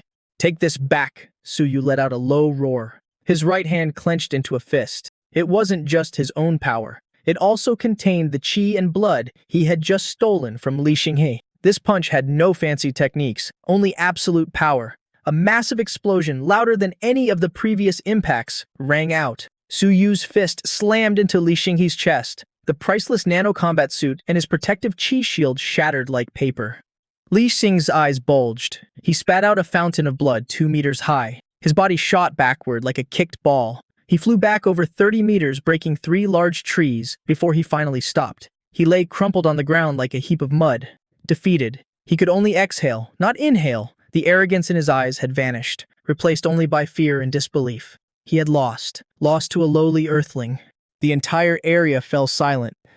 The few Martian candidates who had just gotten up saw this scene, and their legs went so weak with fear that they fell to their knees again. In the command room, crack, the teacup in Li Bo's hand was crushed. He shot to his feet, his face pale. What kind of technique is this? Su Wei remained seated, leisurely blowing on the surface of her tea, a mocking smile on her lips. "Senior Lai, don't be so hasty. It's just kids fighting. It's normal to have a few trump cards up your sleeve." On the battlefield, Su Yu panted heavily, regulating the surging qi and blood in his body. He walked over to Li Xinghei, looking down from above at this once unbeatable genius. "You lost." Su Yu bent down and snatched the point-scoring bracelet from Li Xinghei's wrist. "And you guys?" Su Yu turned his head. He looked at the other trembling Martian candidates. "Are you going to do it yourselves? Or do I have to do it for you?" A few minutes later, Su Yu had over 20 bracelets in his hand. He transferred all the points to his own account. The leaderboard refreshed. First place, Su Yu, 3,250 points, leaving the competition in the dust. Su Yu tossed the useless bracelets aside. He turned and walked over to Zhu Yuanian. He took out a C-grade recovery potion from his pocket and handed it to her. "Can you still walk?" Zhu Yuanian stared blankly at the boy before her. who looked like a god of war. A blush crept onto her face. She nodded vigorously. Then let's go. Suyu picked up his broken blade from the ground and slung it over his back. He looked out beyond the forest and started walking. The sunset was the color of blood. It painted the vast black iron forest outside Azure Base a brilliant red. As the last ray of light sank below the horizon, the 36-hour combat exam finally came to an end. The assessment is over. All candidates will cease combat immediately. Proceed to the nearest extraction point for withdrawal. The instructor's voice broadcasted through the Skynet system. Hearing this voice, the candidates all breathed a sigh of relief and collapsed to the ground. Panting heavily, some cheered, thankful to be alive. Others buried their faces in their hands and wept.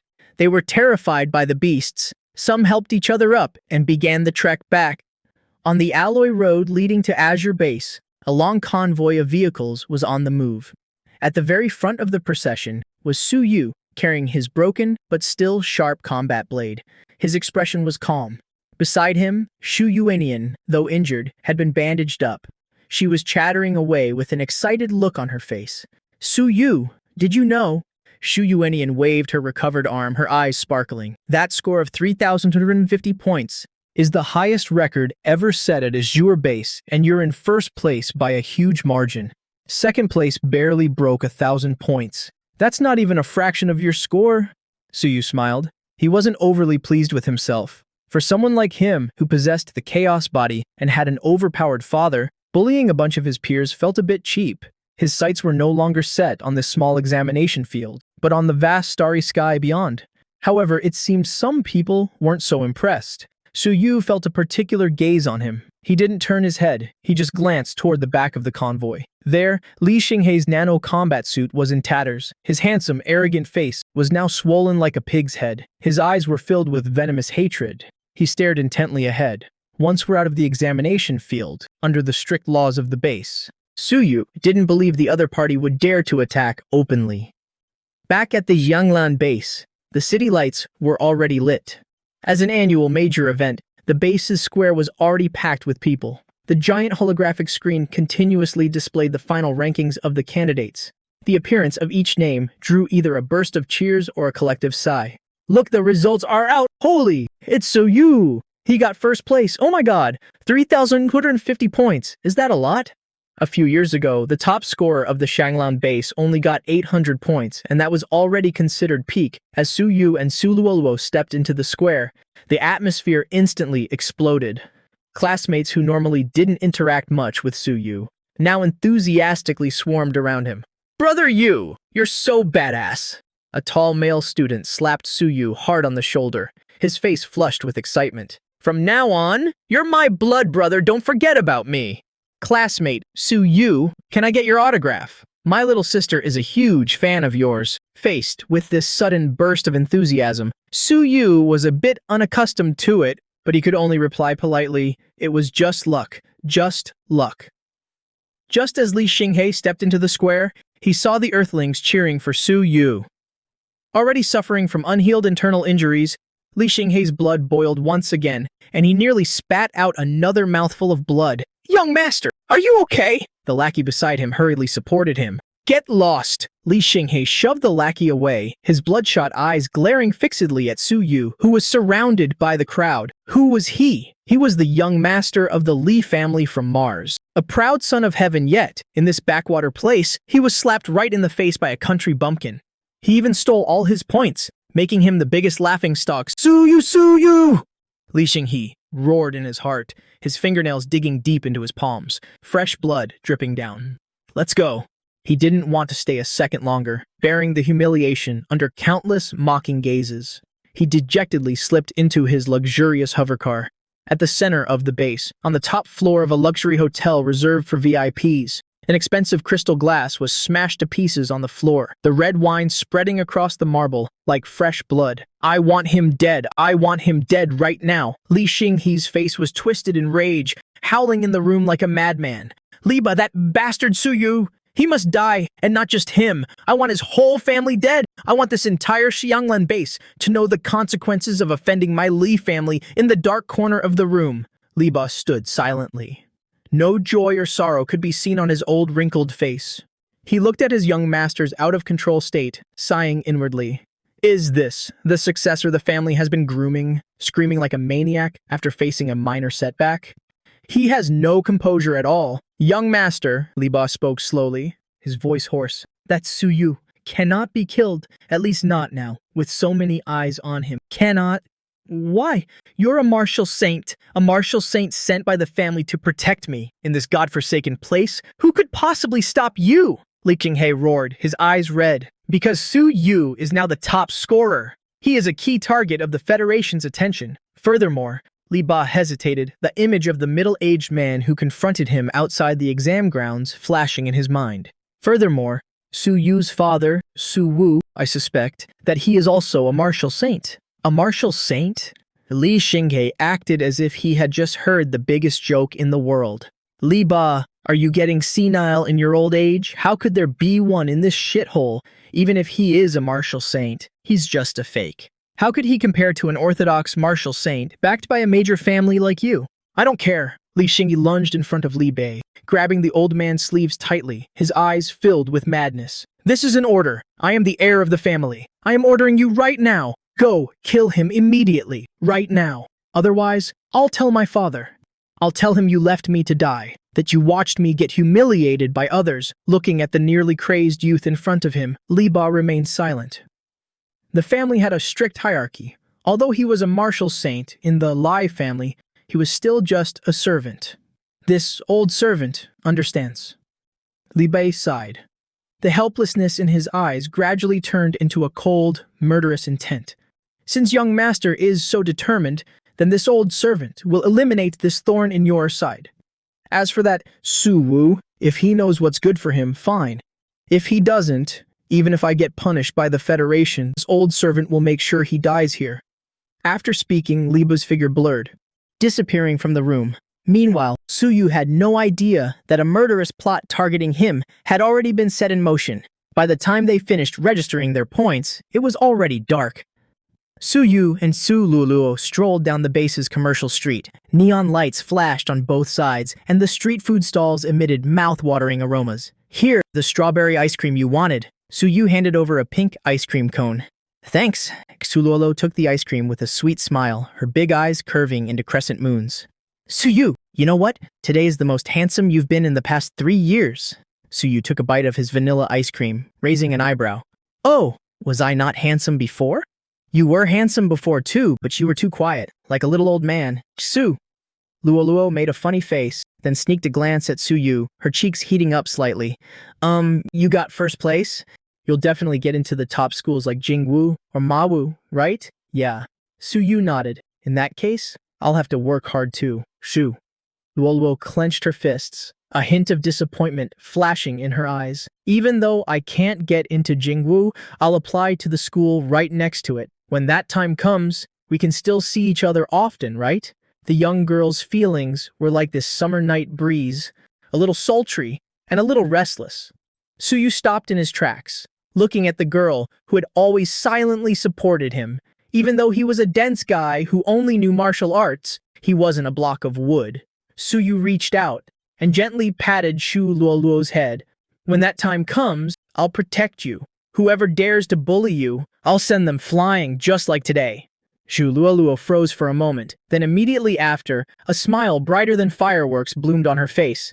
It's a promise, then it's a promise. The two looked at each other, the air seemingly filling with pink bubbles. However, you two are handing out way too much dog food. I'm already stuffed. A voice that completely ruined the mood suddenly rang out from behind. Su Yu and Xu Luoluo jumped in surprise and hurriedly pulled apart. Turning around, they saw me standing under the street lamp, hands in my pockets, with Xiao Bai on my shoulder gnawing on a chicken leg. I had appeared out of nowhere. I smiled kindly at the two of them. This girl isn't bad. Wide hips, good for bearing children. My bad. I meant she has excellent bone structure. Before I could say anything else, Xiao Bai on my shoulder spoke up first, putting on a wise, old man expression to critique. She's all right, but is just one human female enough? I saw on TV that all strong men have 3 wives and 4 concubines. Xiaobai licked the grease off its paws, tilting its head and using its sharp eyes to size Su Yu up and down. Su Yu's face flushed bright red from Shobi and me. He just wanted to find a hole to crawl into. Shuluoluo was so embarrassed she covered her face, blurted out, "Hello, uncle," and turned to run away. "Can you two be serious for a second?" Su Yu looked at us helplessly. "I am being very serious." I strolled over leisurely, watching Shuluoluo's retreating figure, the corners of my mouth twitching up. "Just normal friends, all right? Dad believes you. But you young people need to know some restraint. A martial artist's body, before the yang energy is fully consolidated." Enough, Su Yu hurriedly cut off my rambling. "There's really nothing going on between us. Right now, I just want to become stronger." I smiled, the teasing look in my eyes gradually fading, replaced by an unprecedented seriousness.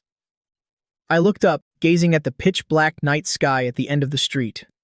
Over there, the once bright starlight suddenly dimmed.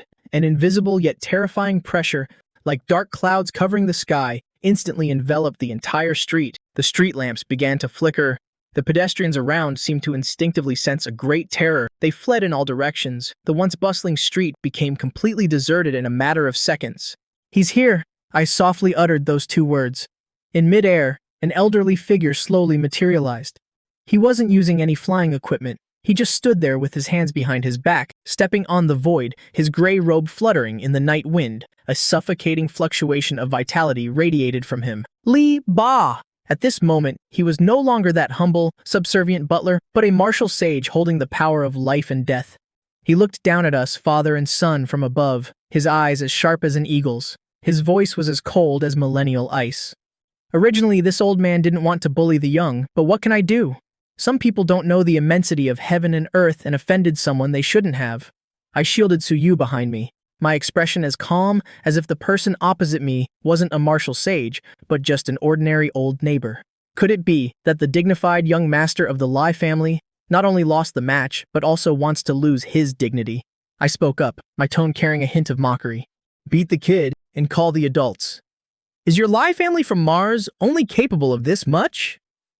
Li Ba's face darkened, and he let out a cold shout. A terrifying martial sage-level pressure crashed down like a tidal wave. The glass of the surrounding buildings shattered into pieces. The asphalt road instantly cracked with spiderweb-like fissures. Whether he dares to admit defeat or not is not for you to decide. Today, I am only doing my job for the young master. Murderous intent was evident in Li Ba's eyes. Su Yu felt it hard to breathe. His entire body felt like it was being crushed by a massive mountain. Even moving a finger was difficult. Was this a martial sage? Just the pressure alone left a grandmaster like him completely powerless to resist. I chuckled. I took a step forward. An equally terrifying, if not even more domineering aura erupted from my body. Purple gold vitality surged like a dragon, instantly tearing through Li Ba's oppressive encirclement. The two martial sage-level auras clashed in midair, letting out a deafening thunderclap. On my turf, touching my son, I raised my head, my eyes flashing like lightning, staring straight at Li Ba in the sky. "Old man, who gave you the nerve?" Li Ba's pupils shrank. "As expected, you're a martial sage too." Although he had guessed it beforehand, truly feeling my unfathomable aura, still sent massive shockwaves through Li Ba's heart. This remote base actually hit a true dragon, but the arrow was already on the bowstring. It had to be fired. Since we are both martial sages, then this old man would like to experience your brilliant moves. Li Ba knew very well that if he didn't complete his mission today, he wouldn't be able to explain himself to the family head. He prided himself on coming from a prestigious background and cultivating top-tier techniques. He refused to believe he couldn't defeat some no-name martial artist. "Suwu, I advise you not to meddle in things beyond you. Don't waste a lifetime of cultivation for your son." No one the Li family wants dead has ever survived. But with a massive battle about to break out, I remained unfazed. Instead, I slightly tilted my head and whispered to Xiaobai on my shoulder, "Xiaobai, take Su Yu away. I'm not leaving, Dad." Su Yu was anxious and wanted to step forward. My voice left no room for argument. "A battle of this level, just the aftershocks are enough to kill you. If you stay here, you'll only distract me." Although Xiaobai was usually unreliable, it was very loyal at crucial moments. It knew what was at stake. It immediately jumped down from my shoulder, its body instantly expanding a size, and grabbed Su Yu's clothes in its mouth. "Kid, don't cause trouble. Compared to your dad, you're just a weak little chicken. Let's go!" Xiaobai turned into a streak of white light, forcefully dragging Su Yu away into the distance. Seeing this, Li Ba immediately condensed his origin energy into a fireball and shot it towards Su Yu. Trying to run? Stay right here. Your opponent is me. I let out a cold snort, flicking my fingers. A streak of purple-gold finger energy instantly shattered the fireball. Old man, your opponent is me. Tonight, I'll show you what it means to pass the point of no return. I slowly levitated into the air, facing Li Ba from a distance. At this moment, on the city wall a few kilometers away, 3 figures stood silently in the dark night, looking toward the city center, where 2 terrifying auras were erupting. The 3 Federation inspectors. A battle between martial sages. Zhang Ye looked at the distorted sky, shaking his head slightly, his eyes full of apprehension and helplessness. I heard the Lai family of Mars was already domineering in their own territory. It seems that's truly the case. To mobilize a martial sage over a squabble between kids in a residential area and acting so arrogantly on our Earth's turf. Are we just going to stand by and watch? The hot-tempered inspector Li next to him crossed his arms, letting out a cold snort, his knuckles cracking. What else can we do? Inspector Du, who was usually quiet and spoke little, sighed, his eyes revealing a deep sense of helplessness. Those are martial sages. The 3 of us are only martial emperors. Going up there would just be besides. That's the Li family. A family that even the higher-ups of the Federation have to show respect to. Inspector Du looked at the 2 figures clashing in the distance, shaking his head. Our responsibility as inspectors is to maintain order during the exam. But facing a private battle of this level, we absolutely cannot intervene. That Su Wu might be a martial sage too, but I'm afraid he's in for a lot of trouble. It's a pity for Su Yu. A rare genius. Tonight I'm afraid he'll lose his life along with his father. The cold night wind swept up the dry leaves on the ground. 2 streaks of light, one in front, one behind, instantly tore through the night sky of the Kangalen base, landing in a desolate Gobi desert 30 kilometers away from the base. This was a true no-man's land. Aside from scattered monsters and the howling wind, there was nothing else. Very good. Li Ba stepped on the void, his robe fluttering in the wind. He looked at me, hovering opposite him, a hint of appreciation flashing in his eyes, but it was mostly cold, murderous intent. Su Wu! This old man originally thought you would use the civilians in the base as a meat shield, forcing me to hold back for fear of collateral damage. I didn't expect you to actually dare come out here. For this courage alone, you are worthy of being called a man.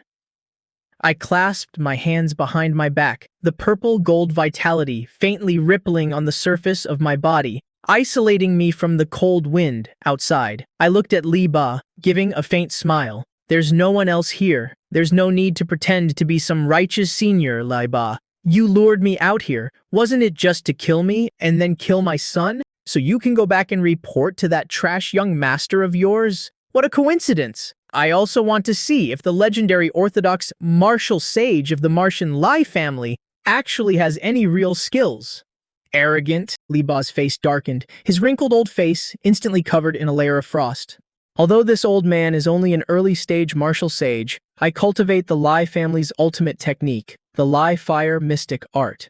I can channel the Lai fire of heaven and earth, incinerating all things. How can my strength be compared to a street-brawling martial artist from Earth like you? Today, this old man will show you what a true backing is, and what true orthodoxy is. As soon as he finished speaking, the aura around Li Ba suddenly erupted. The origin energy of heaven and earth within a 10-mile radius seemed to receive an emperor's summons, surging madly toward him. The pitch-black night sky was illuminated into an eerie crimson red. Raging flames burst forth from the void, swirling wildly around Li Ba, making him look like a flame demon god stepping out of magma. Go! Li Ba's calloused hands pushed forward forcefully. The endless flames in the air instantly condensed into a 100-meter-long crimson flame dragon. The fire dragon was incredibly lifelike, its dragon scales gleaming, carrying a high temperature that could boil the seas and a suffocating pressure. It bared its fangs and brandished its claws as it charged at me. Wherever the fire dragon passed, the air was instantly incinerated, emitting a sizzling sound that made one's scalp tingle. The Gobi Desert below even melted directly into flowing magma. This was a martial sage channeling the power of heaven and earth, a single strike capable of destroying a city, facing the terrifying fire dragon charging at me. My expression showed no panic. The sky-filling flames reflected in my pupils, but deep in my eyes, there was only cold tranquility. Just flashy tricks. I didn't mobilize the origin energy of heaven and earth. I simply spread my legs slightly in midair. My spine arched powerfully like a great dragon, and every muscle in my body moved in unison. Vitality surged, vitality compressed, carrying the true intent of the demonic ape fist mountain collapse. I didn't dodge, but charged straight at that massive dragon head, throwing a punch without any flashy movements. This punch had no dazzling light effects, no earth-shattering origin energy fluctuations. It only had pure, absolute vitality and physical strength. When the fist collided with the fire dragon, time seemed to stop for a second. Immediately after, a terrifying shockwave centered on the point of impact swept wildly in all directions. That seemingly invincible 100-meter-long fire dragon was like a balloon pierced by a needle. It began to shatter from the dragon's head. The sky-filling flames, faced with my peerlessly domineering fist intent, were smashed into countless tiny sparks, dissipating in the night wind. The powerful impact force didn't diminish at all, crashing directly into the Gobi Desert below, creating a massive crater tens of meters in diameter. Dust and smoke billowed into the sky. What? Liba's pupils shrank, his face full of disbelief. He didn't use the origin energy of heaven and earth, and just relied on physical strength to shatter my fire dragon? How is this possible? According to the common sense of martial arts, a martial sage is powerful because they can borrow the power of heaven and earth. No matter how strong the physical body is, it has its limits. How could it possibly contend with the vast heaven and earth? But he didn't know. I wasn't just a martial sage, but a martial sage possessing the supreme bone. My physical strength was already 10 times that of someone at the same level. Is this what you call orthodox? I walked out from the sky-filling sea of fire, not even a corner of my clothes torn. I dusted off my hands, my tone a bit disappointed. If this is all the heat you've got, it's not enough. Arrogant brat, Liba was completely enraged by my contempt. His hands quickly formed seals. Even more violent origin energy of heaven and earth gathered. Behind Liba, a massive fire vortex over 100 meters in diameter formed. The vortex spun at high speed, emitting an ear-piercing screech. Its terrifying suction force even pulled massive boulders from the ground into the sky, instantly melting them into magma. "Burn him to ashes for me," Liba roared. The massive fire vortex crushed toward me like a doomsday storm. Facing this even more violent attack, I finally slowly drew the ordinary alloy long saber at my waist. The blade was like water, gleaming with a cold light. The next second, a sharp aura that felt like it could slice through space erupted from my body. I made no wasted movements. I just took a deep breath, gripped the saber with both hands, aimed at that sky-blotting fire vortex, and gently swung a slash. Heaven-shattering saber, severing the flow. A streak of purple-gold saber light, only 3 meters thick, flew from my hands. This saber light looked incredibly tiny in front of the massive fire vortex. But it was so sharp that one didn't dare look directly at it. It was like a hot knife, cutting through butter, slicing through the outer shell of the fire vortex without any resistance, severing the origin energy connection points inside. Finally, the massive fire vortex was cleaved in two in mid-air. Then, due to its structure collapsing, it exploded violently. A rain of fire fell like brilliant fireworks. As for me, still standing there, holding his blade, his expression calm, Liba stumbled out of the sea of fire, his face a bit pale, but the flames of fury in his eyes burned even fiercer. To think that you, a fake martial saint, could comprehend intent to such a degree. Liba gritted his teeth. But without the enhancement of the world's origin energy, you're only draining yourself. Let's see how long you can last. Condense. Following Liba's loud shout, the scattered flames around him condensed once more, transforming into a dazzling, fiery red battle armor that enveloped his entire body. The surface of the armor had patterns, like flowing magma, radiating a scorching heat of thousands of degrees. Immediately after, Liba raised his hand, and a crimson long blade materialized from the void. The moment this blade appeared, the surrounding space was scorched until it distorted and warped, emitting a sizzling sound. Liba's figure moved. This time, he didn't attack from a distance, but opted for close combat. Although he was a mage-type martial saint with the enhancement of his divine weapon and battle armor, his close-quarters combat was equally terrifying. Liba charged forward like a meteor, the long blade in his hand carrying the momentum to scorch the heavens and boil the seas, slashing viciously toward my head. A strange smile flashed in my eyes. With a flick of my wrist, the ordinary alloy, long blade in my hand, met his attack. The two blades clashed, emitting an ear-piercing metallic screech. Amidst the bursting sparks, Liba only felt a strange force travel down the blade, It wasn't a head-on rebound force, but an incredibly cunning, spiraling power.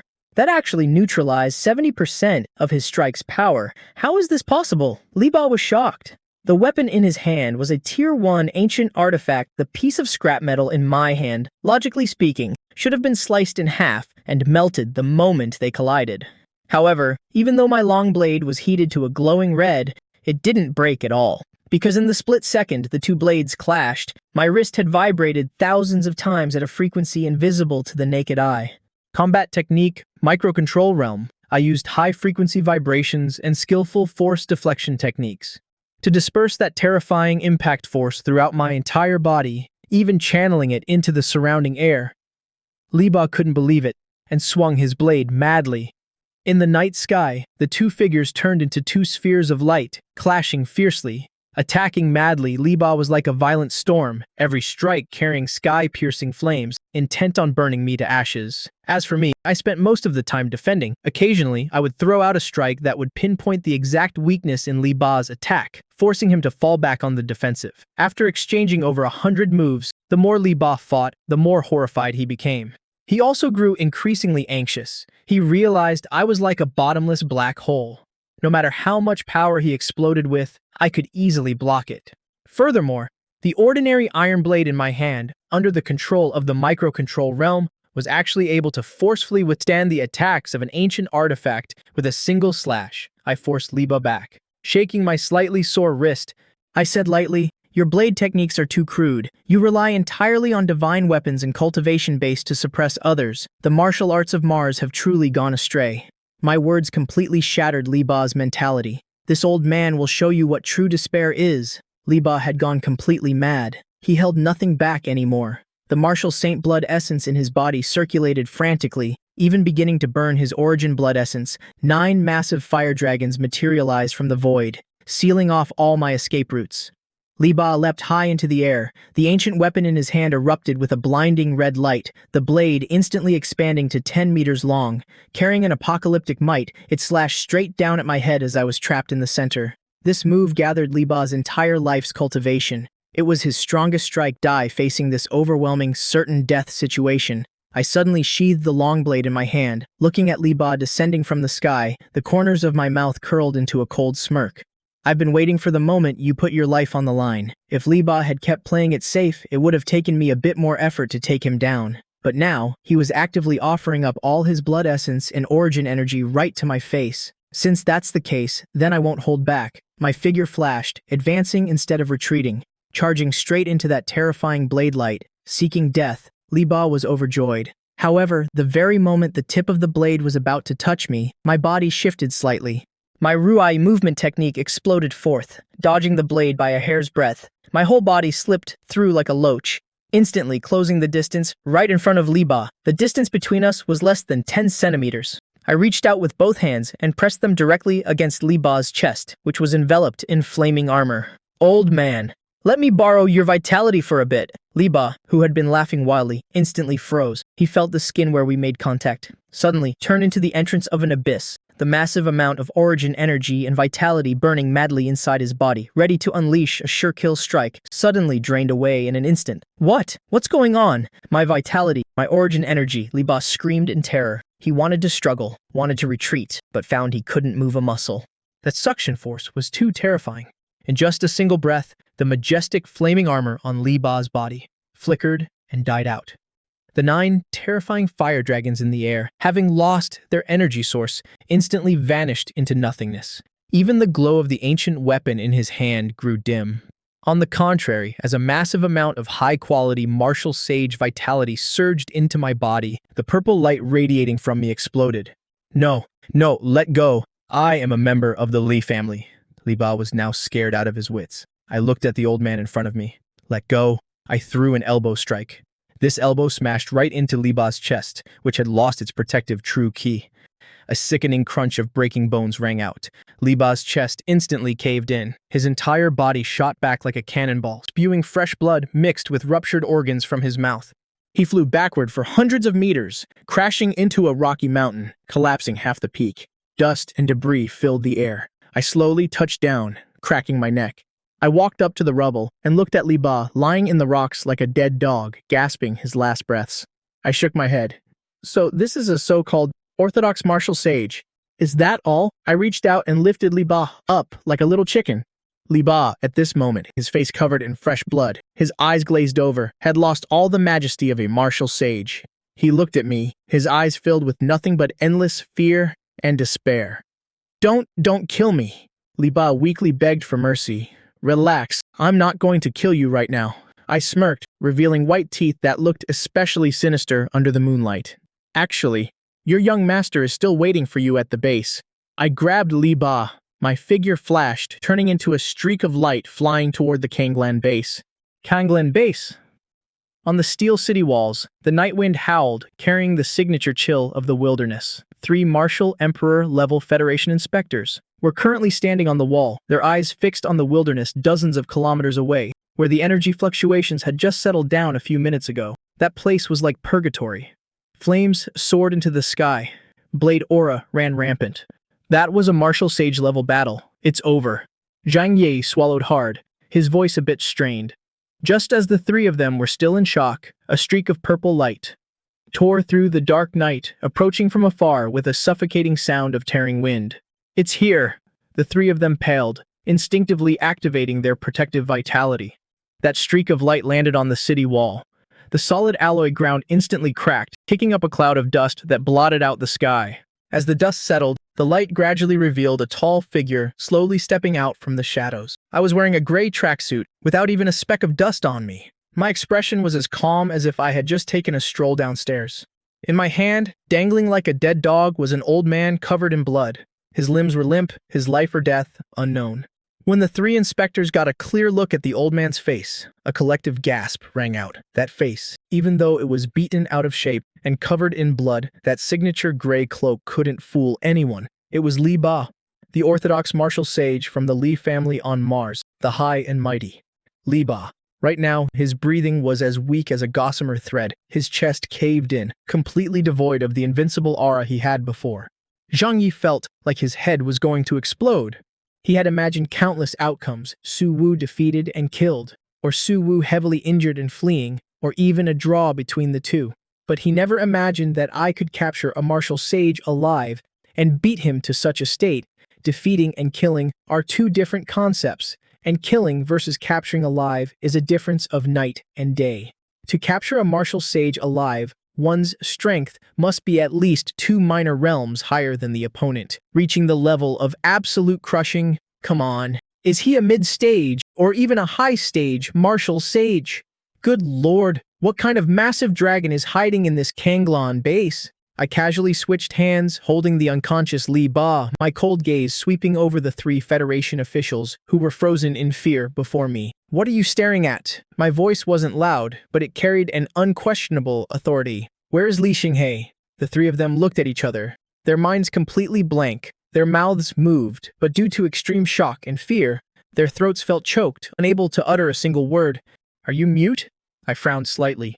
A trace of the martial sage pressure from the slaughtering battle I just experienced unintentionally leaked out. The floor tiles beneath their feet instantly shattered. At the Tianhao Hotel, the presidential suite on the top floor, Zhang Yi was the first to react, so scared he almost dropped to his knees, speaking as fast as a machine gun. That's where the base hosts VIPs. Li Xinghe has been staying there ever since the assessment ended. Thanks. I nodded, not even giving them a second glance. With a light tap of my toes, my entire body turned into a streak of purple light again, flying straight toward the city center of the base. It wasn't until my aura completely disappeared that the 3 people on the wall felt the heavy boulder pressing on their chests lift. The 3 of them gasped for air, realizing their backs were already drenched in cold sweat. The sky is changing. The sky is really changing. Inspector Du looked in the direction I left, muttering to himself. Meanwhile, at the Tianhao International Hotel, top floor presidential suite. Damn it, that damn Earth native Li Xinghe sat on the genuine leather sofa, holding an expensive bottle of red wine, but drinking it through gritted teeth. Although his face had received basic treatment and the swelling was gone, that burning sense of humiliation still lingered in his bones, impossible to shake off. Li Xinghe took a huge gulp of wine, a sinister glint flashing in his eyes. As far as he was concerned, Li Ba taking action was already stooping low. A martial sage killing a grandmaster was no different from crushing an ant. Su Wu must have been turned into a corpse by now, or was in Li Ba's hands, wishing for death. What genius! What first place! In the face of absolute strength and background. It's all trash. Li Xinghe comforted himself like this, trying to use his family's glory to fill the void of defeat in his heart. Right at that moment, an earth-shattering explosion rang out without warning. The bulletproof door made of special alloy was kicked flying like a piece of paper by a massive force. The deformed door howled as it flew across half the living room, smashing heavily into the floor-to-ceiling window, shattering the entire pane of bulletproof glass. Li Xinghe was so startled, his hand trembled, spilling red wine all over himself. He shot up from the sofa, staring at the door in terror. Who dares to barge into this young master's room? As the dust settled, a middle-aged man stood at the door, and in his right hand he was holding a bloodied person. Li Ba. When he got a clear look at the bloodied person's face, the anger on Li Xinghe's face instantly froze, replaced by sheer terror. That was his protector, the martial sage of the Lai family, his biggest backing for acting so arrogantly on Earth. And now, he was being dangled from someone's hand like a dead dog. This is impossible. This has to be an illusion. Li Xinghe stumbled back 2 steps, collapsing onto the sofa, his lips trembling, unable to form a complete sentence. What? Very surprised, I sneered, stepping into the room. Is this the orthodox martial sage you relied on? Is this the backing you used to demand my son's life? I casually tossed the half-dead Li Ba at Li Xinghe's feet. Fresh blood splattered onto Li Xinghe's skin. That warm sensation finally made him realize that this wasn't a dream. Li Xinghe let out a piercing scream, scrambling backward on his hands and knees, cowering in the corner of the sofa. Don't come any closer! I'm warning you. I am a direct descendant of the Lai family on Mars. My father is the head of the Lai family. My grandfather is a Star-Lord realm powerhouse. If you dare touch a single hair on my head, the Lai family will never let you off even now. He was still trying to use his family's reputation to scare me. I stepped closer, my overwhelming aura pressing down on Li Xinghe until he could barely breathe. The Li family, huh? I stopped in front of the sofa, looking down at this trembling bug, my eyes full of contempt. If the Li family is all made up of trash like you, then I'd like to see what they can do to me. I said that, but in my heart, I knew very well that right now, I truly didn't have the strength to face the entire Lai family. But I couldn't show any weakness, and I certainly couldn't kill him. Killing Li Xinghe would forge an irreconcilable blood feud. The Lai family would spare no cost to get revenge. Therefore, I had to attack his mind. I had to put on an act. Seeing his threats were useless, Li Xinghe's psychological defenses completely collapsed. What do you want? He cried as he spoke, snot and tears running down his face. What do I want? A cold glint flashed in my eyes. I suddenly leaned down, grabbing Li Xinghe's expensive collar with one hand, lifting his entire body into the air. Weren't you acting all high and mighty before? Didn't you send this old man to take my son's life? Now let me see. You act arrogant one more time. I was wrong. I was really wrong. Suspended in the air, Li Xinghe kicked his legs like a helpless child. I'm begging you, please let me go. I have money. I can give you a lot of money. 1 billion, 10 billion, as long as you let me go, I'll give you everything.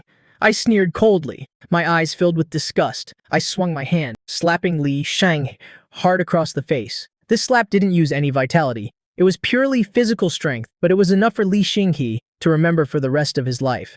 Half a bloody tooth flew out. Li Xinghe's left cheek instantly swelled up like a steamed bun. He was slapped so hard he saw stars, his head buzzing. This slap is for my son. I backhanded him with another slap. This slap is just because I felt like it. Li Xinghe was beaten until his eyes glazed over. Aside from crying and begging, he had no thought of resistance left. Stop hitting me! Stop hitting me, I'm just a piece of trash. Please spare me. The once invincible genius of Mars was now begging like a dog. The anger in my heart finally subsided a bit. I tossed Li Xinghe back onto the sofa like a piece of trash. Listen closely. I adjusted my slightly wrinkled collar, putting on an unfathomable expression. I turned my back to Li Xinghe, looking out at the shattered night sky through the window, my voice turning deep and mysterious.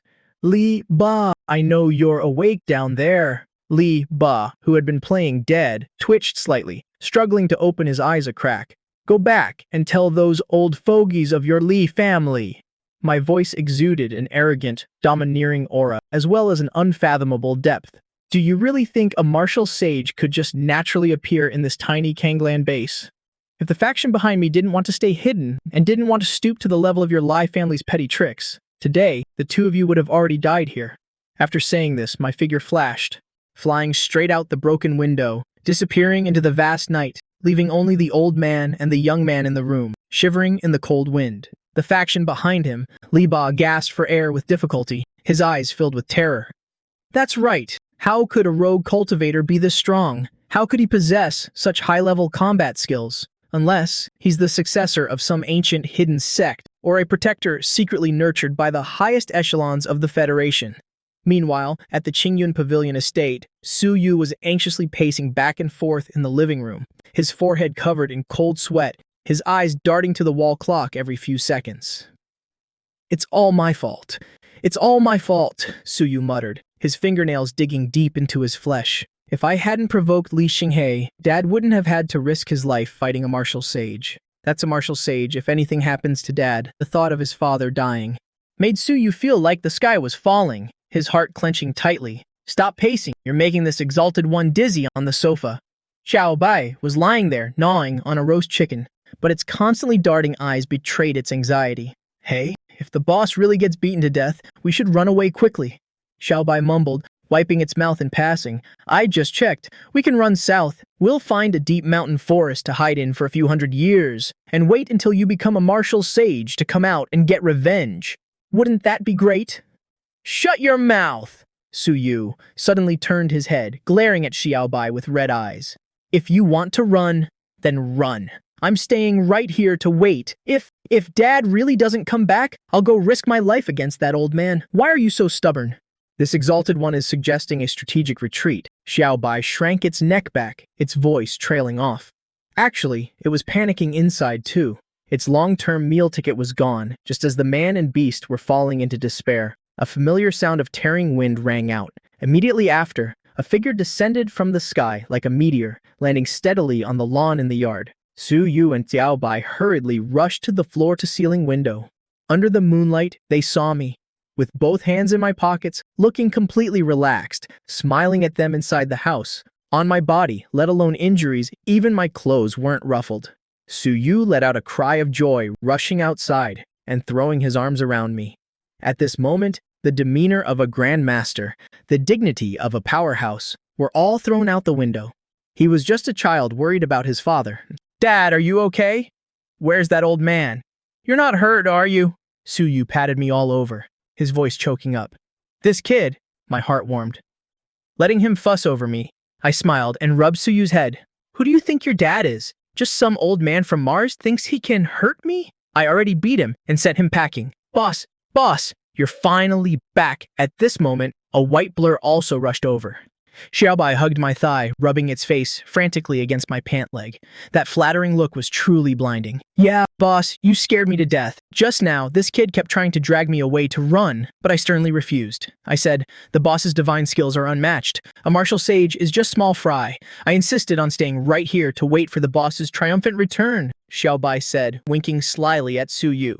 Su Yu was speechless. He had seen shamelessness, but never this level of shamelessness. Amused by this scene, I lightly kicked Xiao Bai. Alright, stop acting. A coward like you was probably planning your escape route just now, weren't you? Exposed, Xiao Bai wasn't embarrassed at all. It rolled its eyes, muttering, wasn't it just to preserve the spark of the revolution? I shook my head, my gaze softening as I looked at Su Yu. Son, this matter is settled for now. The Life family probably won't dare to cause trouble in the short term. My tone shifted, becoming serious. But we can only scare them temporarily. Once they come to their senses or investigate my background thoroughly, an even bigger storm will come. Therefore, we can't stop here. We have to seize the time to become stronger. I patted Su Yu's shoulder. Mars. Yueyang Grand Base. This was one of the largest bases built by humanity on Mars, and also the core headquarters of the La family, a renowned financial conglomerate of the Federation. Unlike the lush greenery of Earth, the sky on Mars was a suffocating dark red. A massive energy shield enveloped the entire city, and in the center of the city, a floating palace, made entirely of black star iron, was radiating a suffocating pressure. The ancestral grounds of the Li family, Star Iron Palace. Inside the grand hall, the air was frozen solid. On a throne carved from a meteorite core sat an old man in a purple robe. This was the head of the Li family, Li Yuan, a sixth-stage Star-Lord. This was a terrifying existence who could cross space with his physical body and destroy a small satellite with a single strike. At this moment, Li Yuan's face was so dark it looked like it could drip water. The 2 rows of Li family higher-ups below the hall were all as silent as cicadas in winter, not daring to breathe heavily, afraid of making the family head frown. In the center of the hall, the once invincible martial sage Li Ba was currently kneeling on the ground, his aura weak to the extreme. "Family head, the situation is like this." Li Ba's voice trembled, full of shame. "That Su Wu, he didn't use any heaven and earth origin energy. Relying solely on physical strength and bizarre techniques, he defeated me." Li Yuan slammed his hand onto the armrest of the throne. The incredibly hard, star iron armrest instantly turned to dust. "Didn't use heaven and earth origin energy?" Li Yuan slowly stood up, a terrifying pressure like that of an ancient beast instantly enveloping the entire hall. "He suppressed you with just his physical body? An orthodox martial sage wielding a Tier 1 ancient weapon, and in a tiny place like Kanglan?" A dangerous glint flashed in Li Yuan's eyes. Men following Li Yuan's shout. The shadows in the corner of the hall suddenly moved.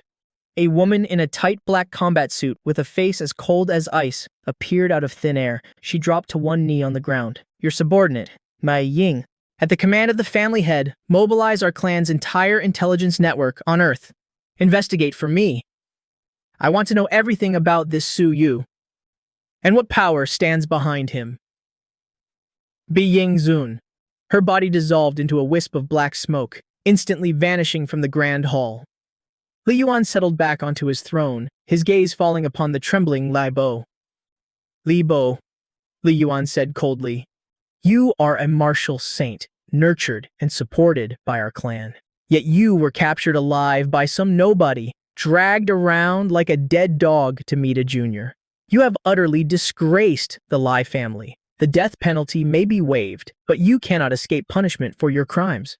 Go to the purgatory, pool yourself, endure 3 years of punishment. Whether you survive to come out, we shall see." Li Bo's face turned ashen. His body trembled violently, but he didn't dare to show the slightest resistance. He could only kowtow heavily. "Thank you, family head, for sparing my life." After dealing with Li Bo, Li Yuan gazed towards Earth.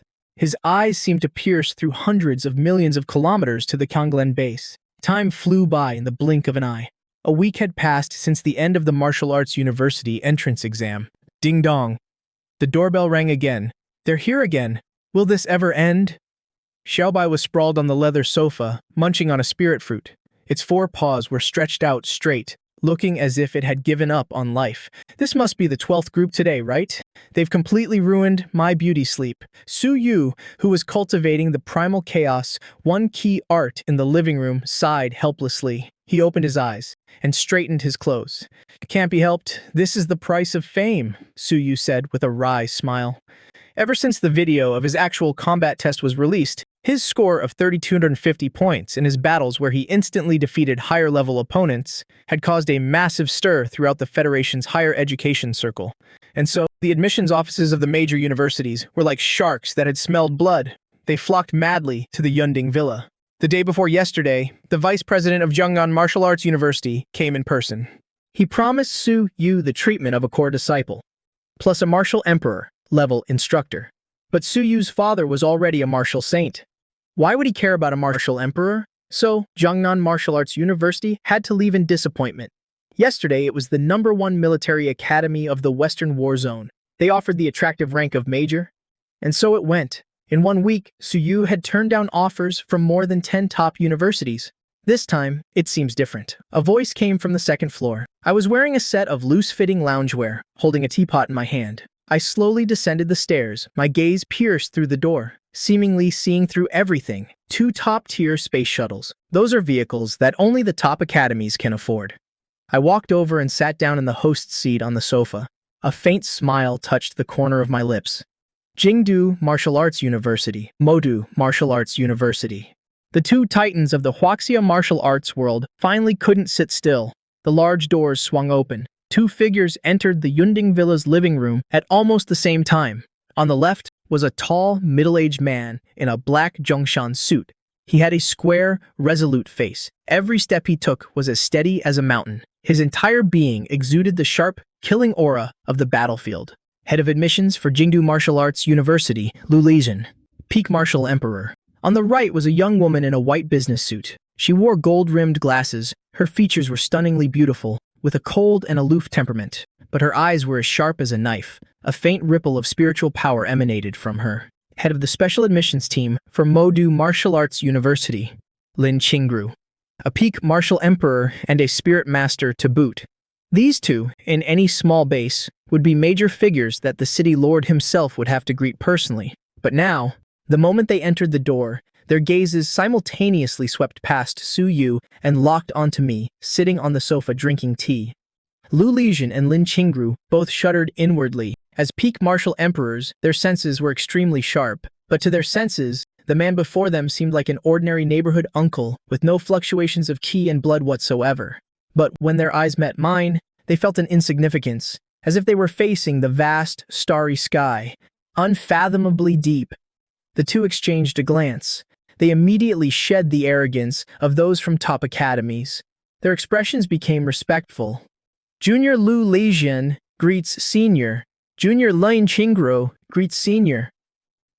As they cupped their fists in salute, I gave a slight nod and gestured to the sofa opposite me. Have a seat. Since you're here, let's get straight to the point. I'm not one for beating around the bush. Lu Lijin and Lin Qingru sat down. Their eyes finally fell on Su Yu beside me. With just one glance, a look of astonishment lit up their eyes. His qi and blood are like a dragon's, contained yet unreleased. A fine seedling, truly a perfect, uncut gem. Lu Lijin was ecstatic. The files said he was a grandmaster, but seeing him in person, the quality of his qi and blood is even more formidable than that of an ordinary mid-stage grandmaster. Lu Lijin spoke first, his voice clear and resonant. Young Su Yu, I am from Jingdu Martial Arts University. You know our school's style. We emphasize practical combat and a strong foundation. With that said, he held up 3 fingers. 1. Upon enrollment, you will receive S-level treatment. All cultivation resources will be free and unlimited. 2. We will provide a supreme cultivation technique that can be practiced all the way to the Star Lord realm. The 8 Desolations and 6 Harmonies art, and you may choose any 2 martial skills. 3. One of the deans of our Jingdu Martial Arts University, a 3rd stage Star Lord realm expert, will personally accept you as his final disciple. As soon as he finished speaking, the entire living room fell silent. Su Yu couldn't help but feel his heart race. A Star Lord realm expert as a master, this was an opportunity countless people could only dream of. Director Lu is truly generous. Lin Qingru, sitting beside him, pushed up her glasses. A graceful, yet combative smile played on her lips. However, young Su Yu practices saber arts. You crude brutes from Jingwu specialize in fist techniques. Are you sure you can teach him properly? Lin Qingru turned her head to look at Su Yu. Her gaze became gentle and captivating. Su Yu, our Modu Martial Arts University is located in the most prosperous economic center of the Federation. Whether in terms of vision or resource circulation, we are beyond comparison to the old-fashioned Jingwu. Our conditions are as follows. 1. We will provide resources of the same level and a Star Lord level instructor. This is standard. 2. And most importantly, a glint flashed in Lin Qingru's eyes. She played her trump card. Our Modu Martial Arts University controls a newly discovered ancient ruin within the solar system. As long as you join, the university promises that before your sophomore year, you will be given a chance to enter the ruins to seek an ancient martial arts inheritance. Ancient ruins, Su Yu was stunned. In this high martial era, besides modern martial arts, the most mysterious and powerful things were the ancient martial arts inheritances discovered deep within the universe.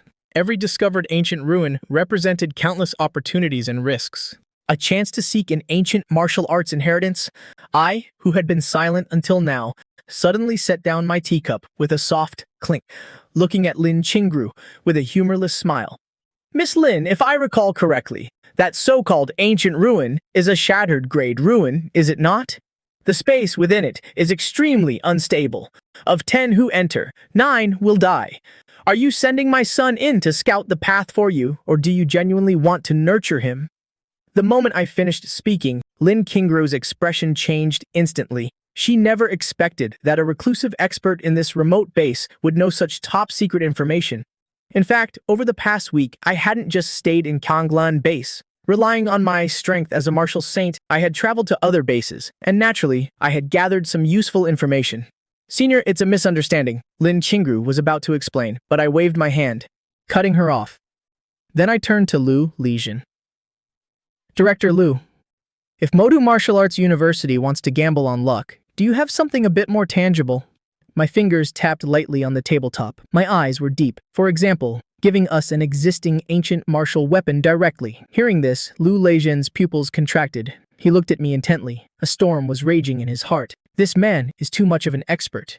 He hit the nail on the head the moment he opened his mouth. Exploring ancient ruins is a huge gamble. Not only is it dangerous, but an existing ancient martial weapon that is a true, tangible resource. Lu Lijin was silent for a moment. He seemed to be in the midst of a fierce internal struggle. He looked at the exceptionally talented Su Yu.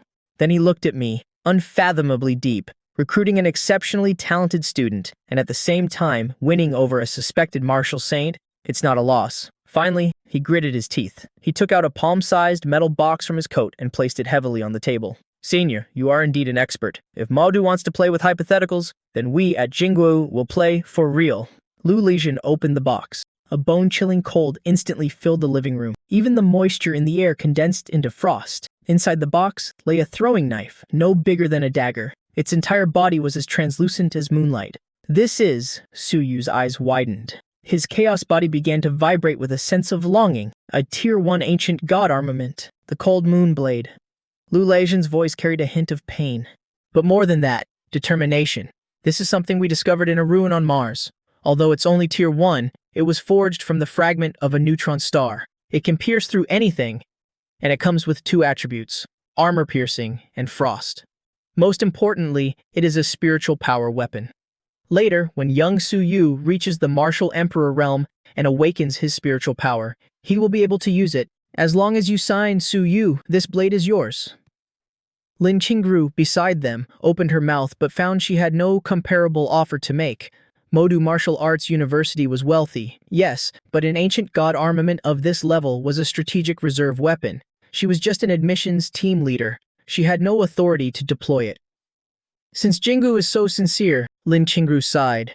She stood up and bowed to me and Su Yu. Her voice was full of regret. Then this junior will not embarrass herself further. Young Su Yu, I wish you a bright future at Jingwu.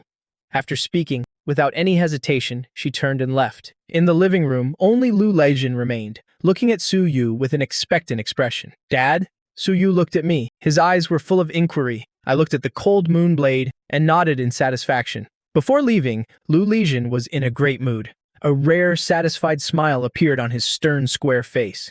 He took out a jet-black metal bracelet from his pocket.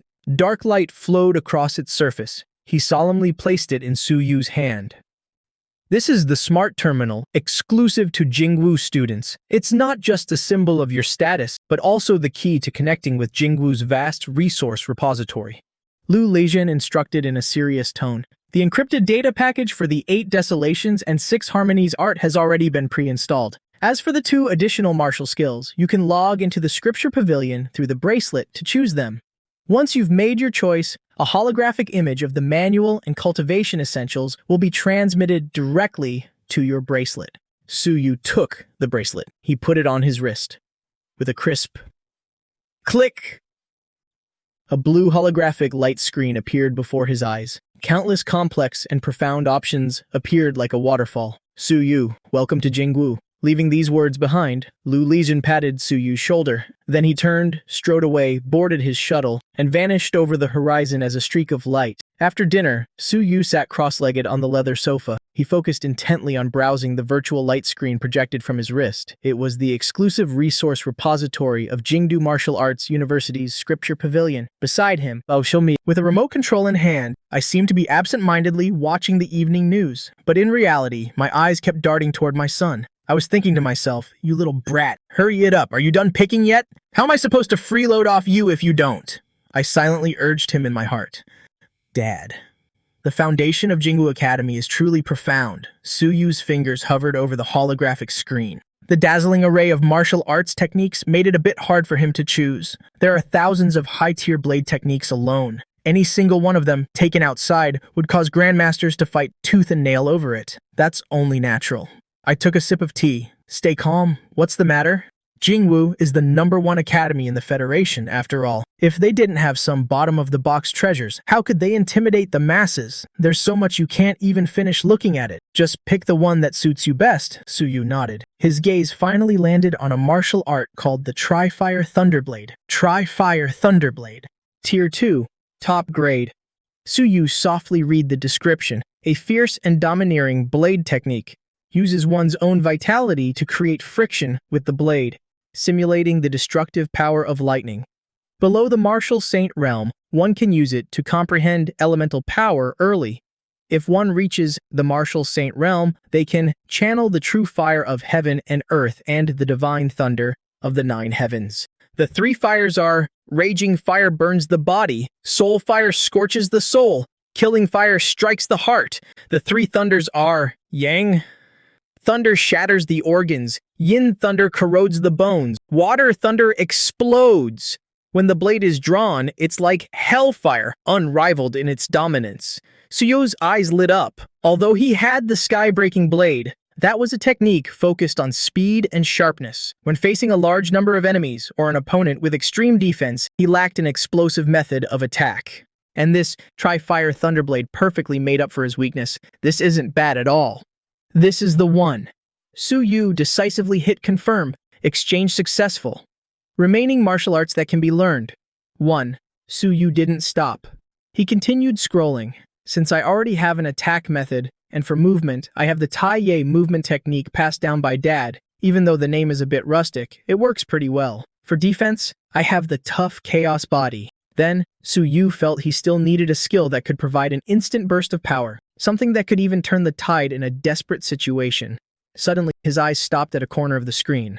There was an ebook with a dark red cover, Blood Fiend Transformation, a burst-type martial art. Suyu carefully read the description. Blood Fiend Transformation, Tier 1 Top Grade, Demonic Manual, Ancient Technique. Channels the baleful energy of heaven and earth into the body, burning one's own vitality.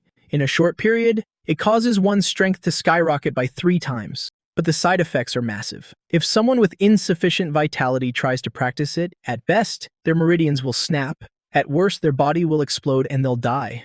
Note, those whose vitality is not as vast as the ocean choose with caution. If an ordinary martial artist saw the words "body will explode and die," they would have run away in fear long ago. But when Suyu saw the words "vitality as vast as the ocean," he couldn't hold back a grin. Insufficient vitality? Are you kidding me? He was the possessor of the chaos body, as long as he had Xiaobai as a power bank, or if he was on the battlefield constantly killing enemies to absorb their energy, his vitality would be endless. This desperate secret technique with massive side effects, to him, was practically tailor-made? This is it. A flash of excitement gleamed in Suyu's eyes. He hit confirm once again. Exchange successful. 8. Desolate's 6 Harmonies Technique, Tri-Fire Thunderblade, Blood Fiend Transformation. Data transferring, watching the progress bar on his wristband finish downloading, Suyu breathed a sigh of relief, feeling like he had just grasped the key to becoming a powerhouse. Done picking? I, who was watching TV, immediately noticed my son's movements, and quickly turned my head to ask. Yeah, I'm done picking, Suyu said excitedly. Dad, I chose the Tri-Fire Thunderblade and the Blood Fiend Transformation. I think they're perfect. All right, you can figure out the specifics yourself. I waved my hand, cutting off my son's sharing session, and said with a serious face, martial arts are just the branches. The cultivation method is the root. That 8 Desolate's 6 Harmonies technique is a supreme art that can be cultivated straight to the Star-Lord realm. Your current cultivation method isn't bad, but its limit is too low. Hurry to the training room. Switch your cultivation method first. Switching cultivation methods takes the most time. Don't slack off. This was the truth. Although I did this so I could quickly sync up with his progress, having Suyu build the foundation for the Star-Lord realm early on was also the most important thing. Got it, Dad. Suyu didn't suspect a thing. He immediately stood up and charged into the underground training room, full of enthusiasm. Watching my son's back disappear, the smile on my lips gradually grew wild. Nice, nice. My good son Dad is counting on you. ever since transmigrating to this high martial world, I had become a middle-aged loser with zero cultivation. The only thing I could show off was my genius son, hailed as a once-in-a-10,000-years prodigy. I originally planned to just accept my fate for the rest of my life, pinning all my hopes on my son becoming a dragon among men. Who would have thought? At that moment, I activated the father relies on son system. My strength would always be 4 major realms higher than my son's, and so I started playing the role of a poor, struggling father, spending 3 days at the construction site carrying bricks until my back gave out, coughing up blood non-stop at home at night, all just to make my son work crazily hard. While I could just sit back and reap the rewards, right now, night was gradually falling. Everything was quiet. I didn't sleep but sat cross-legged on the second-floor balcony, quietly waiting as the minutes and seconds ticked by. Looking up, finally, when the clock struck 2 a.m., a faint fluctuation of vitality came from the underground training room. Right after that, deep in my mind, the familiar and wonderful mechanical voice rang out like heavenly music. Ding. Detected that your son, Su Yu, is switching his cultivation to the Star-Lord Realm technique, 8 Desolates, 6 Harmonies technique. With peerless aptitude, he has just reached the entry level. The father relies on Sun system, determines the technique is of an extremely high tier, activating super sync feedback. Boom. Syncing, feedback, hosts physique and meridians. Hosts 8 Desolates, 6 Harmonies technique automatically evolves to the perfection stage. Ding. Congratulations, host. You have comprehended the core profound meaning of the 8 Desolate 6 Harmonies. Technique, elemental mastery. Successfully mastered the method to utilize the origin energy of heaven and earth. At that moment, I felt my soul being lifted by some mysterious power, breaking free from the shackles of my physical body and entering a higher dimension. The world in my eyes completely changed. What used to be just empty air to me, what had now become a kaleidoscope of colors. Countless tiny specks of light danced in the air, the fiery, volatile red, the gentle, flowing blue of water, the agile, dancing green of wind, the majestic, imposing purple of thunder, the thick, solid yellow of earth. This was the origin energy of heaven and earth. This was the foundation that made up this world, originally, even though I had reached the martial saint realm, and could rely on my powerful spiritual force to forcefully mobilize this origin energy. I didn't have the proper method to use it. But now, with the perfection of the 8 Desolate 6 Harmonies technique, this origin energy had become like obedient soldiers in my eyes, becoming an extension of my own body. So, that's how it is. I reached out my hand, my fingertip lightly tapping the air. The previously tranquil ocean of origin energy instantly boiled over. The red fire element joyfully gathered at my fingertip, as obedient as a child. Is this what they call a multi-attribute cultivation method? A clear light flashed in my eyes. Actually, the origin energy of heaven and earth inherently has no attributes. It is chaotic. Martial artists use different cultivation routing paths to convert it into specific forms. Ordinary martial saints can usually only specialize in one attribute. For example, Li Bo's fire. If one wanted to cultivate 2 types simultaneously, not only would it require extremely high talent, but it could also easily lead to conflicting origin energy within the body, resulting in key deviation. But the 8 Desolate 6 Harmonies technique was different. The reason it could become Jingwu's supreme art was because it encompassed all things. With an incredibly profound structure, it forcefully fused 3 completely different attributes, even those that countered each other. Fire, thunder, and water. I clenched my fist, feeling the immense power surging within my body. The me, right now, could finally be considered a true martial saint. Although the Yuan Pavilion was large, it absolutely couldn't withstand the torment of a martial saint. I suppressed the excitement in my heart. My figure flashed. 2 minutes later, I appeared in midair above a desolate mountain range 50 kilometers away from the Kanglan base.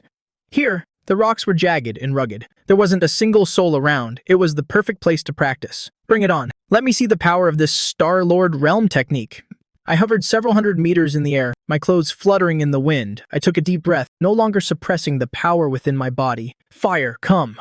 I raised one hand to the sky. The fire element within a 10-mile radius instantly rioted. It frantically gathered in the palm of my hand. In the blink of an eye, A massive fireball with a diameter of 10 meters appeared in midair. This fireball wasn't the usual red, but an extreme yellowish white. The temperature was at least 10,000 degrees. I could feel the heat wave burning so intensely that even space itself seemed to distort. This flame was more than just a tier stronger than Li Bo's so-called Li Fire. Disperse. I waved my hand, dispersing the fireball. I raised both hands again. Water, come. Whoosh! It was clearly an arid wasteland, but the sound of surging tides suddenly echoed in the air. Countless blue water elements converged, forming a 100-meter-long blue water dragon beneath my feet. This water dragon wasn't made of ordinary water. Every drop of water was as heavy as a mountain. Primeval heavy water. A single drop could crush boulders. A river of it could collapse mountains. Thunder, come! A purple light flashed in my eyes. Crack! The clear night sky was suddenly covered in dark clouds. A purple lightning bolt as thick as a water barrel struck down from the heavens, landing precisely in the palm of my hand. I wasn't injured by the lightning strike at all. Instead, it felt like I was holding a long, purple whip. Arcs of electricity danced on my fingertips, radiating an aura of destruction. Fire. Thunder. I looked at the three types of power surrounding me, my eyes filled with excitement. Then, what if I fused them together? This was a crazy idea. In conventional martial arts theory, when water and fire meet, they explode. When thunder and fire meet, they collapse. But the essence of the 8 Desolate 6 Harmonies technique lay in the word harmonies. Water thunder. Fire mantra. This was a secret technique recorded in the 8 Desolates 6 Harmonies technique. With a serious expression, my hands rapidly formed hand seals, so fast they were just a blur. Following my movements, the 3 types of heaven and earth origin energy slowly began to converge toward my chest. Buzz, buzz, buzz. The moment the 3 energies made contact, they erupted with extremely unstable vibrations. Fuse. For me, I shouted softly. Relying on my perfection-level control, I forcefully kneaded these 3 violent streams of power together. A few seconds later, all the anomalies vanished. What remained was a fist-sized, 3-colored sphere hovering in the palm of my hand. The surface of this sphere flowed with 3 colors of light, red, blue, looking both beautiful and bizarre. It didn't emit any heat or pressure. It was as quiet as a glass marble. But only I knew just how terrifying the energy compressed inside this tiny sphere was.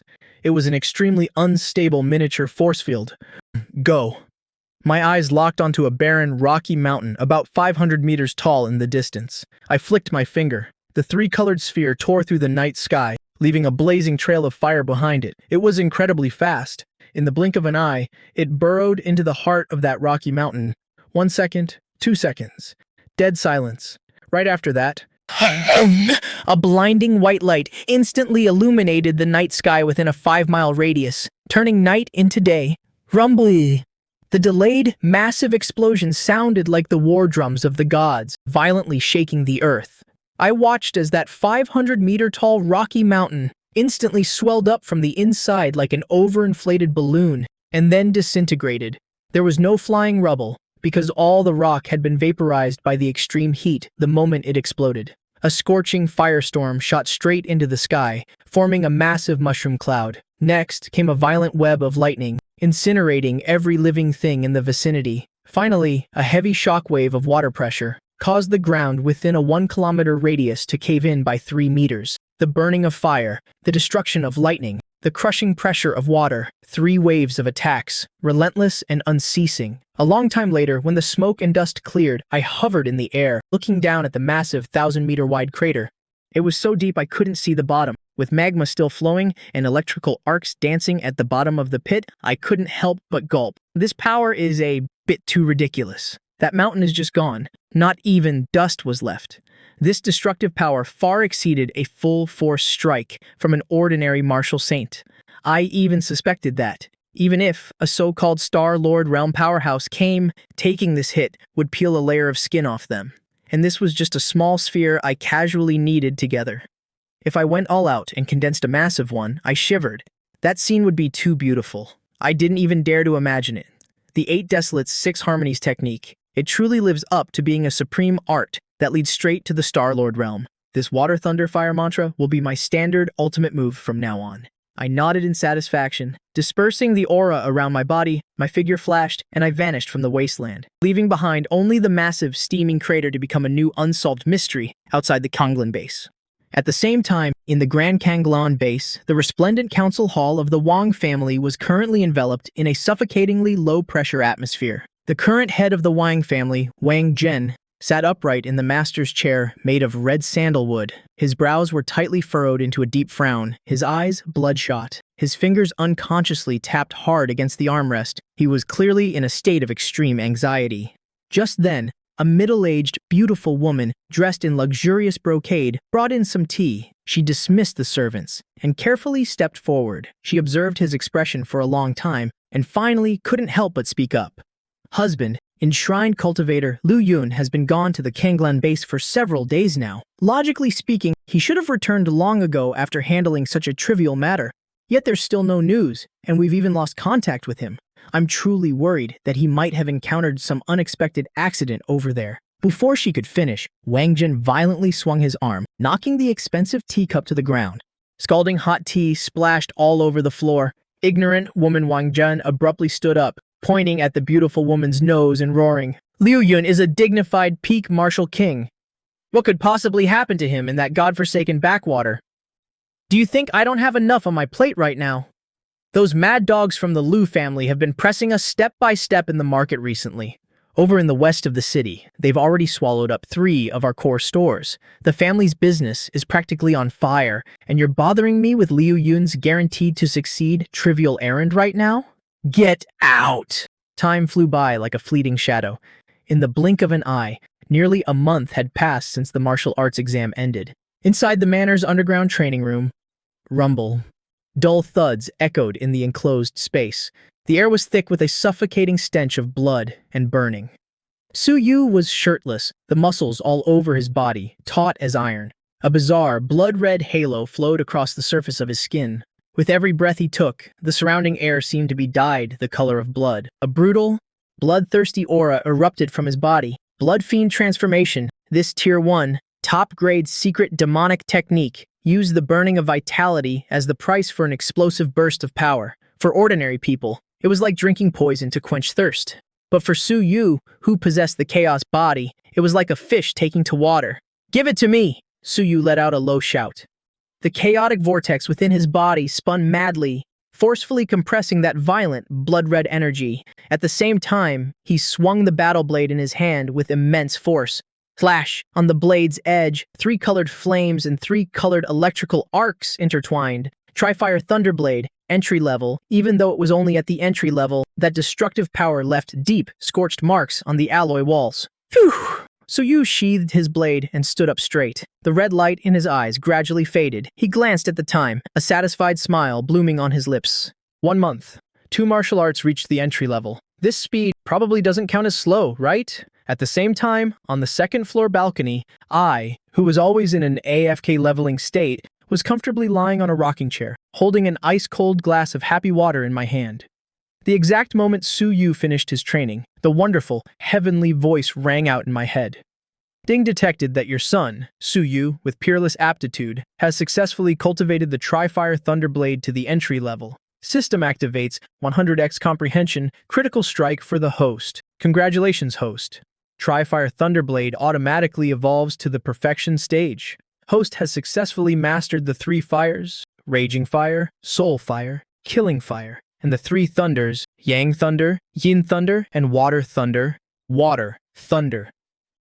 10 days ago, my Blood Slaughter transformation automatically evolved to the Perfection Realm. An indescribably terrifying aura erupted from within my body.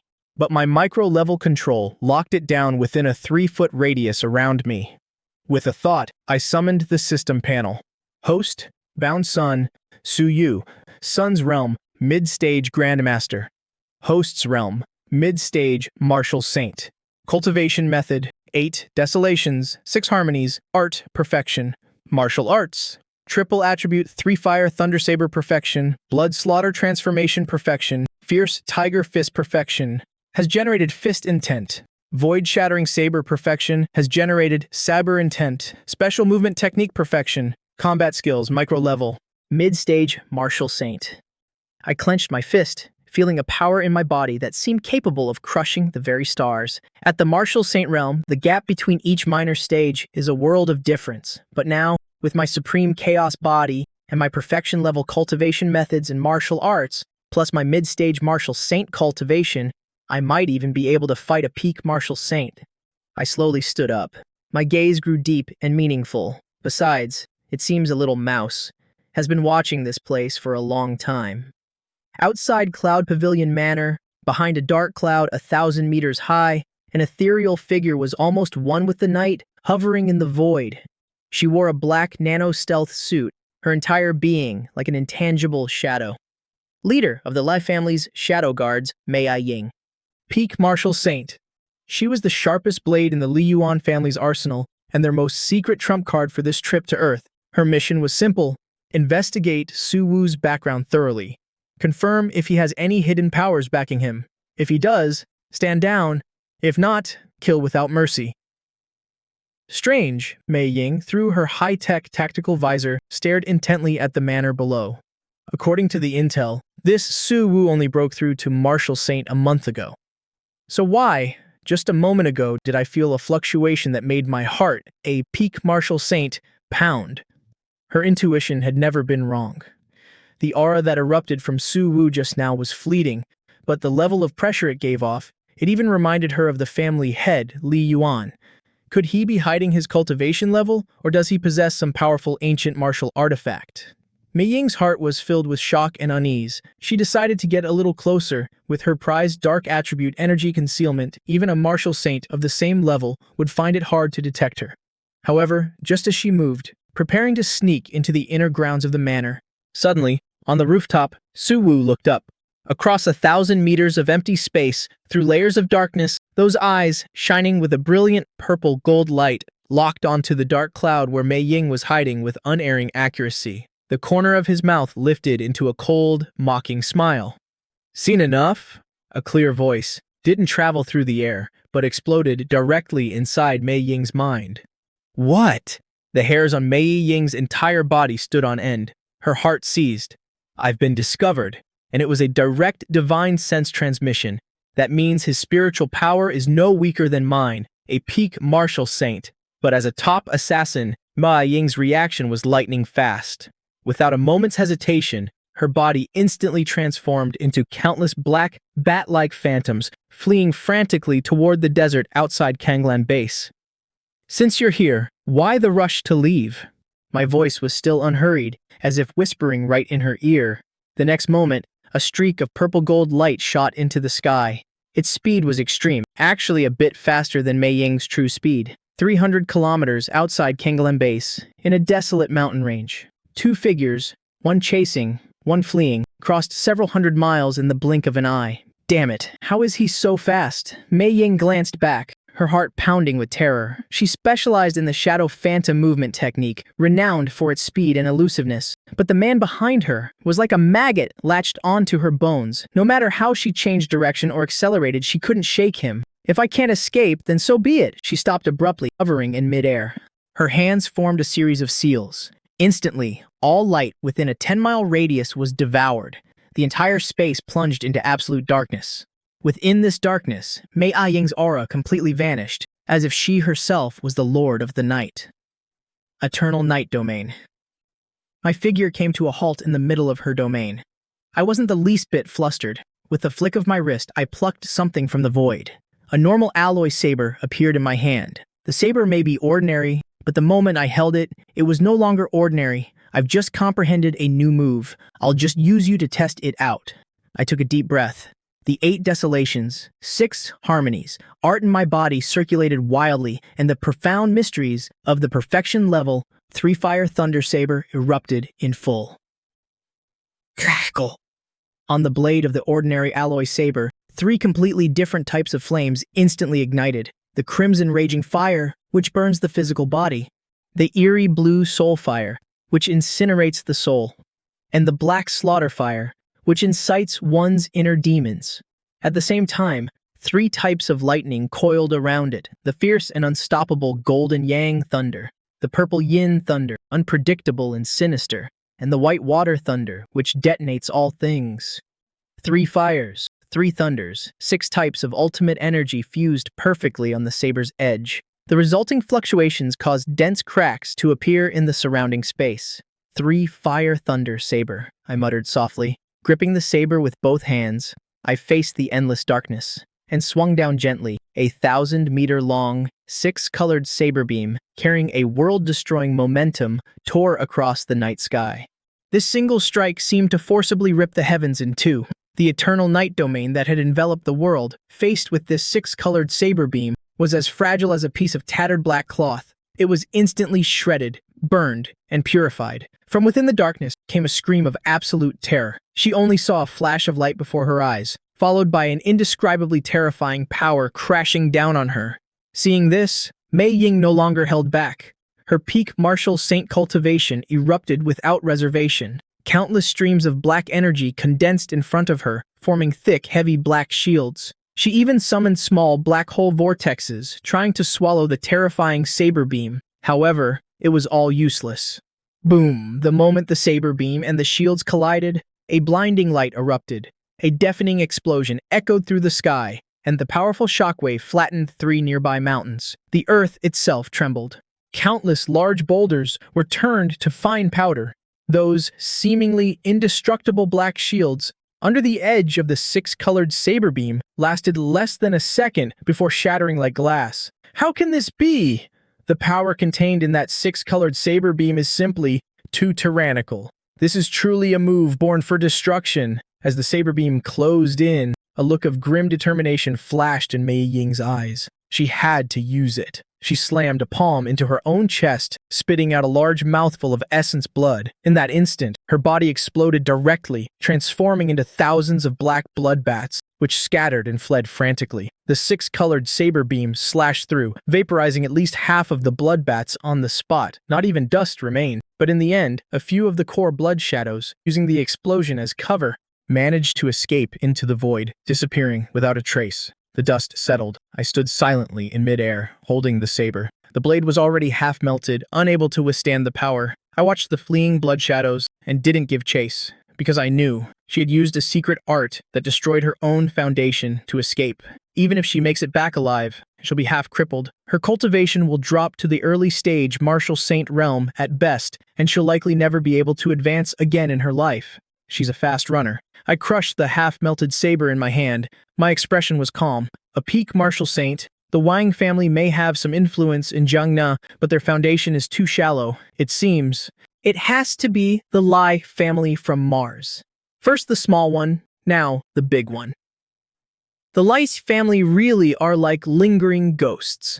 Although being targeted by a Star-Lord level expert is troublesome, I felt no fear in my heart. After testing my strength with that last strike, I now have a clear understanding of my combat power. With the boost from my perfection-level martial arts and the supreme chaos body, my attack power has already surpassed the scope of a martial saint, touching the threshold of a so-called Star-Lord.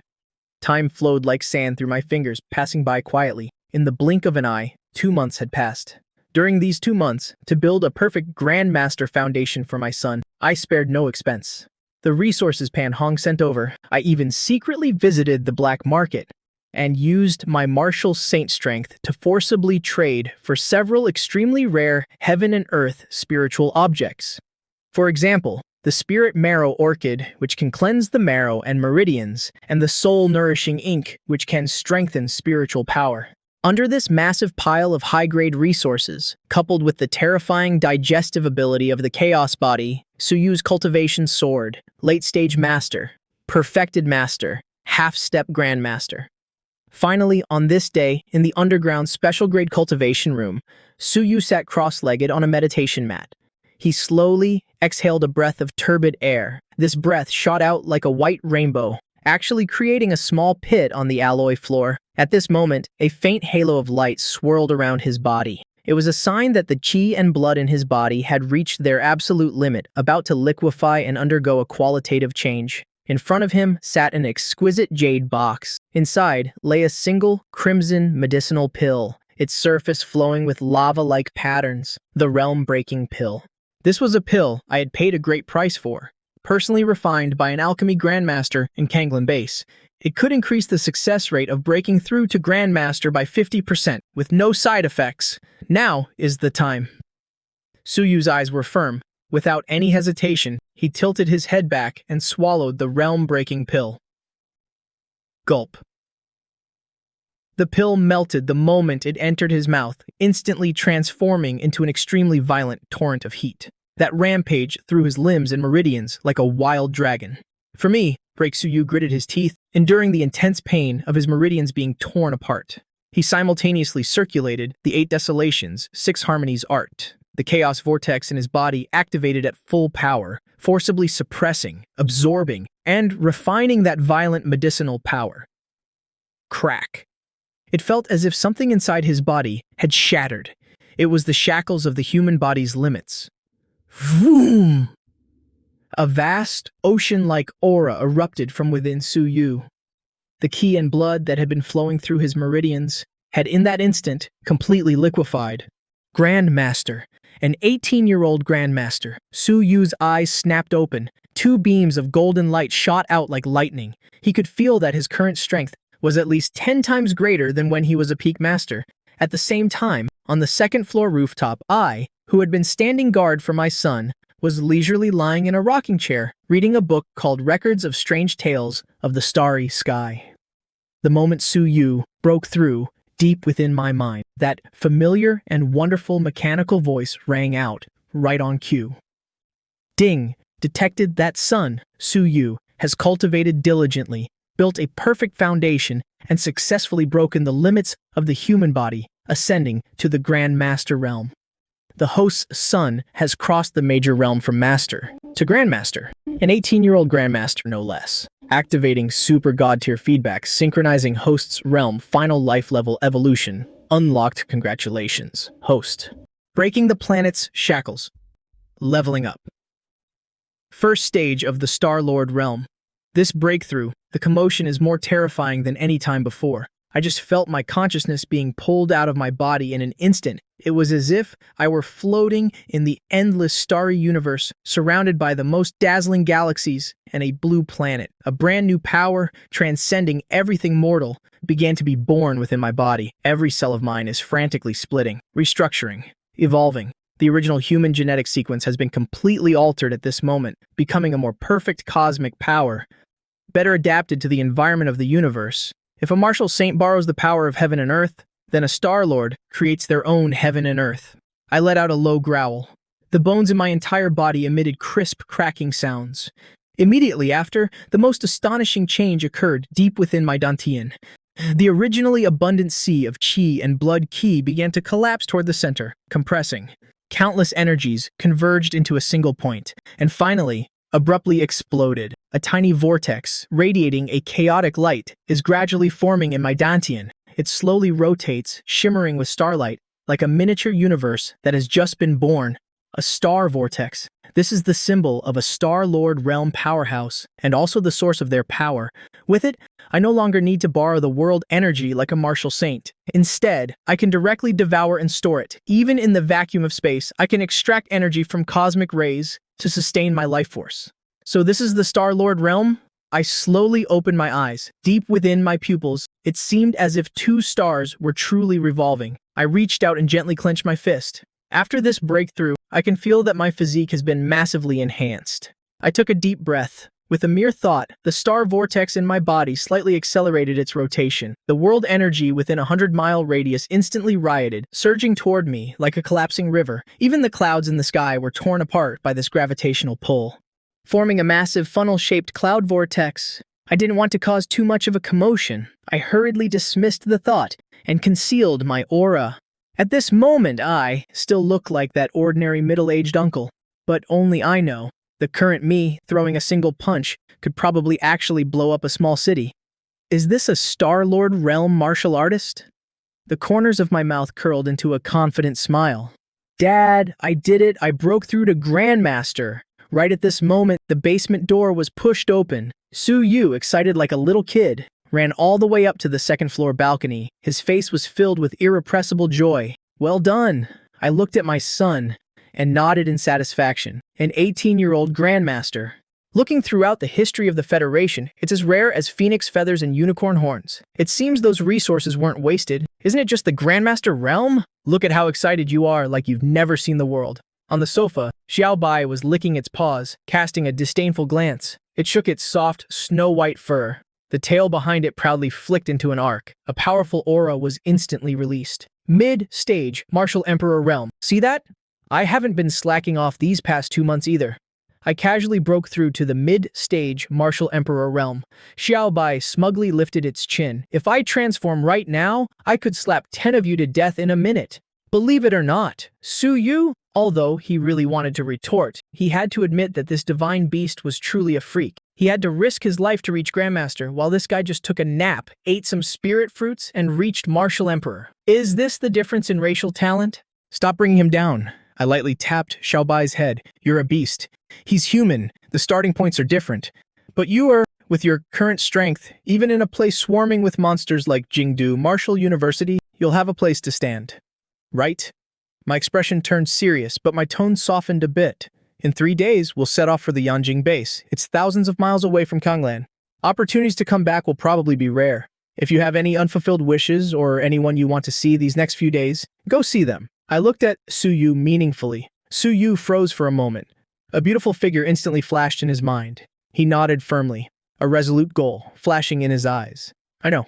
Night fell. The city lights shone brightly, the future-based construction zone. This was a gathering place for the middle class. Though not as luxurious as District A, it was full of the warm atmosphere of everyday life. In front of a terraced villa, the streetlights stretched Su Yu's shadow out long. He wore a simple, casual outfit. He didn't hold any precious gifts in his hands. He just stood there quietly, looking at the familiar door with a bit of apprehension in his eyes. This was his first time coming to see her as a Grand Master, yet he was more nervous than facing a beast tide. The door opened. A girl in a light blue dress stepped out.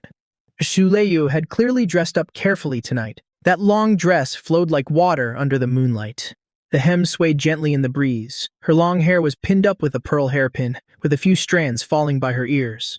Looking gentle and captivating, she didn't tie her hair in her usual high ponytail, nor was she wearing her neat martial arts uniform. At this moment, she had shed the toughness of a martial artist, leaving only the tenderness of a young girl.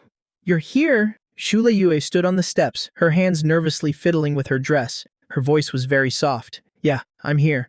Su Yu looked at her. His throat felt a bit dry. The two of them just stood there quietly. Neither said a word. The air around them seemed to thicken, carrying a faint sorrow of parting. Before this, the admission letters had already been sent out. Without any suspense, Su Yu was admitted to Jingdu Martial University. That was the political and martial arts center in the north of the Federation.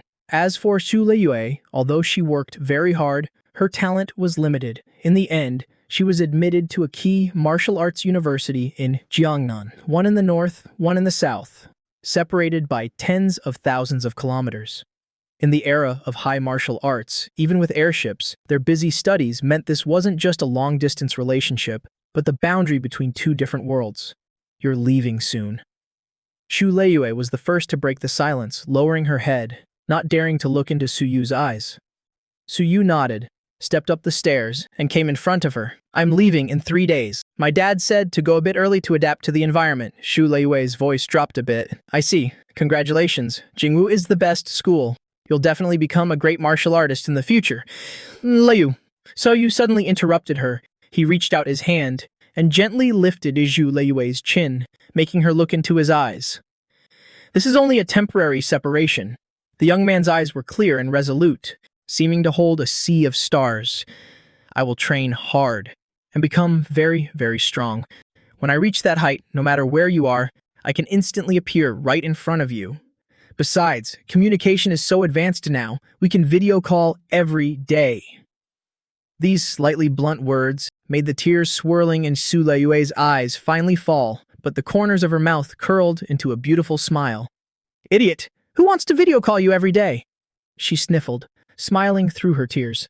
Suddenly, as if remembering something, she pulled a delicate little box from her pocket and handed it to Su Yu. This is for you. Su Yu took the box and opened it. Inside was a hand-woven dark green bracelet. The knots were very intricate. It was clear the weaver had put a lot of heart into it. In the middle of the bracelet hung a small jade bead, engraved with an elegant U character. "This is a peace knot I wove myself." Zhu Yue blushed and said, "I heard the elders say, wearing it can ward off disasters. You're going all the way to the capital. I hope it brings you luck." Su Yu looked at the bracelet, a wave of warmth rising in his heart. It wasn't expensive, not even worth a fraction of the C-grade nutrient solutions he usually used. But in his eyes, it was more precious than any Earth-tier divine weapon or heavenly treasure. Su Yu solemnly put the bracelet on his left wrist, right over his pulse. "I'll always wear it, just like you're always by my side." Hearing these affectionate words, Zhu Leiyu's face instantly turned bright red, like a ripe apple. She suddenly stood on her tiptoes. Before Su Yu could react, a kiss as light as a feather landed on his cheek. "This is also for you." After saying that, the girl, like a startled little deer, turned and ran into the house with a slam of the door, leaving Su Yu standing alone in the wind, touching his kissed cheek, smiling like a fool. When he returned to Yunting Manor, it was already late at night. I stood on the second-floor balcony, watching my son walk back with a goofy smile, his face still carrying a faint shyness. I shook my head helplessly. This kid is so hopeless. It was just a kiss. Back in my day, I stopped mid-sentence. I remembered 20 years ago, on a starry night just like this, that peerlessly beautiful girl, Lin Wanner, had also kissed me shyly like that, and promised me a lifetime. Wanner, I looked up at the vast, starry sky, a deep, unforgettable longing flashing in my eyes. Our son has grown up. Not only has he become a grandmaster, he even has a girl he likes. Can you see him? Wait for me a little longer. Very soon, I'll be able to bring him to see you. I took a deep breath, retracting the tenderness in my eyes and regaining that resolute expression. 3 days later. Departure. Destination, Yanjing Base. It's time to go see what this so-called center of the Federation is really hiding. 3 days later, Yunting Manor was locked up tight. An S-class interstellar airship bearing the emblem of Jingdu Martial University took off from the port of Kanglan Base. Su Yu leaned against the window, looking out, watching the city below grow smaller and smaller, looking at the home that had sheltered him for over a decade. Though his eyes held a bit of reluctance, they were filled more with longing for the future. As for me, I sat on the genuine leather sofa in the first-class cabin. Resting with my eyes closed, the S-class airship pierced through the clouds and began to decelerate. Su Yu leaned against the window and looked down. His pupils instantly shrank. Shock. It was a shock that words couldn't describe. He saw that on the ground below, a massive steel city lay on the plains like a giant beast. Towering black alloy walls stretched for nearly 100 kilometers. On the walls, countless heavy laser turrets were densely packed, gleaming with cold light under the sun. Any single one of them was enough to annihilate a beast emperor, and in the sky above the city, a translucent light blue energy shield covered the entire base like a giant inverted bowl. "So this is the Yanjing base," Su Yu muttered to himself. Compared to it, the Kanglan base where he had lived for 18 years truly looked like a remote village. 10 minutes later, the airship landed steadily at the VIP parking apron of the Yanjing port. As soon as they stepped off the airship, a young staff member wearing the Jingdu Martial University uniform and black-rimmed glasses walked over. He wore a reception staff badge on his chest and a standard professional smile on his face. "Excuse me, are you student Su Yu and Mr. Su Pingzi from Kanglan Base?" The staff member bowed slightly, his tone respectful and enthusiastic. "I am the receptionist sent by the Jingwu admissions office, responsible for taking student Su Yu to the school to register." I glanced at the staff member from head to toe. His aura was steady. His footsteps were solid. He was a grand master. In a place full of hidden dragons and crouching tigers like Jingwu, sending a grand master to pick up a student was perfectly reasonable. I nodded. "Mr. Su Pingzi, according to Jingwu's rules, to temper the independence of new students, parents can only drop them off here. For the rest of the journey, student Su Yu will need to go on his own," the staff member said apologetically. I didn't show any objections. I turned my head and looked at my son, who was all packed and ready. "Go on." I helped Su Yu adjust his collar, my tone calm. "Once you get to school, message me when you're settled in. I'll be in the base. Call me if anything happens." "I know, Dad." Su Yu took a deep breath, his eyes sparkling with anticipation for his new life. "And you too, little guy." I reached out a finger and flicked Xiaobai, who was playing dead on Su Yu's shoulder. "Take good care of him. If he loses even a single hair, I'll stew you. I know, naggy old man. Xiaobai flicked its tail in dissatisfaction, turning its butt toward me. Watching my son walk away with the staff member, the smile on my face gradually faded. Strange. I frowned. A powerhouse's intuition made me smell something unusual. The next second, my figure flickered slightly, and I vanished from the spot, leaving the port. Su Yu followed the staff member onto an internal shuttle bus, then got off at a remote stop. Student Su. Up ahead is Jingwu's training area. The staff member pointed to a somewhat desolate complex of buildings ahead, and explained with a smile. This is a new rule the school implemented this year. All students, before officially enrolling, must walk through this old campus area, so as not to forget their original intentions. I see. Su Yu nodded, not thinking much of it. After all, Jingwu was a top-tier institution. Having a few eccentric rules was perfectly normal. However, after walking for about half an hour, the surrounding buildings became increasingly dilapidated. There were even withered vines growing all over the walls. Not only were there no other freshmen on the road, but there wasn't even a ghost in sight. A musty smell lingered in the air. It was so quiet, it was eerie. Something's wrong.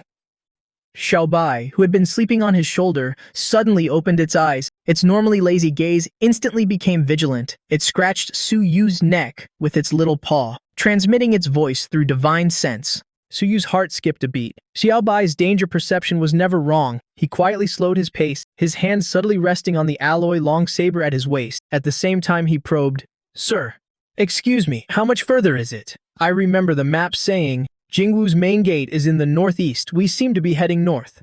The staff member walking ahead didn't stop. Only his voice became a bit hoarse. "We're almost there. It's right up ahead. There's a shortcut there leading to hell." As soon as his voice fell, the hairs all over Su Yu's body stood on end. Without any hesitation, he executed the phantom step, bursting backward dozens of meters like a ghost. At the same time, the previously gentle-looking staff member slowly turned around. The professional smile on his face had completely vanished, replaced by a twisted smile. Vicious. Even carrying a few inhuman traits, pretty fast reflexes, the man tilted his neck, emitting the sound of bones cracking. Too bad, even if you grew wings you wouldn't be able to escape. A powerful martial emperor realm aura erupted from his body, but this aura wasn't pure blood qi. It was mixed with an evil energy that made people nauseous. "Die, genius!" The man stomped his foot. The ground shattered, and his entire body turned into a black lightning bolt, charging straight at Su Yu. A rusty dagger appeared in his hand, thrusting straight for Su Yu's heart. Too fast, although Su Yu was a grand master, facing a martial emperor in this explosive state, he still appeared somewhat outmatched. His divine sense barely kept up with the opponent's movements, but his body couldn't react in time. "I'm dead!" Just as the dagger was about to pierce Su Yu, a white blur shot out from Su Yu's shoulder. A resounding roar shook the narrow alley. Boom! Xiaobai's body expanded against the wind, instantly transforming into a ferocious alien beast the size of a tiger. Its snow-white fur stood on end like steel needles. Surrounded by divine light, it viciously swiped at the man with its paw. "What the hell is this?" The man clearly didn't expect Su Yu to be hiding such a monster on him. In his haste, he could only raise his dagger to block. Following the clash of metal, came the sound of a sharp blade slicing through flesh. Xiaobai's peerlessly sharp claws directly crushed the dagger. Without losing momentum, it viciously slashed 5 deep, bone-deep, bloody gashes across the man's chest. The man's chest was torn open. His entire body flew backward, smashing heavily into a ruined wall. That scared the crap out of me. Xiaobai landed on the ground, still maintaining its combat stance. It turned its head to glance at Su Yu. "You owe me a beast meat feast." Su Yu breathed a sigh of relief. "Something's wrong." Xiaobai's fur suddenly stood on end. Su Yu looked closely, and his scalp instantly went numb. The staff member whose chest had been torn open wasn't dead at all. What flowed from that horrifying wound wasn't fresh blood, but a viscous liquid. Dark green. What was even more terrifying was the internal organs inside his body were frantically squirming, mutating. The man crawled out from the rubble, letting out a bizarre laugh that made one's blood run cold. The intel was wrong. To think there's actually a martial emperor-level beast protecting you. But this is even better. Killing you both will earn me double the merit, accompanied by an ear-piercing tearing sound. Rip! The man's skin completely tore off. Countless tentacles covered in suckers and sharp spikes erupted from his body. His head split open, turning into a mouth full of razor-sharp teeth in just a few short seconds. He was no longer human, but a terrifying half-human, half-beast monster. And when the transformation was complete, the aura on his body began to rise madly again, directly breaking through the limits of a martial emperor. Reaching the martial saint realm, heavenly demon cult demon-human, Suyu had learned about this in high school. With just one glance, he recognized the origin of this monster. This was the signature method of the notorious anti-human cult, the demon cult, fusing human genes with those of cosmic alien beasts to create this half-human, half-demon killing machine. Run without a second thought, Xiaobai grabbed Suyu's clothes in its mouth, turned around, and prepared to run. A martial emperor fighting a martial saint? That was just courting death. Think you can run? The monster shrieked. The dozen or so tentacles on its back instantly elongated, descending like an inescapable net, blocking all escape routes. It's over. Suyu looked at the sky-blotting tentacles, despair welling up in his heart. Could it be that right after arriving in the capital, I haven't even stepped through the school gates. Am I going to die here? At that critical moment, as the slimy tentacles were about to turn the boy and his beast into mincemeat, time seemed to stand still. An indescribably immense pressure, without any warning, descended upon this abandoned area, and the surrounding space instantly froze. Those writhing tentacles, as if someone had hit a pause button, were frozen solid in mid-air, less than 10 centimeters away from Suyu. The monster's eyes darted around in horror. It found that it couldn't even move a single finger. The demonic chi in its body was completely suppressed, as if it had encountered its natural predator. A shadowy figure appeared silently in front of Suyu and Xiaobai. He was wearing simple, casual clothes, his hands tucked into his pockets. He looked completely nonchalant. But just by standing there, he looked as if he was holding up the entire sky. "Dad, boss, you're finally here." Xiaobai reverted to a small furball, and with a whoosh, dove into my arms, trembling. I gently patted my son's shoulder, then turned around, my cold gaze fixed on that hideous monster. The demonic heart cult. My voice betrayed no emotion, but the surrounding temperature instantly dropped to freezing. Right under my nose, on Jingwu's territory, assassinating a new student, you people have some nerve. A Star Master? How is this possible?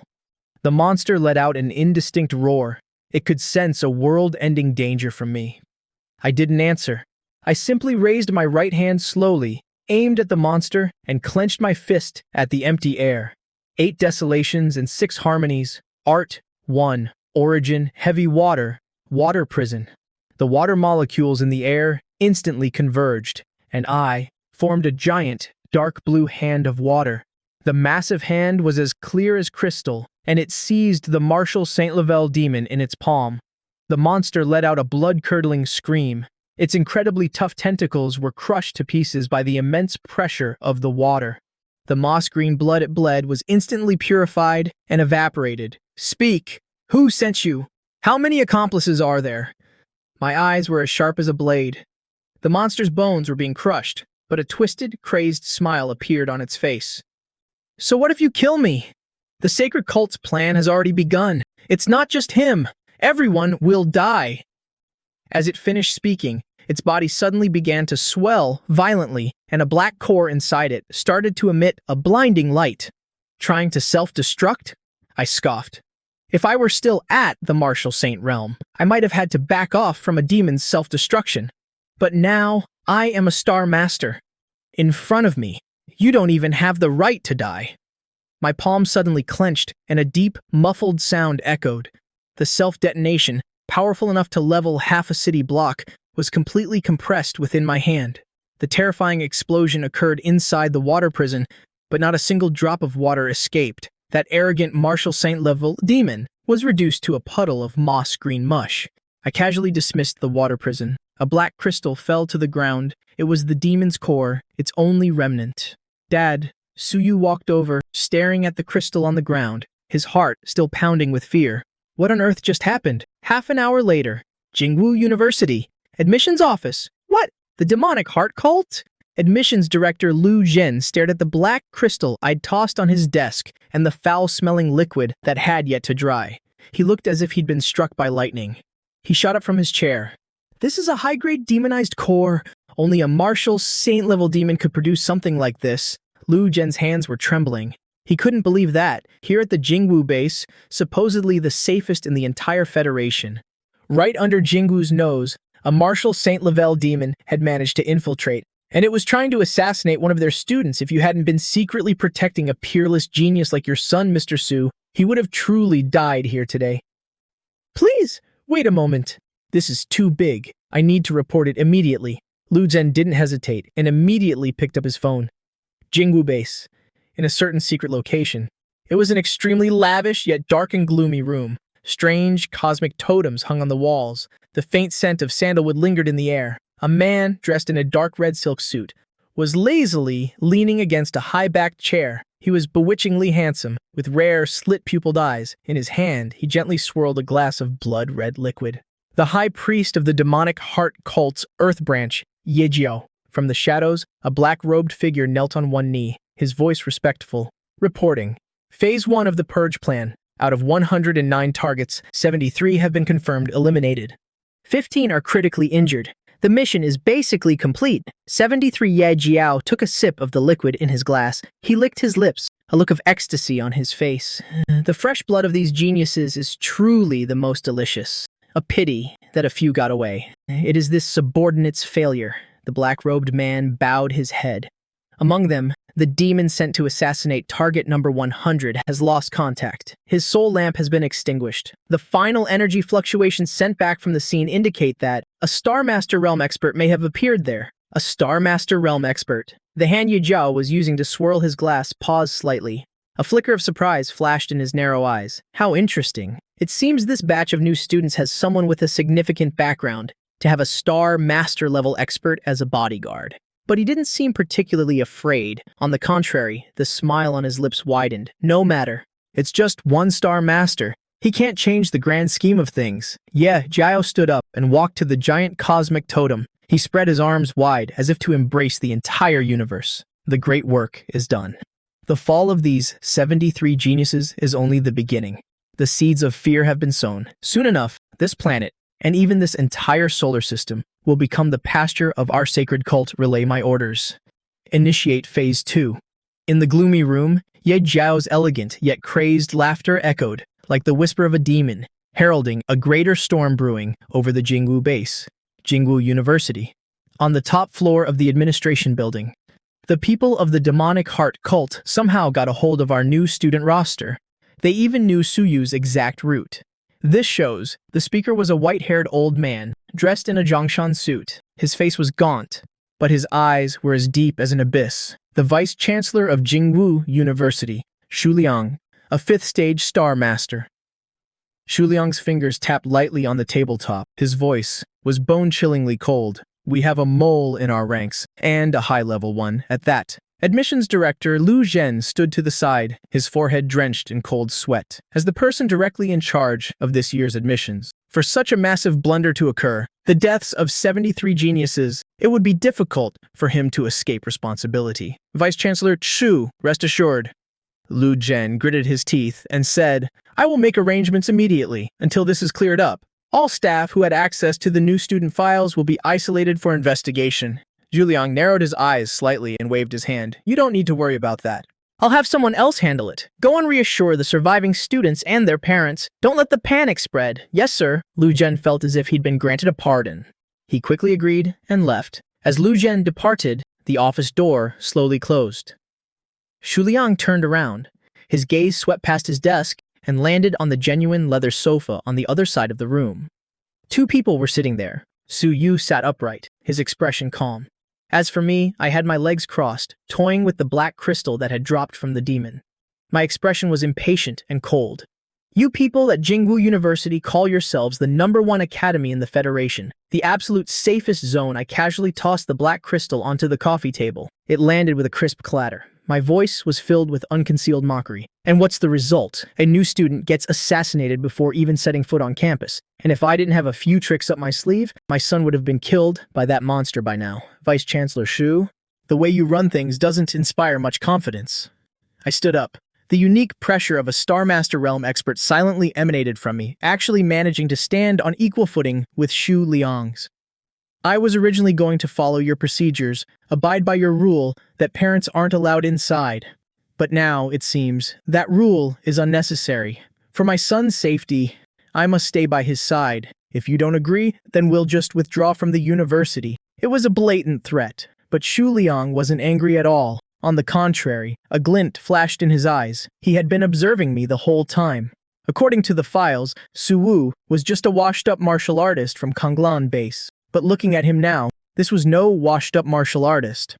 This was clearly a hidden dragon, a first-stage Star Master. Moreover, his aura was pure and his foundation was deep. He wasn't even afraid when facing a fifth-stage Star Master like myself.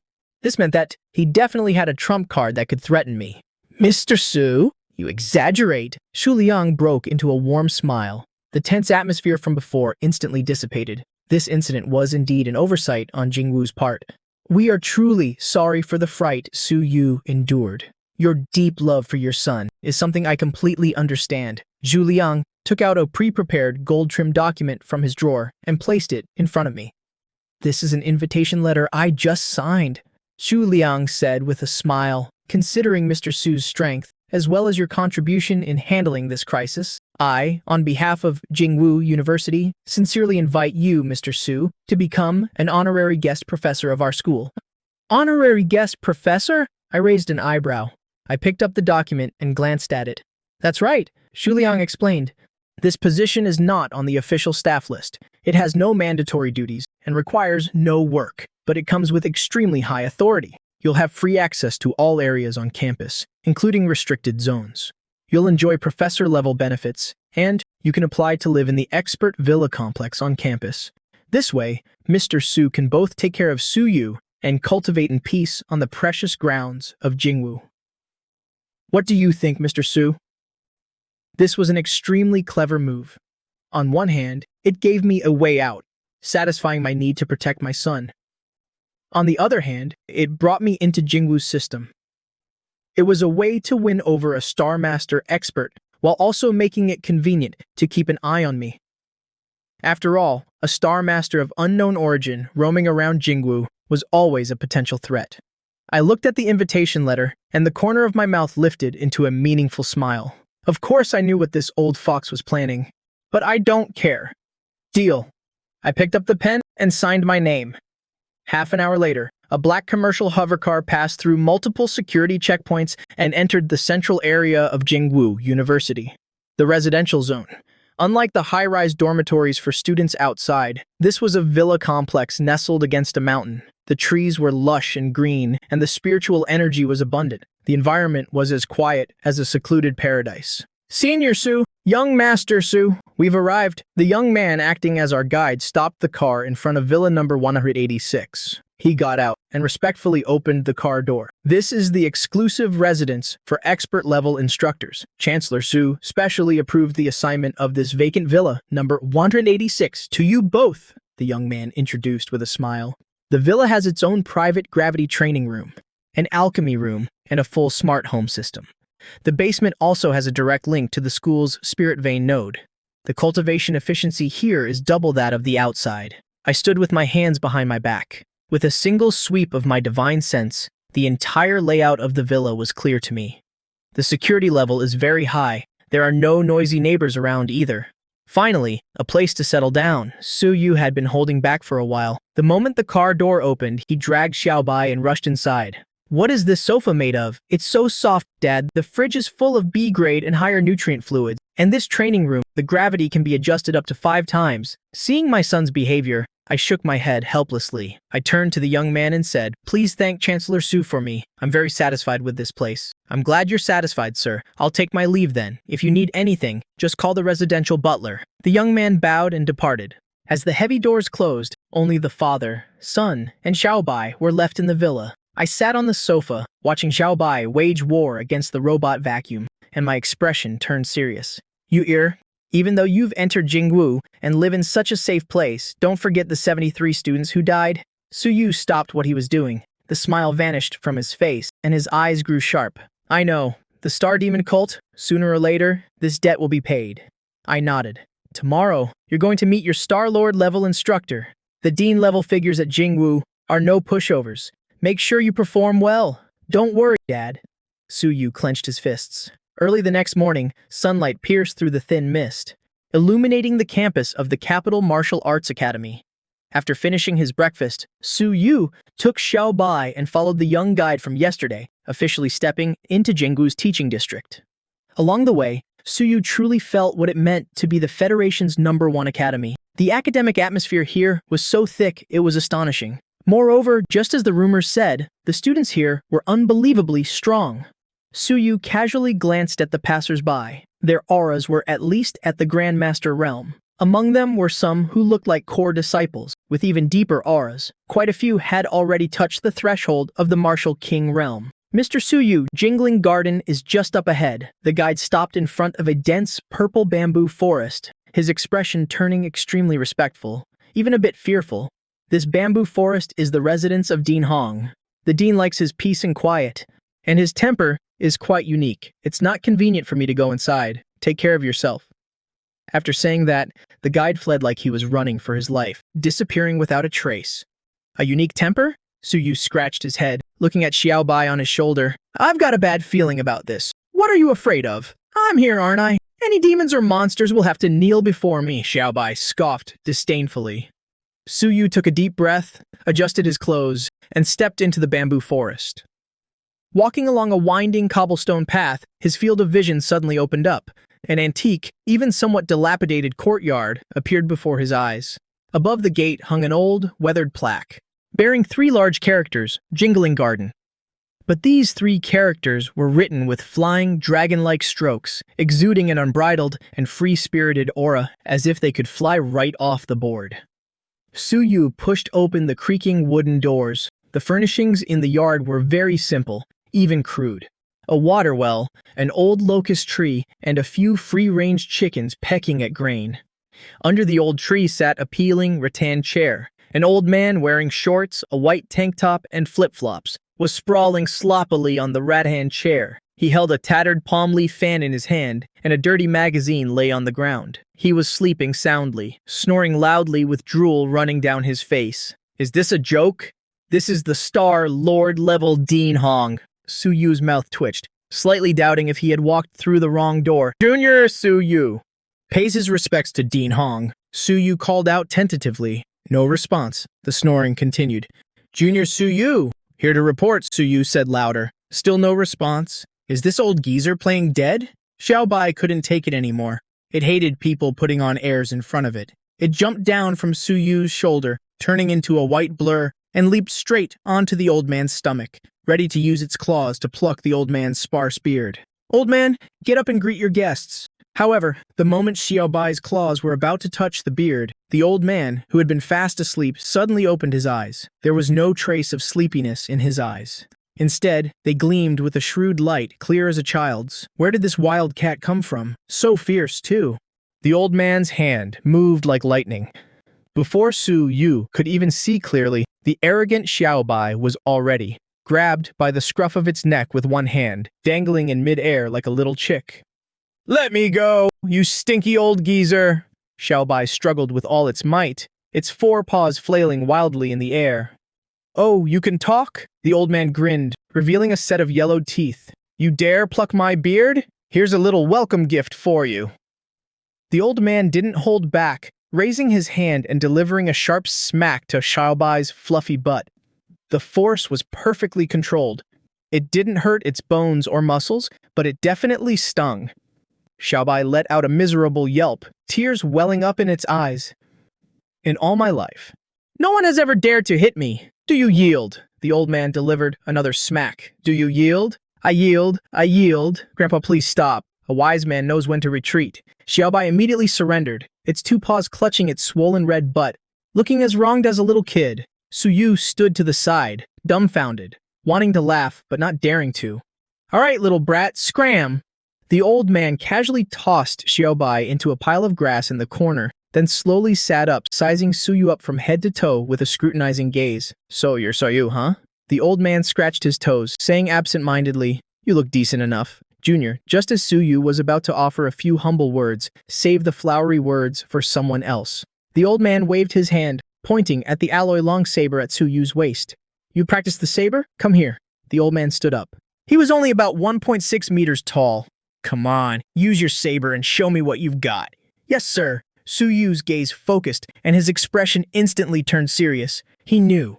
This was a test and also a show of dominance. If he didn't show some real skill, he feared he'd never have a day of peace under this eccentric dean. Dean Hong, pardon my offense. The vitality of a grandmaster erupted without holding back. Su Yu drew the long saber at his waist. 3 Fire Thunder Saber, starting stance. Although he hadn't trained this martial art to the perfect realm like his father, under my guidance, Su Yu had grasped some of its essence. The blade vibrated. Though it didn't manifest distinct 3-colored thunder fire, a scorching aura clung to the edge of the blade. Slash! Su Yu roared, his body moving like lightning, crossing 10 meters in a single step. The saber carried the momentum to split mountains and shatter rocks, slashing straight toward the old man's head. This strike was precise, and even carried a faint trace of saber intent. A flash of surprise crossed the old man's eyes. Facing this powerful slash, he didn't dodge. His feet didn't even move an inch. He simply extended 2 skinny fingers. A crisp, metallic clink rang out. Su Yu's long saber, capable of slicing through a tank, was effortlessly pinched between the old man's 2 fingers, completely immobilized. Not bad strength. To have such bizarre strength at the Grandmaster realm, you must have a special physique, the old man commented. With a slight twist of his wrist, a soft yet irresistible force traveled up the blade. Su Yu felt his grip go numb, and his entire body involuntarily stumbled back 3 steps. Again, refusing to admit defeat, Su Yu's fighting spirit flared.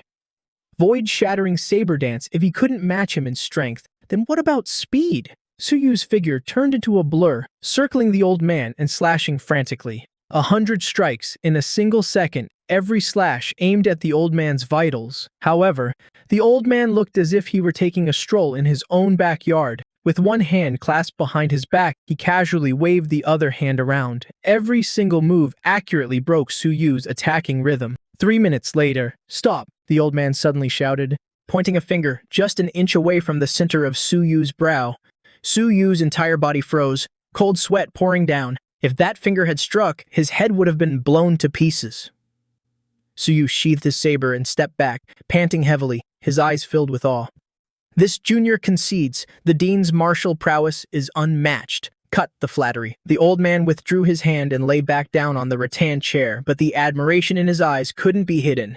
Not bad. Truly not bad. The old man fanned himself a few times with his tattered fan, clicking his tongue in praise. I didn't expect your foundation in saber arts to be so solid. It's even significantly stronger than my saber arts at your age. You can be considered a genius in the saber. Su Yu scratched his head and smiled. You flatter me, Dean. I just train a bit harder than most. From today onward, you are the disciple of me, Hong Tianya. Yes, master. Su Yu respectfully bowed to his master. All right, enough with the useless formalities. Go pick up that white furball of yours, playing dead over there. Time flew by like a white horse passing a crevice. In the blink of an eye, 2 months had passed. Since becoming Hong Tianya's disciple, Su Yu's life had become incredibly disciplined and monotonous. Every early morning, when the first ray of sunlight pierced through the dense bamboo forest, he was already standing in the martial arts training ground outside Jingling Garden. There was no high-tech support equipment here, no dazzling holographic projections. There were only wooden sabers polished to a shine by the passage of time, and fallen leaves covering the ground. The saber is not an extension of your arm. That's nonsense spouted by amateurs. Hong Tianya maintained his sloppy appearance, wearing shorts, holding a purple clay teapot that looked like it had been used for countless years. He slurped his tea while watching Su Yu sweat like a pig. The saber is your will. It is your soul. It is the fist you use to reason with this messed up world. For the first few days, Su Yu didn't understand. Relying on the profound saber arts I had imparted to him, he thought he had reached a high level of mastery in the saber. Until one day, Hong Tianya easily knocked the alloy combat saber out of his hand using nothing but a dry twig. In that moment, Su Yu finally understood what it meant for the intent to precede the blade. During these days, Hong Tianya would also often brag to Su Yu. Back in the day, 30 years ago, I was about your age. Hong Tianya lay on his rattan chair, his gaze drifting toward the distant east, his voice carrying a hint of nostalgia and a touch of arrogance. Back then, I was at the peak of my youth. With just a single saber, I crossed the ocean to the Sakura Nation, a country that reveres the saber. The people there were quite interesting. They were incredibly stubborn, training their saber arts to the absolute limit of killing techniques. Things like Iaijutsu, Nita ni Chiryu, Subame Gaeshi, they had a lot of tricks. Suyu stopped his movements, listening quietly. I stayed there for 3 years. In the first year, I challenged their dojos. From Kyushu Island all the way to Hokkaido, I shattered 800 samurai swords. At that time, they called me the Demon of China. The corner of Hong Tianyang's mouth curled into a cold smile. In the second year, their saber saint couldn't sit still anymore. He was an old monster, a half-step Star Lord. He challenged me to a duel at the peak of Mount Fuji. That day, a massive blizzard sealed off the mountain. That battle lasted for 3 days and 3 nights. His saber was incredibly fast, so fast it could slice through snowflakes. But my saber was heavier, heavy enough to crush mountains. In the end, I unleashed one strike that shattered his blood-soul domain. From then on, whenever the martial arts world of the Sakura Nation heard the name Hong Tianyang, they had to bow their heads 3 feet. Listening to his master's recount, Su Yu could almost see the heavy snowfall at the peak of Mount Fuji. One man, one saber, suppressing an entire nation. What an imposing presence, kid. Do you know why I'm telling you all this? Hong Tianyang looked toward Su Yu. Su Yu pondered for a moment, then tentatively asked, Master, are you trying to tell me that true understanding only comes from real combat? Bullshit. Hong Tianyang rolled his eyes. I just wanted to tell you how badass I am. Over the next 2 months, under Hong Tianyang's guidance, Su Yu began trying to fuse his emotions and willpower into his saber.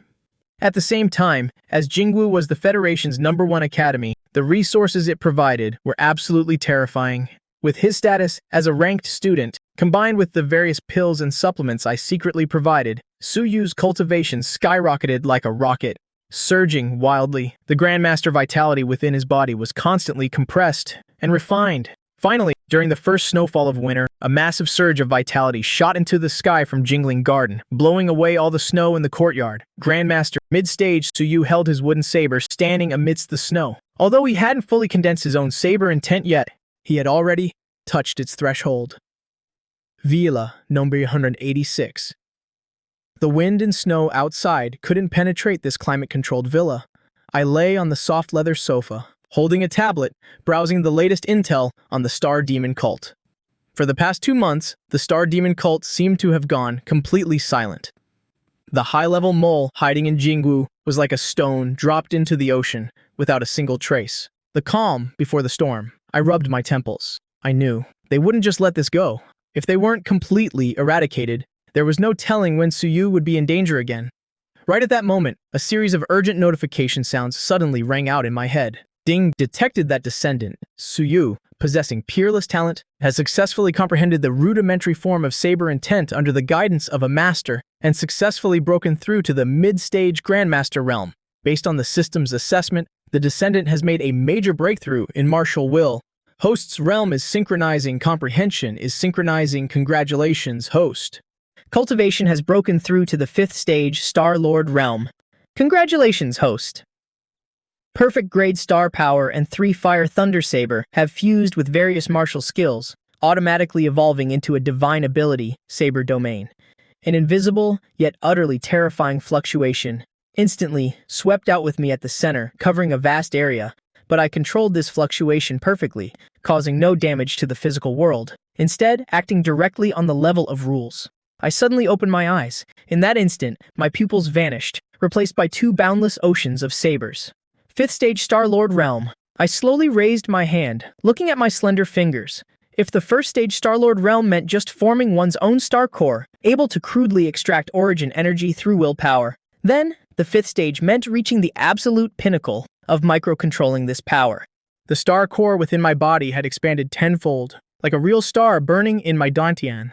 That massive amount of origin energy was enough for me to fight at high intensity for months without running dry. But what surprised me the most was the newly awakened divine ability, Saber Domain. Saber Domain.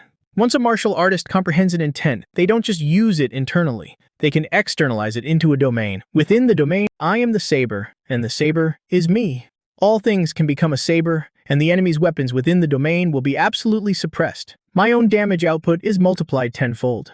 With a mere thought, taking the villa as the center, the space within 1,000 miles instantly underwent a bizarre distortion. At this moment, if a Star-Lord powerhouse were to barge into this area, they would be horrified to discover that every speck of dust floating in the air had turned into the sharpest blade. Even the sound of the blowing wind had become a sharp, flesh-cutting noise. I lightly tapped the fruit plate on the coffee table. The small stainless steel knife used for peeling fruit instantly turned into a streak of light, automatically shattering in midair, turning into countless tiny metallic dust particles. Under the enhancement of the Saber domain, each of these particles contained terrifying power, enough to pierce through the protective vitality of a martial saint. This wasn't just control. This was bestowing the attribute of the Saber upon matter itself. What a powerful divine ability! A flash of excitement gleamed in my eyes. With this Saber domain, combined with the perfect grade Water Thunder Fire Seed, the current me, if I were to encounter a 6th stage Star-Lord, could probably fight them to a draw without even using my trump cards. I might even be able to kill them. This wasn't blind confidence. The martial skills produced by the system were of a quality far beyond that of ordinary martial artists. My foundation was flawless, and my martial skills were at the perfect stage. My physical body is the supreme hegemon body. That last fight was as easy as breathing for me. Son, oh son, you really are my lucky star. She retracts her aura. The blade domain dissipates. Inside the villa, everything returns to normal. It's as if the terrifying scene just now was merely an illusion. 1 week later, the last of the snow has melted. The entire Jingwu campus is a blanket of white. Su Yu leads Xiaobai through the snow to the tranquil spirit garden. As soon as he steps inside, he notices the atmosphere is a bit unusual today. Normally at this time, Hong Tieju would be lounging on his wicker chair sipping tea. But today, there's someone else in the courtyard. It's a middle-aged man, around 40 years old. He's wearing a neatly pressed gray Zhongshan suit. On his nose is a pair of classic round-rimmed glasses. His hair is neatly combed. In his hand, he holds a strange metal device. He's prodding the pagoda tree in the courtyard, muttering something to himself. Su Yu, you're here. Hong Tieju sees Su Yu and waves. He makes a rare, serious introduction. Let me introduce you. This is the director of our school's Institute for Cosmic Biology Research. He's also the Federation's top biologist, Qi Yunshan. Director Qi. Director Qi. Su Yu quickly bows in respect. To be a director at Jingwu, you have to be at least at the Star-Lord realm. Besides, the title Cosmic Biology Research already sounds incredibly profound. Qi Yunshan pushes up his glasses. His gaze shifts from the pagoda tree to Su Yu. His eyes are gentle, yet they hold a scrutinizing look. I've long heard old Hong bragging about taking in an unparalleled genius. Seeing you today, your aura is like jade. Your divine light is contained within. Truly a diamond in the rough. All right, old Qi, stop with the pleasantries. Hong Tieju waves his hand impatiently. I didn't call you here today to inspect my disciple. I called you to look at this little one. With that, Hong Tieju points to Xiao Bai, who is curled up warmly on Su Yu's shoulder. In that instant, Qi Yunshan's eyes lock onto Xiao Bai. His once gentle gaze suddenly becomes fervent, like a bachelor laying eyes on a peerless beauty. So this is the beast said to possess high intelligence? Xiao Bai shivers all over under that intense gaze. It burrows its fur behind Su Yu's neck. What are you doing? I don't taste good. I haven't bathed in days. It really can talk.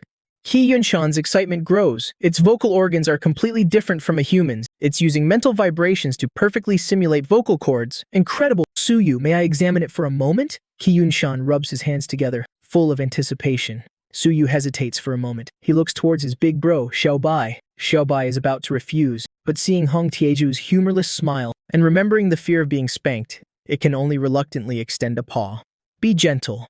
Qi Yunshan takes Xiao Bai. His movements are as gentle as if he were holding a rare treasure. He takes out a silver device from his bag, palm-sized but incredibly complex in structure. He gently places it on Xiao Bai's belly, commencing gene sequence comparison, analyzing energy spectrum. The device emits a faint blue light. It displays a stream of data that Su Yu can't understand. A moment later, the device lets out a piercing screech. The data on the screen turns a glaring red. Qi Yunshan's hand trembles. He almost throws Xiao Bai. What's happening? Qi Yunshan stares intently at the screen. His pupils contract. His voice changes. Genetic similarity, 0. Energy level, immeasurable. It's even showing signs of a reverse nuclear reaction. Old Qi. Speak English, Hong Tieju says with a frown. Qi Yunshan takes a deep breath. He looks up, his eyes filled with shock and awe. Old Hong, it's not a dire beast at all, nor is it a mutant beast. After a long pause, Qi Yunshan seems to have realized something. Perhaps it's a star beast. A star beast. Su Yu and Hong Tieju are both stunned. Qi Yunshan's expression is grave. He begins to explain. So-called dire beasts are native creatures of this planet that have undergone genetic mutation due to the resurgence of primordial energy. They may be powerful, but they are still within the biological scope of this planet. But star beasts are different. Qi Yunshan's fingertips tremble. They are the darlings of the cosmos.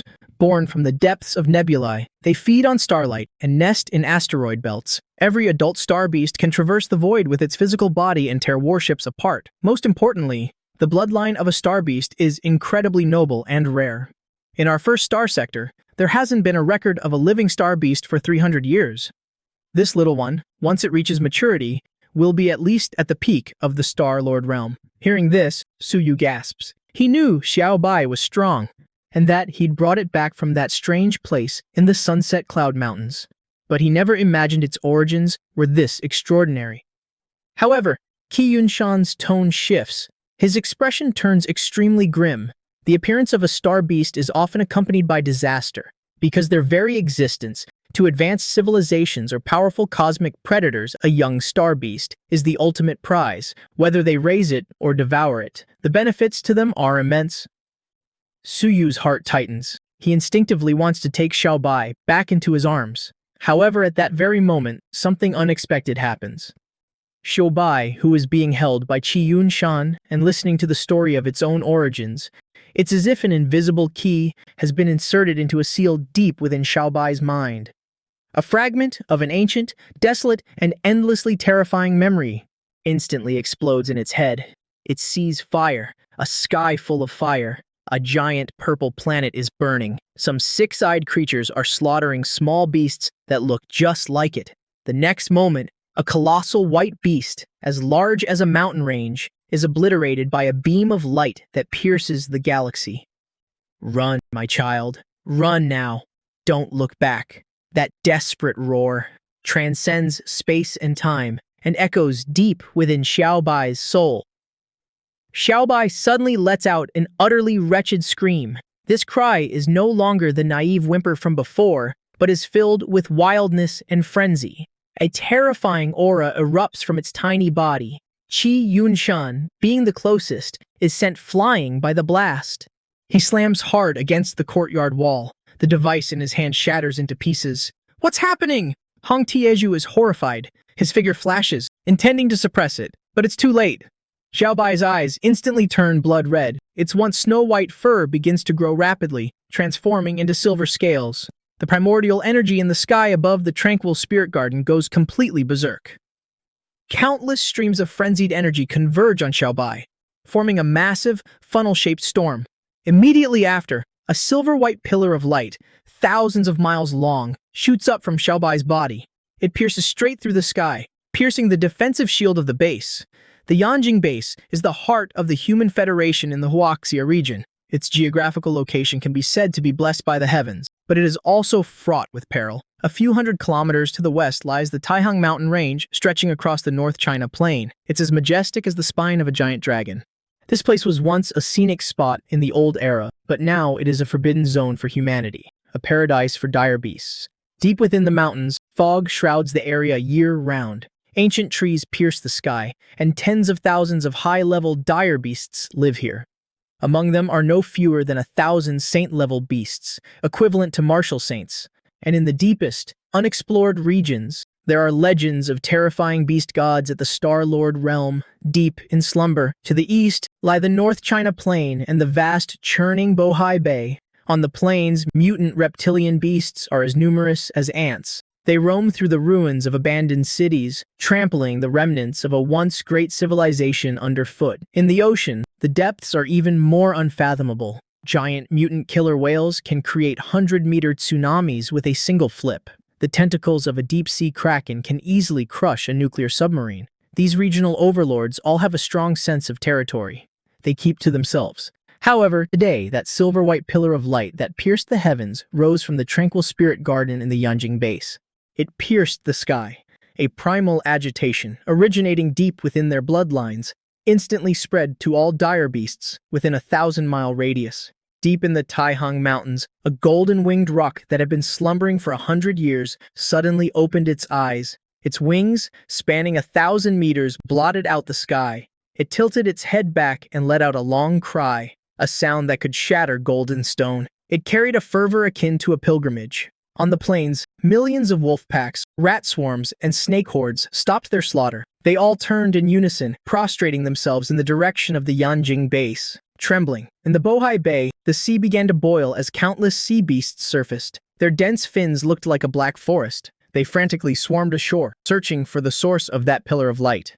The 10,000 beasts bow in worship. This wasn't just the allure of energy, it was the instinctive submission and yearning of a subordinate for its rightful monarch. The highest alert of the Yanjing base was activated at this very moment. Secondary energy reaction detected. Taihang Mountains, North China Plain, Bohai Bay, beast tides are converging from 3 directions. ETA to the defense line. 2 hours, the base headquarters instantly descended into chaos.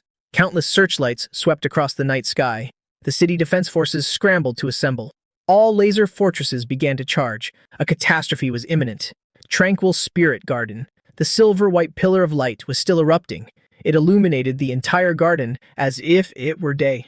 Xiaobai, at the center of the pillar, had completely lost consciousness. Its body was convulsing, curled into a ball. Silver scales were continuously sprouting. Its aura was growing at a terrifying rate. An awakening? No, this doesn't feel like it. Qi Yunshan pushed up the cracked glasses on his nose. He stared at the unbelievable scene before him, muttering to himself, "This looks more like a ritual of atavistic evolution." Just then, a figure appeared in midair. He made no sound, but the moment he descended, the raging storm of primordial energy around them strangely subsided. It was Su Jian. His expression was solemn. The purple-gold vital energy around his body was contained, not released. But his abyss-like presence made both Hong Tieju and Qi Yunshan feel suffocated. Father Su Yu, who had been standing by, rushed over. "Xiaobai, I know." Su Shan waved his hand. His gaze fell upon Xiaobai within the pillar of light. He could clearly sense an incredibly vast power awakening within Xiaobai's body. "Tell me everything that happened," Su Jian said in a low voice. Su Yu quickly recounted the process of Qi Yunshan examining the bloodline, and how Xiaobai suddenly lost control and unleashed the pillar of light. After listening, Su Jian turned his head and looked deeply at Qi Yunshan. That single glance made Qi Yunshan, a Star-Lord realm biologist, feel a chill run down his spine. It was as if he'd been targeted by an ancient primordial beast. This little one's current state is very unusual. It can't be stopped for the time being. Moreover, Qi Yunshan looked up at the sky. It's already caused too much of a commotion. Hong Tieju, standing beside them, frowned. He looked at Su Jian. A storm was raging in his heart. So this is Su Yu's father? A first-tier Star-Lord, completely paralyzed. What kind of joke is this? As a veteran Star-Lord, Hong Tianyang's intuition is incredibly sharp. From me, he felt a vastness that one only experiences when facing the ocean or facing the boundless starry sky. It even made a third-tier Star-Lord like him feel absolute despair. "Su Yu, head back first," I suddenly spoke up. My voice left no room for argument. "But, Xiaobai," Su Yu said anxiously. "Don't worry. Dad's here." I patted my son's shoulder. A gentle force pushed him out of the courtyard gate. "Go, don't distract me." Seeing the unwavering look in my eyes, Su Yu gritted his teeth and turned to leave. He knew staying here would only make him a burden. After sending Su Yu away, I turned around, standing alone before the pillar of light. I clasped my hands behind my back, standing as straight as a pine tree, like an inviolable guardian deity. Qi Yunshan and Hong Tianyang exchanged a glance. Both saw the gravity in each other's eyes. They didn't leave, but quietly retreated to a corner. Yanjing Base. Demonic cult stronghold. An extremely intense fluctuation of origin energy. High Priest Ye? Jiao stood before the altar, greedily inhaling the energy drifting in the air. A look of pure intoxication appeared on his face. "This wasn't your doing, was it?" he turned and asked. "No?" The black-robed man replied respectfully. Then, as if remembering something, his voice grew excited. "My lord, do you remember the wanted order issued by headquarters? The royal star beast cub that fled from the depths of the universe to the first star region. You mean?" "Yeah." Zhao's eyes suddenly widened. "This commotion was caused by that royal star beast cub. It's highly likely." The subordinate once read an ancient text describing the awakening of a royal star beast. It's an anomaly that can cause 10,000 beasts to pay homage. A star core resonance exactly like the current situation. The heavens are helping me. Yeah! Jayo laughed uproariously, his laughter making the altar tremble violently. That royal star beast, if we can capture it and sacrifice it to the demon god, it will be another massive achievement. Half an hour later, in the sky above Star Spirit Park, the clouds and winds shifted. Two powerful auras descended without warning and immediately locked onto the pillar of light below. The arrivals were a man and a woman. The man wore a custom Federation Blue Star battle armor. His face was resolute, but his eyes revealed a sinister glint. The woman had blonde hair and blue eyes. She wore a skin-tight suit that accentuated her fiery figure, with origin energy wrapping around her body. Federation North China District Chief Inspector Jiao Feng, Federation North China District Chief Inspector Catherine. These two were the highest strategic assets currently stationed at Yanjing Base, representing the Federation here. Two fifth-tier Star Lords. With a single glance, I saw through their true strength, a star beast. So that's what it is. Zhao Feng looked down, staring at Xiao Bai in the pillar of light, his eyes revealing undisguised excitement. Moreover, looking at the purity of this bloodline, it's absolutely a high-level star beast. However, when he saw the middle-aged man next to Su Yu, Zhao Feng frowned. He seemed to recognize this middle-aged man. The existence of this star beast will endanger the safety of Yanjing Base. It might even endanger the safety of the entire solar system. Our Federation must take this star beast away. I took a step and slowly levitated until I was at eye level with the two of them. Xiao Bai is practically half a family member to me. The purple gold blood chi on my body suddenly erupted. The aura of a fifth-tier Star Lord was unleashed without any reservation. It was even more condensed and tyrannical than the two standing opposite me. If you want to take Xiao Bai away today, you'll have to get past me first. A fifth-tier Star Lord? Zhao Feng and Catherine's expressions changed slightly. This person's blood chi intensity far exceeded that of a normal fifth-tier Star Lord. Is it a special physique? Zhao Feng had noticed my abnormality. Suye, are you openly defying the Federation? Have you ever thought about the safety of the citizens in Yanjing Base? The safety of the citizens in the solar system? Catherine shouted loudly, as origin energy slowly gathered in her hands. I let out a cold sneer. A long saber suddenly appeared in my hand. The blade slowly tilted, its tip pointing straight at the two of them. What does any of that have to do with me, Suye? I only know that whoever touches my family, I will kill. The space around me suddenly distorted. My saber domain instantly deployed. The space within 1,000 meters instantly turned into my domain. The space within 1,000 meters transformed into countless sharp blades, locking onto Zhao Feng and Catherine. A prickling sense of danger sent cold sweat down their backs immediately. What is this feeling? It's so bizarre. Zhao Feng was horrified inwardly. He was a fifth-tier Star Lord, and he had Catherine with him. A Star Lord of his caliber could sense that if they made a move in this situation, there was a 70% chance they would be severely injured by me, or even killed. He is definitely not a normal fifth tier. Damn it, how could this be? Zhao Feng's eyes flickered. The greed in his heart was heavily diluted by the fear of death. Risking his life against this madman just to catch a star beast. It wasn't worth it. What do we do? Do we fight or not? Catherine looked at Zhao Feng. She had also realized that I was not to be trifled with, and didn't dare to attack recklessly. But right at this moment, Zhao Feng seemed to have thought of something. Su Yi, you've got guts! Zhao Feng suddenly retracted his aura. A cold, meaningful smile appearing on his face. Since you're so stubborn, then don't blame me for not holding back. However, the beast horde is already at the city gates. As a protector, I must head to the front lines to fight the ferocious beasts. I don't have time to waste my energy on you here. After saying that, he looked at Catherine. Let's go. But Catherine was stunned for a moment. Go. Zhao Feng gave Catherine a cold look. Trust me. Catherine nodded. The two turned into streaks of light, quickly flying out of Star Spirit Park and heading toward the city walls. They left.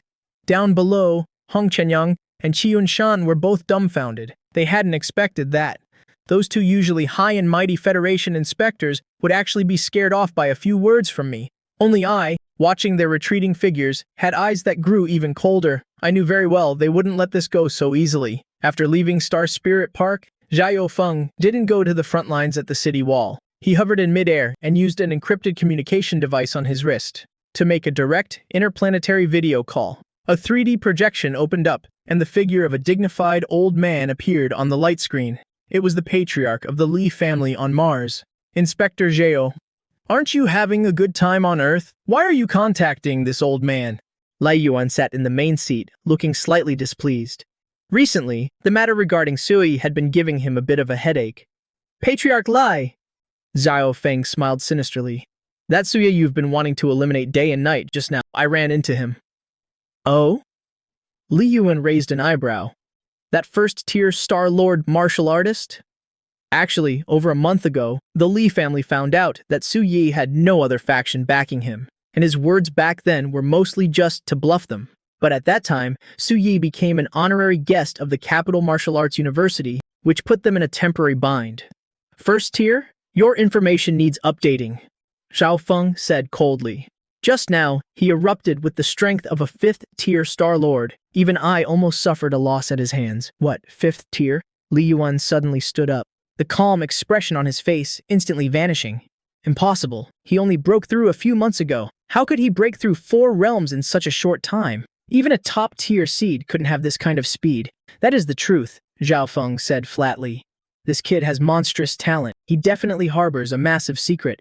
Moreover, you know very well, he has a grudge against your Lai family. He's already at the 5th tier now. Think about it. Once he reaches the 6th tier, or 7th tier, won't he march straight up to Mars and wipe out the entire Lai family?" These words hit Li Yuan right in his weak spot. Fear, a kind of fear toward unknown potential, instantly gripped Li Yuan's heart.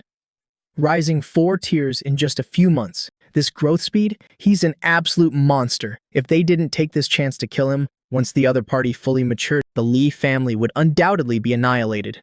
"What do you want me to do?" Li Yuan's voice became hoarse and full of murderous intent. "Very simple," Xiao Feng pointed down at Yanjing base.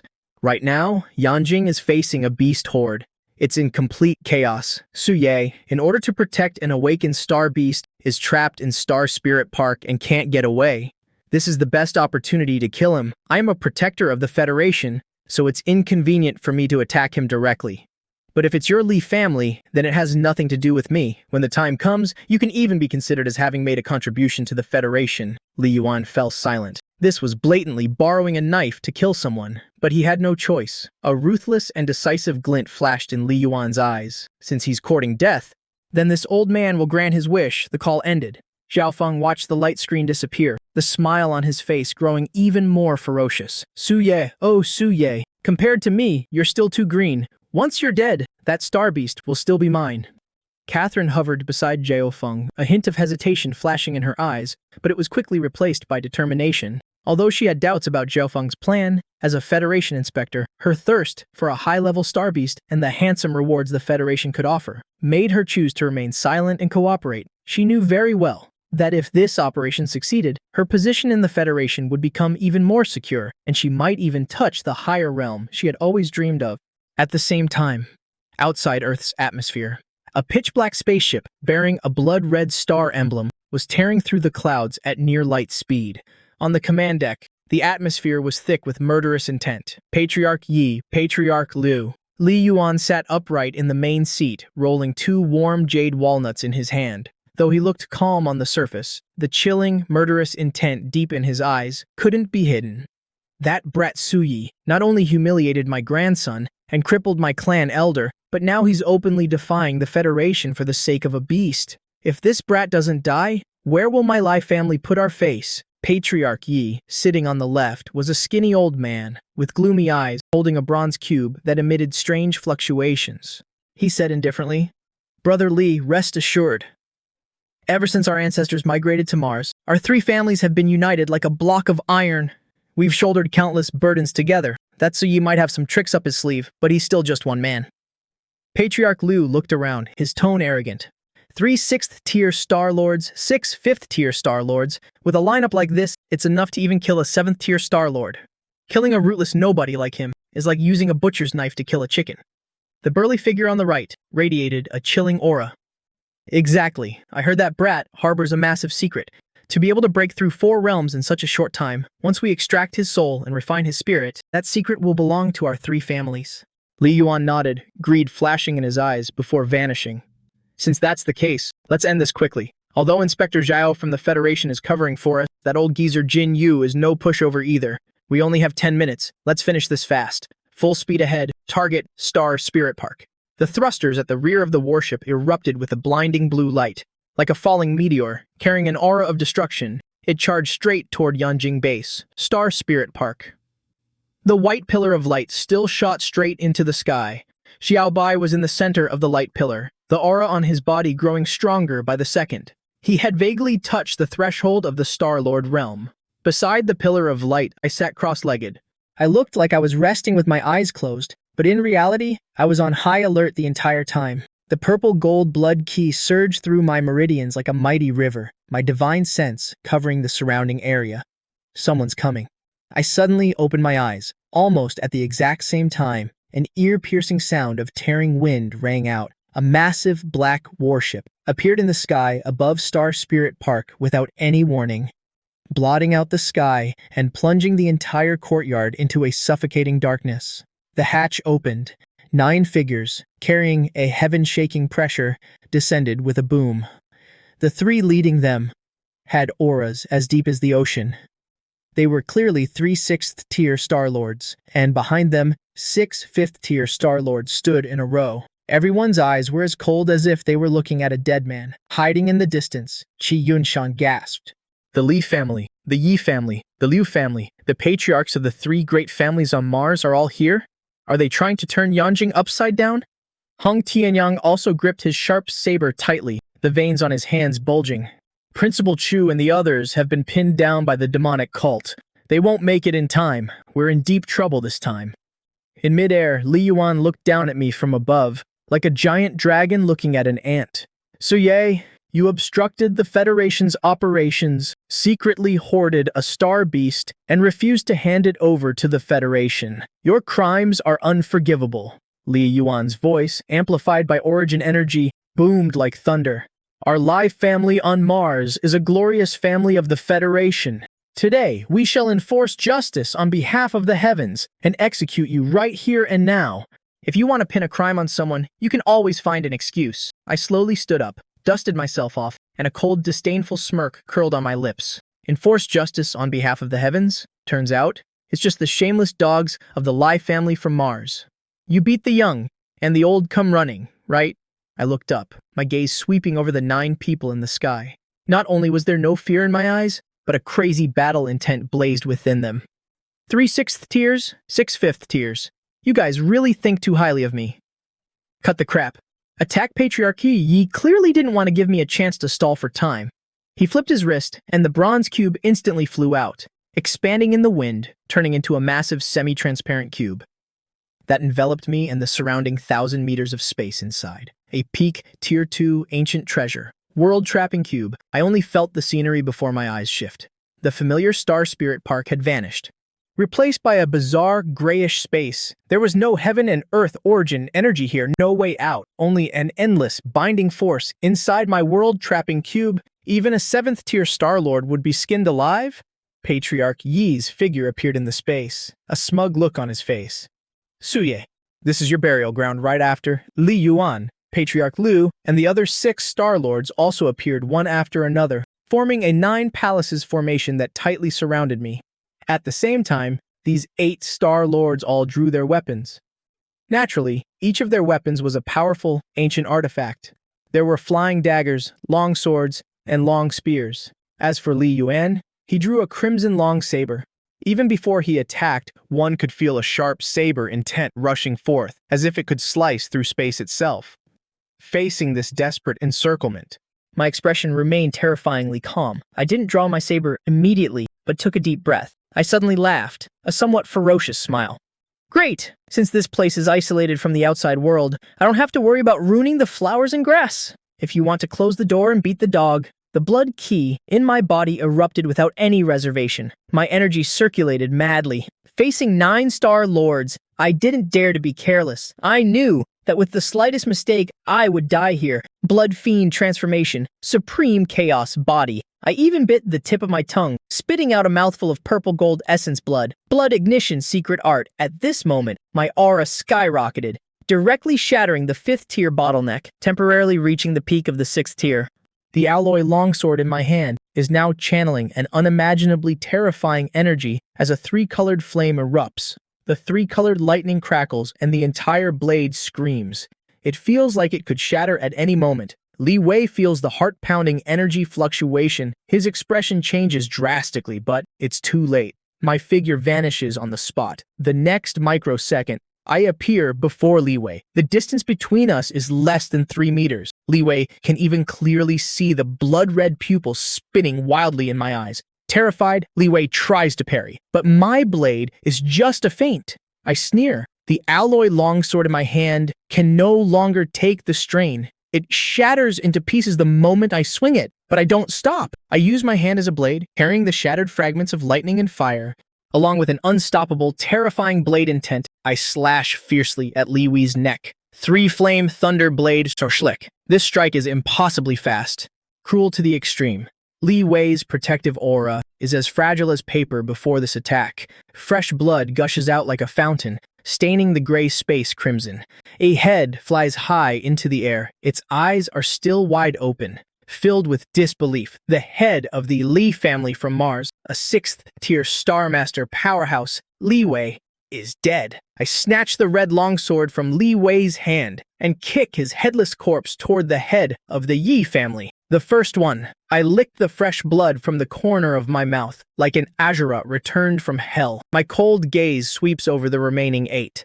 The entire space falls silent. How is this possible? The remaining 8 Star Masters are stunned. Just one move. Li Wei was killed in an instant.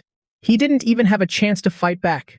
Su! Whoa! I'll tear you to shreds! The head of the Yi family stares at the headless corpse. His face contorts in terror. But that terror quickly turns into frantic rage. Li Wei is dead if we don't take Suwo down. It won't just be the Lai family. The Yi family will be annihilated too. No holding back. Kill him with everything you've got. The head of the Yi family roars, and the world-trapping cube in his hand glows brilliantly. Countless golden, rune-covered chains shoot out from the void, lashing toward me like venomous snakes. The head of the Lu family reacts as well. The long spear in his hand trembles. A massive ice dragon roars and lunges forward, freezing the very air. The remaining 6 5th-tier Star Masters attack with even more ferocity. A storm of blade lights, sword shadows, and energy beams engulfs me. Heh! Bring it on! I grip the red longsword I just took. With this artifact, the fighting spirit in my eyes burns even brighter. My strength increases by 30%. Blade domain, fully unleashed with me at the center. The area for 100 meters transforms into a sea of blade ki.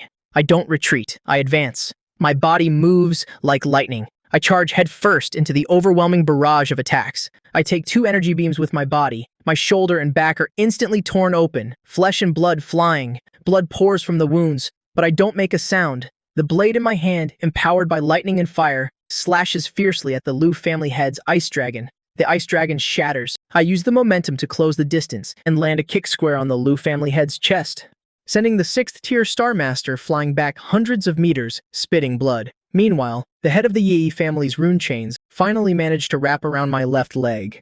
Break, I spin and slash. The explosive lightning fire blade Chia severs the alloy hard rune chain, but that brief pause slows me down. The combined attack of 3 5th-tier Star Masters slams into my back. I cough up a mouthful of blood. My body staggers slightly. He's injured. Quickly, the head of the Yi family is overjoyed, thinking he sees the light of victory. But I wipe the blood from my mouth. The smile on my face grows even more ferocious. The chaotic vortex within my body, born from the supreme chaos physique, spins wildly. It not only rapidly heals my wounds, but also madly devours the ambient energy around me. Again, like a tireless bull, I charge back into the fray. 5 minutes later, within the gray space, fresh blood splatters everywhere. Severed limbs are scattered about. My entire body is covered in blood. Some of it is the enemy's, and some of it is my own. My left arm is broken, 3 ribs are fractured, and my body is covered in wounds, large and small. But the red longsword in my hand swings faster and heavier with each passing moment. At my feet lie the corpses of 3 5th-tier Star Masters. The head of the Yi family, the head of the Lu family, and the other three are still alive, but all are injured. Their eyes are filled with deep-seated fear. What kind of monster is this? Why is his vitality endless? How can he still unleash such terrifying combat power while so heavily injured? The two sides temporarily pull apart. The head of the Yi family clutches his half-severed shoulder, his eyes filled with despair. We can't drag this out any longer. If this goes on, we'll all die. The head of the Liu family's face is pale. His spear is broken. There's a horrific gash across his chest. We have to risk it all, use the origin secret art. The two look at each other. They decide to burn their life force for one final blow. But I won't give them that chance. It's time to end this. I stand atop a pile of corpses. The long sword in my hand points to the ground. Fresh blood drips from the blade. I slowly raise my left hand. During the chaotic battle, I was secretly accumulating power, using my micro-level control to quietly compress the three elemental energies, water, lightning, and fire, which were scattered during the fight, into my left palm. Now the time is right. A cruel smile plays on my lips. 8 desolations, 6 harmonies art, water, lightning, fire, annihilation, 2 tri-colored orbs of light, radiating destructive fluctuations, shoot from my palm without warning. Their speed is like a flash of lightning. What's that? The heads of the Yi and Lu families were just about to use their secret arts when they saw the 2 beautiful yet deadly orbs of light right in front of their faces. A deathly chill instantly freezes their souls. Boom boom, the 2 orbs explode simultaneously within the confined space of the world-trapping cube. The power of the blast is amplified manifold, a scorching hell, violent, destructive lightning, and the heavy shockwaves of dense water instantly intertwine, forming a storm of annihilation. It engulfs both the head of the Yi family and the head of the Lu family, along with the 3 remaining 5th-tier Star Masters. Their screams last for less than a second before being drowned out by the explosion. Crack! Even the so-called indestructible Earth-rank artifact, the world-trapping cube, under the terrifying internal explosion, finally gives way. Its surface is covered in cracks. Finally, with a loud shatter, it breaks apart. The spatial artifacts of these Star Masters are naturally collected by me.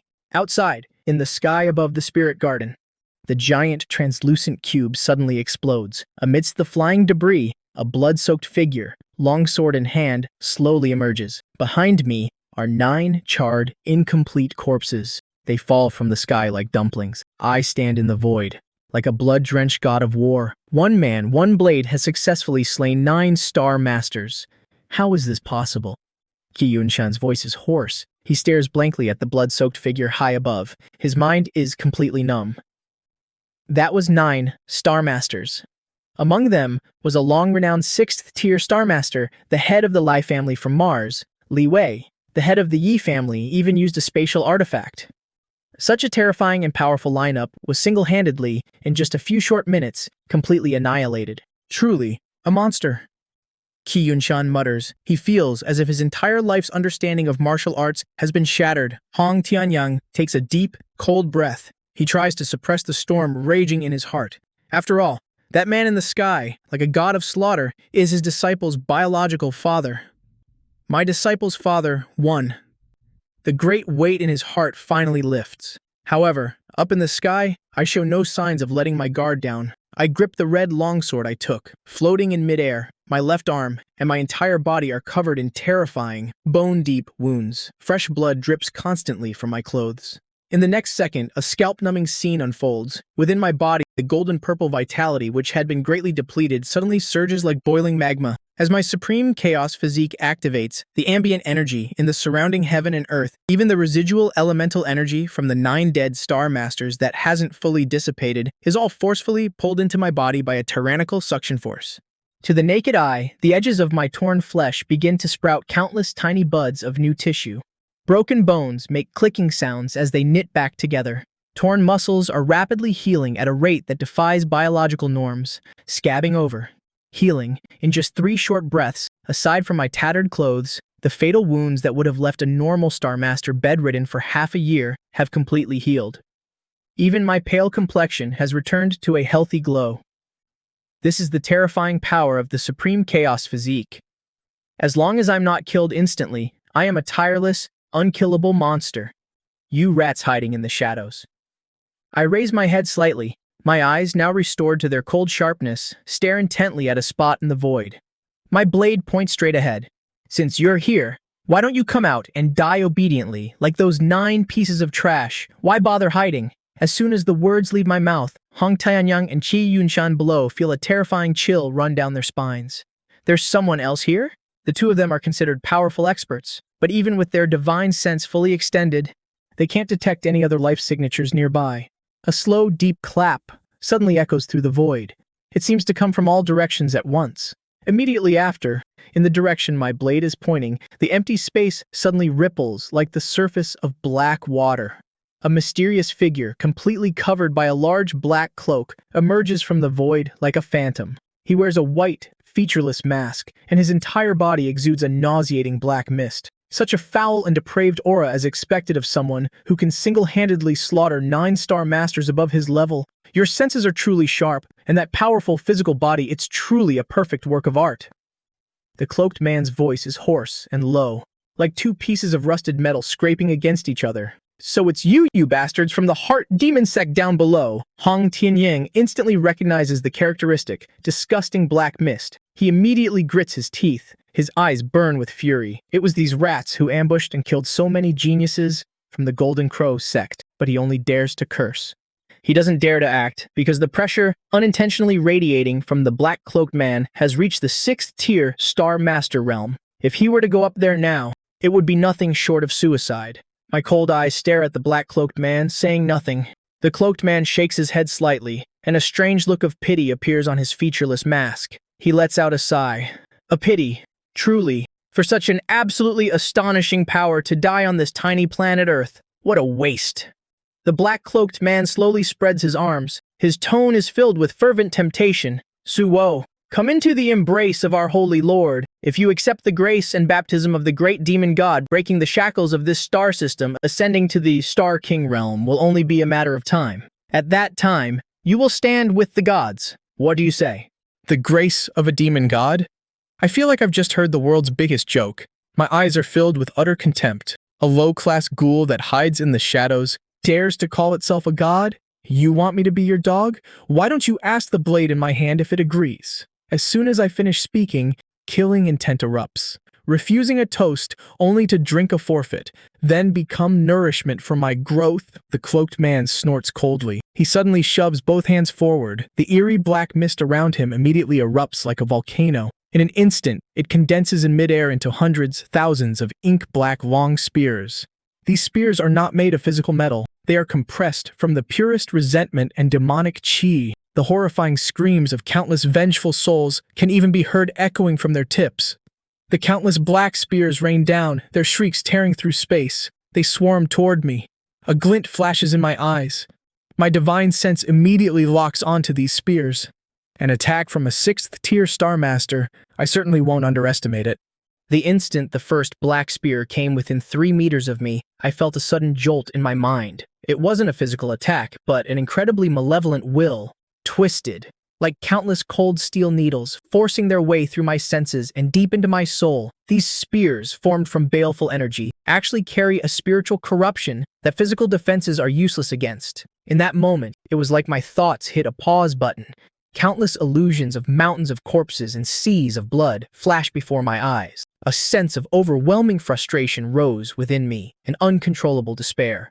I even felt the urge to self-destruct. This is my resentful spirit thorn. Even a 7 luminary Star Master would have their soul instantly corrupted and assimilated, becoming nothing more than a walking corpse driven only by the urge to kill. The leopard man laughed triumphantly. If it were an ordinary Star Master, perhaps they really would have been run through by 1,000 spears in that moment of vulnerability. But I am Su Yu. Get out. Within my sea of consciousness, a world-shattering roar seemed to echo. The chaotic chi surged to protect my body. Faced with the external spiritual corruption, the vortex of chaos within me didn't need any conscious command. It instinctively erupted to protect its host, that malevolent will, powerful enough to drive an ordinary person insane. The instant it touched the source of chaos, was utterly annihilated, as if it had fallen into a black hole, crushed instantly. After just a microsecond's pause, clarity returned to my eyes.